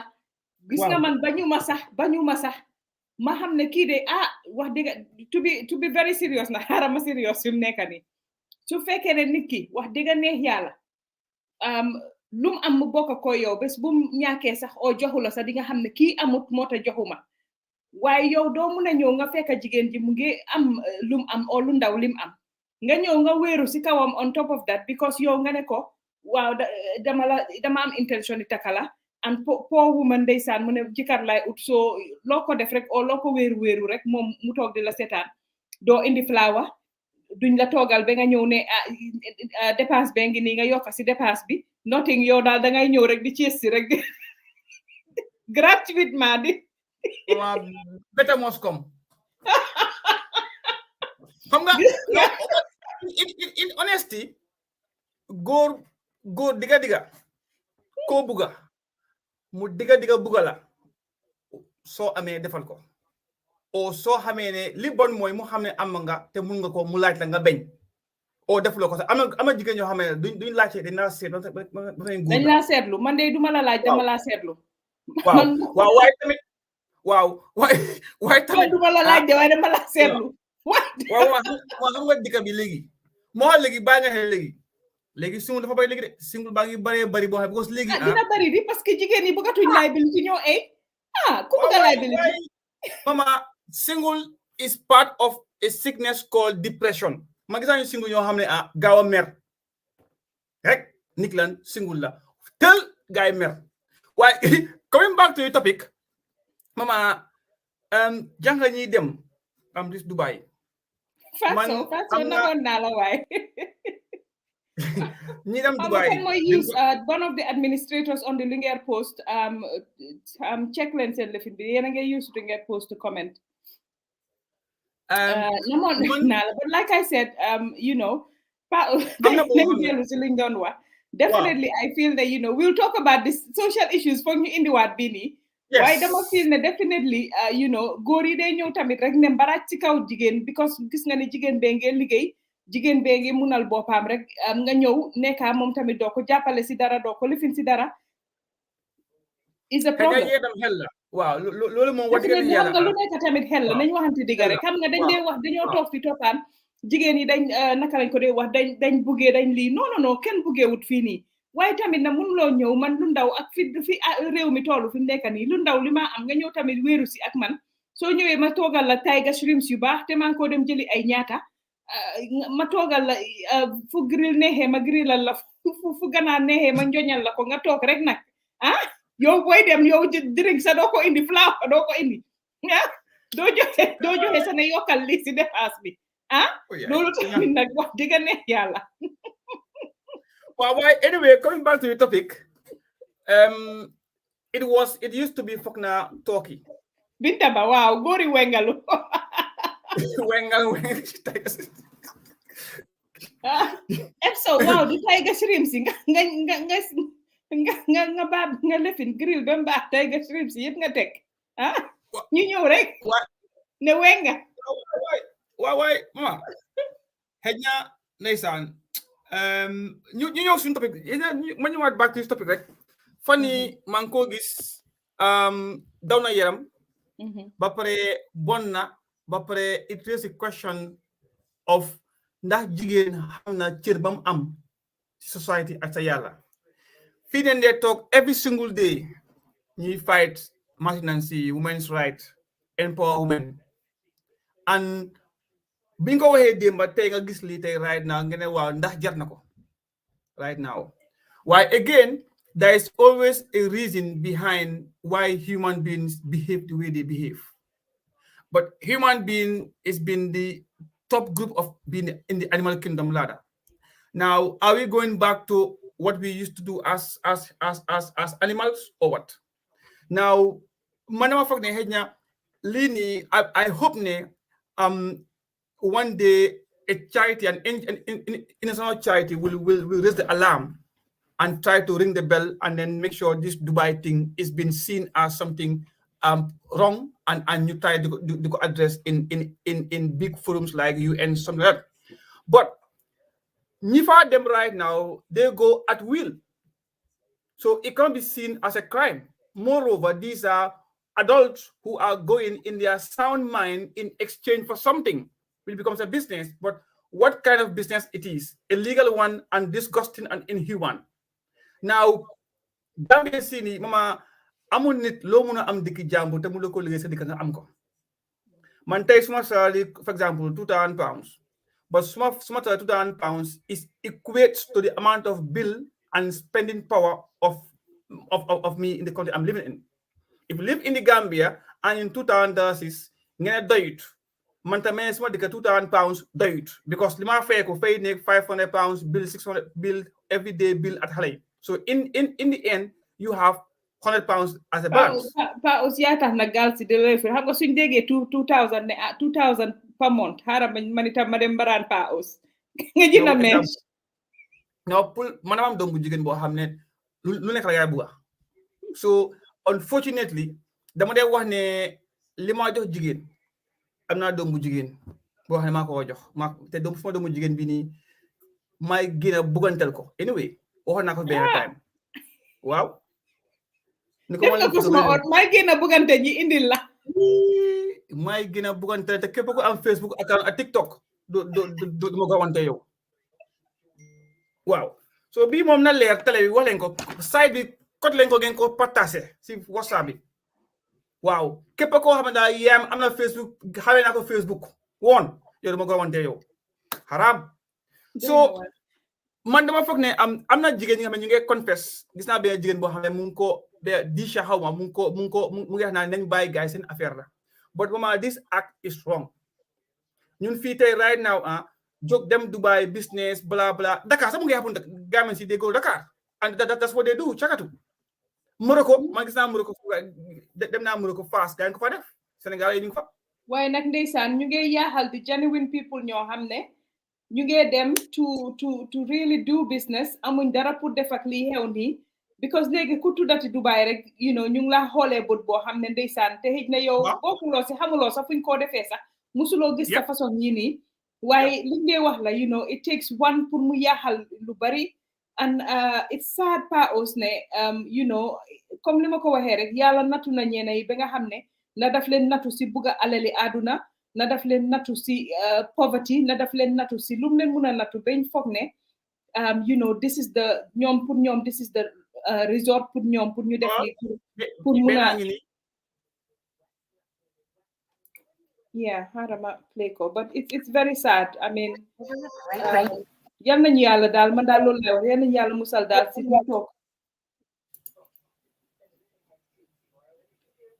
non maa ngi gis lii ñu ne Halima Gadji lii la doon wax ne moom but I don't think ne lii la doon wax I wouldn't want to think so am na xam nga ma lii xëy na ok man wax dëgg ne yàlla I think ne French la doon làkka man maa ngi ko doon dégga and she did not mention ne lii la woon ndax lii la specifically so I'm not sure ndax lii la moo wax specifically or not daf doon wax rek ne moom am na xaalis si amin boo xam ne xëj na was not legit or nekkutoon loo xam ne dafa set xam nga mama loolu la doon wax si French waaye ndax lii la doon because refer to lii specifically moom Halima Gadji but whether ñi ko jël def ne lii la doon wax and stuff again you know I don't know but it's just very sad lii dafa ñaaw sax pour ñu accuse sax te ne ko digga sax dafa ñaaw sax ñu torture jigéen sa picture within this thing lii nii mama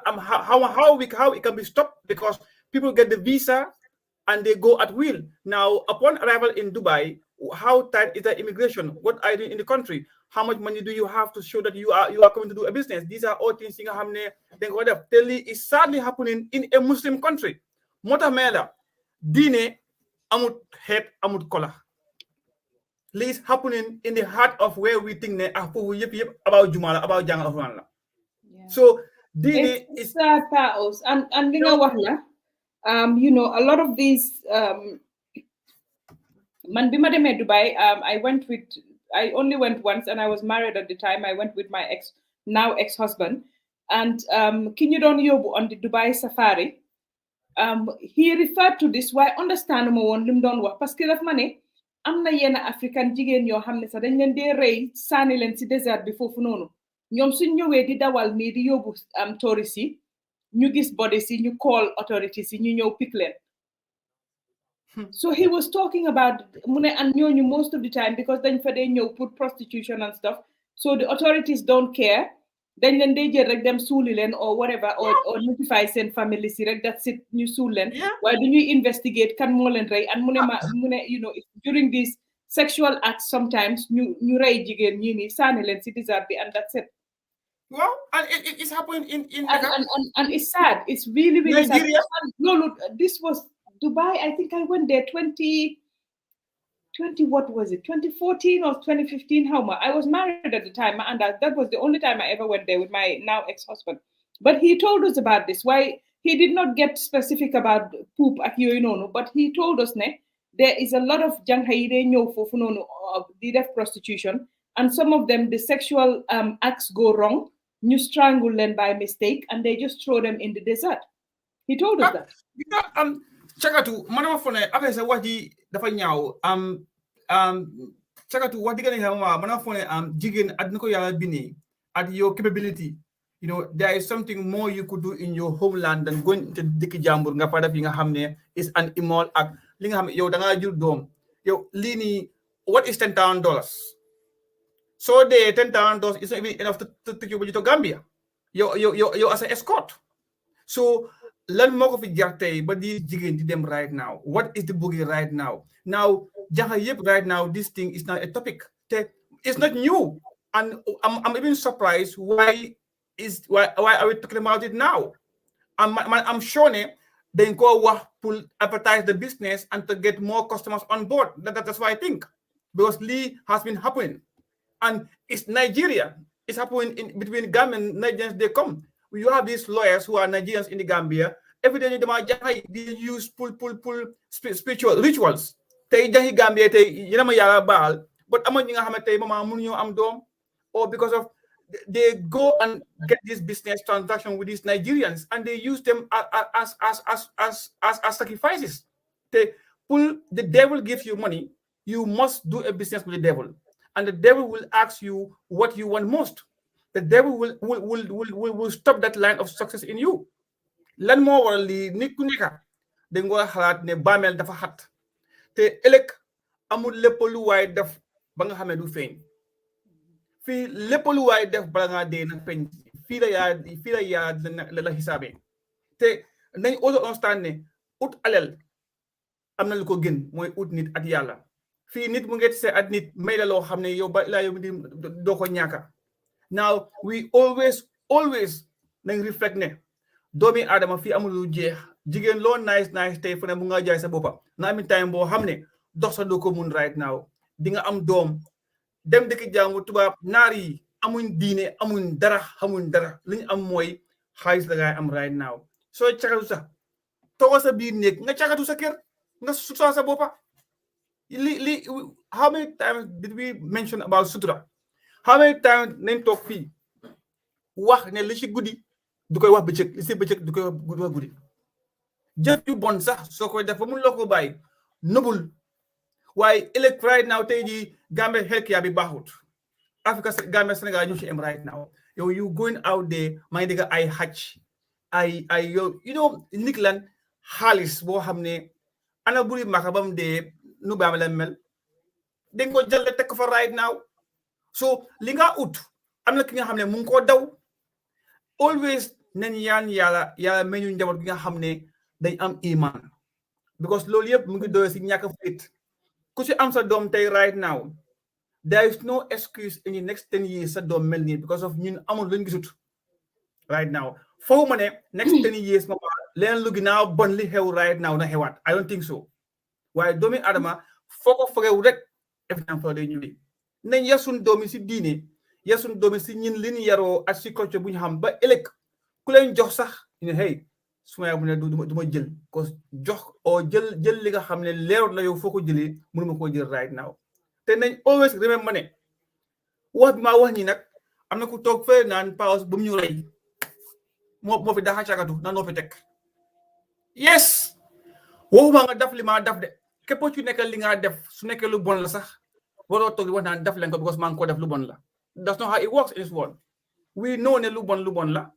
but suñ koy def na nga numbutu yàlla mun naa jégal sa bàkkaar si li nga def lu bon la sax ba nga suturaaw sa boppa loolu you never know yaa dafa bay yërmande waaye si bay yërmande googu taxawul bu am safara de te ñi ma faa duga beyond this about religion sax but morally is unacceptable yooyu da nga taagoo dem pulam xosule but yaa ngi dem right now nga def lan nga munta am sa réew looy am dëkk jàmbur tey right now xale yi ndaw tey naan damaa dem tukki yow Afrique mama fay loolu luwaas o ñu fay luwaas bari wuñ yow lekka soo foo dugal toog lekka right now yow all you are going after mooy li nga xam ne is al dunia waaye ku xool sa gannaaw ana sa yaay ana sa maam lan moo fi jar ut man léegi ma am bagage yoo xam ne mais hé ndeysaan su dee amutoon lii naa ko xijaanee ba ilaa yow mi diin waaye asama toog ma ne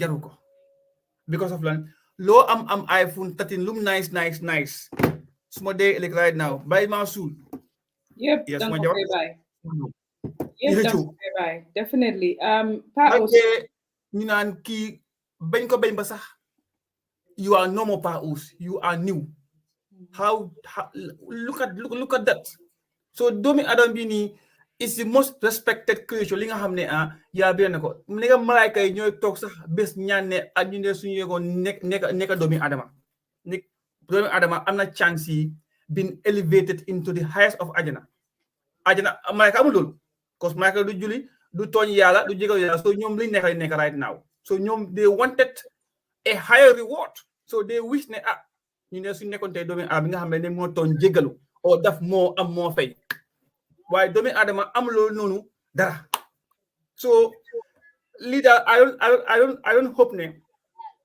a Gambian is involved te su fekkee ne you guys are involved and then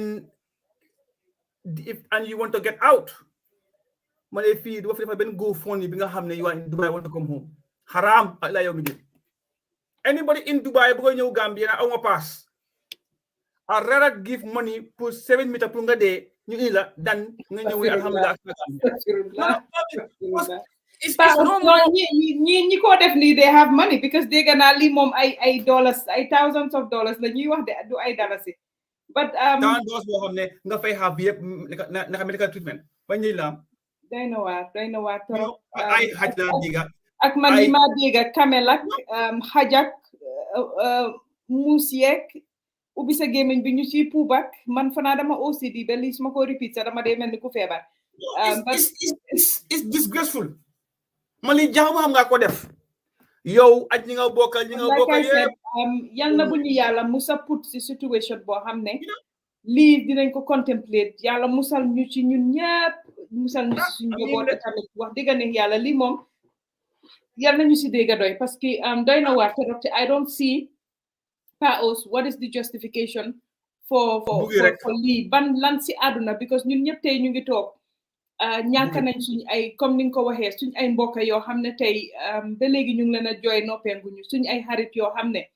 ba léegi ñu ngi leen a jooy noppeeguñu àdduna si ni nga ko gisee nii muy demee Paos bu fekkee ne ñun jànguñ dara every day nit a ngee dee yaa ngee gis nit si situation boo xam ne yow si sa boppa dangaa toog di sant yàlla sax for the little because yaa ngi xalaat ne man defuma dara loo xam ne gën naa kii ba yàlla lim natu kii wala lim def kii man defuma ko so boo tolloo si situation boobu rek fona di xalaat yooyu di nga bàyyi sa xel bu baax pa aussi si àdduna si nii fi mu toll nii ak ak li ñoo def nii ak li ñuy defante sax si suñ biir you know we have to even li ñuy defante sax fi mu nekk ni suñ biir pa aussi I guess next topic dinañ ko indi parce que yu ñaaw yi ñuy defante si suñ biir di underminante di yaxante I don't see lan moo ko fi jar and I don't see ndax yow boo yaxalee kooku sax nga dem toog foofu noonu nga nangu moom lim am wala nga toroxal ko si kaname nit ñi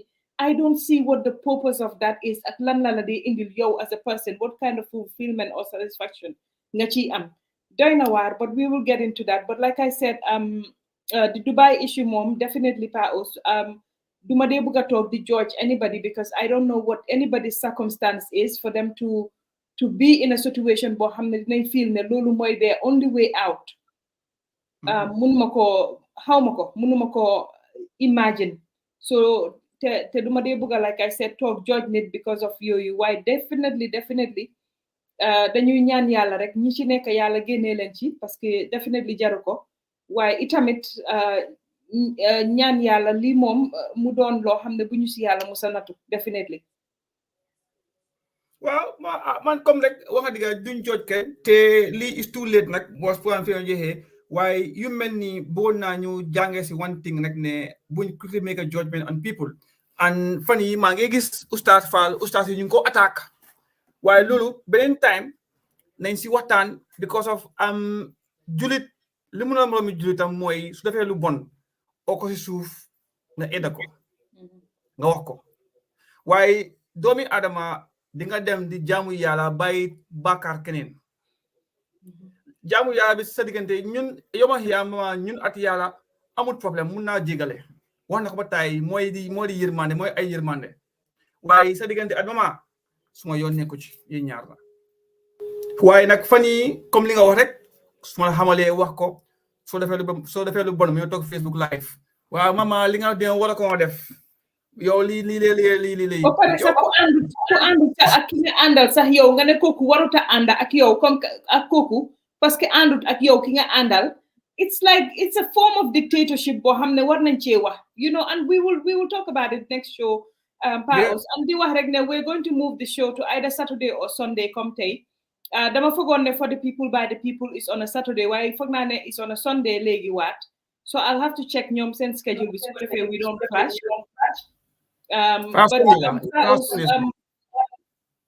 Di wax rek itamit ne, you know, yéen mi ñu dee seetaan, please dee leen a like page bi, ngeen di share itamit. You know, it's very important because at least loolu tamit dinañu dimbale pour ñu mun a at least door di make revenue from the shows that we're having. And also suñ PayPal bi tamit, you know, dee leen a support because itamit is the only way dañoo mun a continuer itamit ñu tamit di fay bill si di def yeneen yi nga xam ne need nañ pour def ko pour sustain the platform and stuff like that. Sal Cham ma fa ne yow nga ne Nancy nga loof léegi man nga loof doy na waar. No, hala, for our site, for our week back on the being at £200. For now, I'm not going to afford. Why, how many week be like week be like just now conditioning at how much a cab bag you are good. Why do wax ñëpp rek ne jërëjëf, thank you so much for watching. Di wax ne on behalf of Nancy rek moom itam dafa am pour dem toppatoo doomam bi parce que ëllëg school la. So di wax rek moom itam on her behalf, have a good evening. Di leen ñaanal rek week bu neex inshallah, a very productive and good week.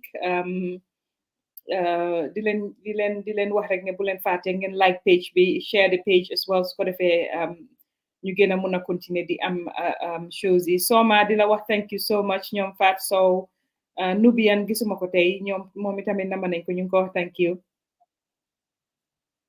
Yeah, okay, Superbucks, thank you. Sunday, so I guess we will maybe have a show on Saturdays now instead of on Sundays, or at least ñu xëj na ñu def suñ show bi before ñoom or after ñoom. So we'll see how we will arrange it so that we don't clash anyway. But thank you for watching. Pa Ousma bàyyi la nga tàggoo ñu dem. Waa jërëjëf ñoo seetaan si YouTube bi ak Facebook bi yëpp ne we are back again. Ba pare di wax rek ne welcome njëkkoon. Yes, thank you my darling. Yow wax naa la inbox ma please dañ am pour waxtaan sax maa yow. Go ahead. lépp lu ñu si ñaan si weer ko njëkkoon ni yaa nangu ñu si ñaan te fexe wécci xol yi ba pare boole xol yi nekk benn génne seytaan suñ biir yàlla di ñaan meñu iman pare di nuyu suñ naka suñ sista suñ yaay Fatou Benito Niass. Waaw sa daalen ma daalen waaw ci kër gi la bokk waaye moom ndogu ñëwul dégg moom ndogu te sukkur ndogu ñëwoon na. yow yónnee nga sukkuru ndogu Sénégal. laaj ko nga wax baaxut ñu bàyyi noonu bul wér yow bàyyi noonu rek bul wér di sutura yana yàgga rek waaw waaye namoon nañ bu baax a baax ne wér koor gi jeex na léegi foog naa ne wér koor war naa defar society at xol yi waaye nañ seet nag how far it went pour defar ne dañ ooroon ñaan yàlla baalal ñu jégal ñu pour yàlla yokk ñu suñu yërmaane tamit te xam ne àdduna bii nii mama amul du jeex li fay des rek mooy ëllëg toog fii xëy ndeysaan Clé Pause la woon ndeysaan moo fi daan toog di wax tey anamu tey nekku fi loolu fi nekk tey waaye na rafet rek na ëllëg suñooy fàttaliku ne si lu baax nañ ko xamoon ak daf lu iw ak sol lu iw loolu fu naa loolu mooy li nga xam ne loolu ku nekk war a xeex but not pour maa fi uppale bank account maa fi daaxale lii amul njëriñ fii ñu fi am yëpp Facebook yëpp we do GoFundMe te loolu jaru ko so nañ wi ci xol yi te ñaan yàlla nag next time dinañ la invite inshallah da nga ñëw as a guest. waaw yàlla may suñ nguur yi suñ leaders yëpp yàlla may leen wér may leen kattan ñu mun a amee suñ réew mi peut dis ñu cabinet in the Gambia.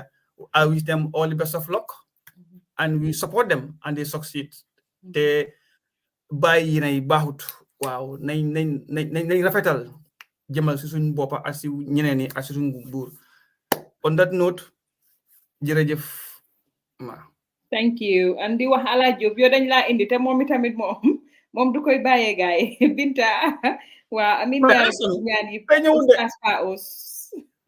tey sanu ñëwul de sanu ñëwul tey de ma ne sanu tey gisuma ko de waaye fa naa moom mu ngi am heartbreak gi football bi Man United démba liñ leen frappé non mun naa moom jabaram moo ko de koñe dimanche moom yombut mu ngoo Why, thank you so much, Paos. Thank you, No Nancy, and thank you everybody that called as well and was part of the show. Again, minyo setan itamit be next week, inshallah. Dinañ ñëwaat. Yeah, Superbax ñu ngi la wax yow itamit jërëjëf ba next week, inshallah.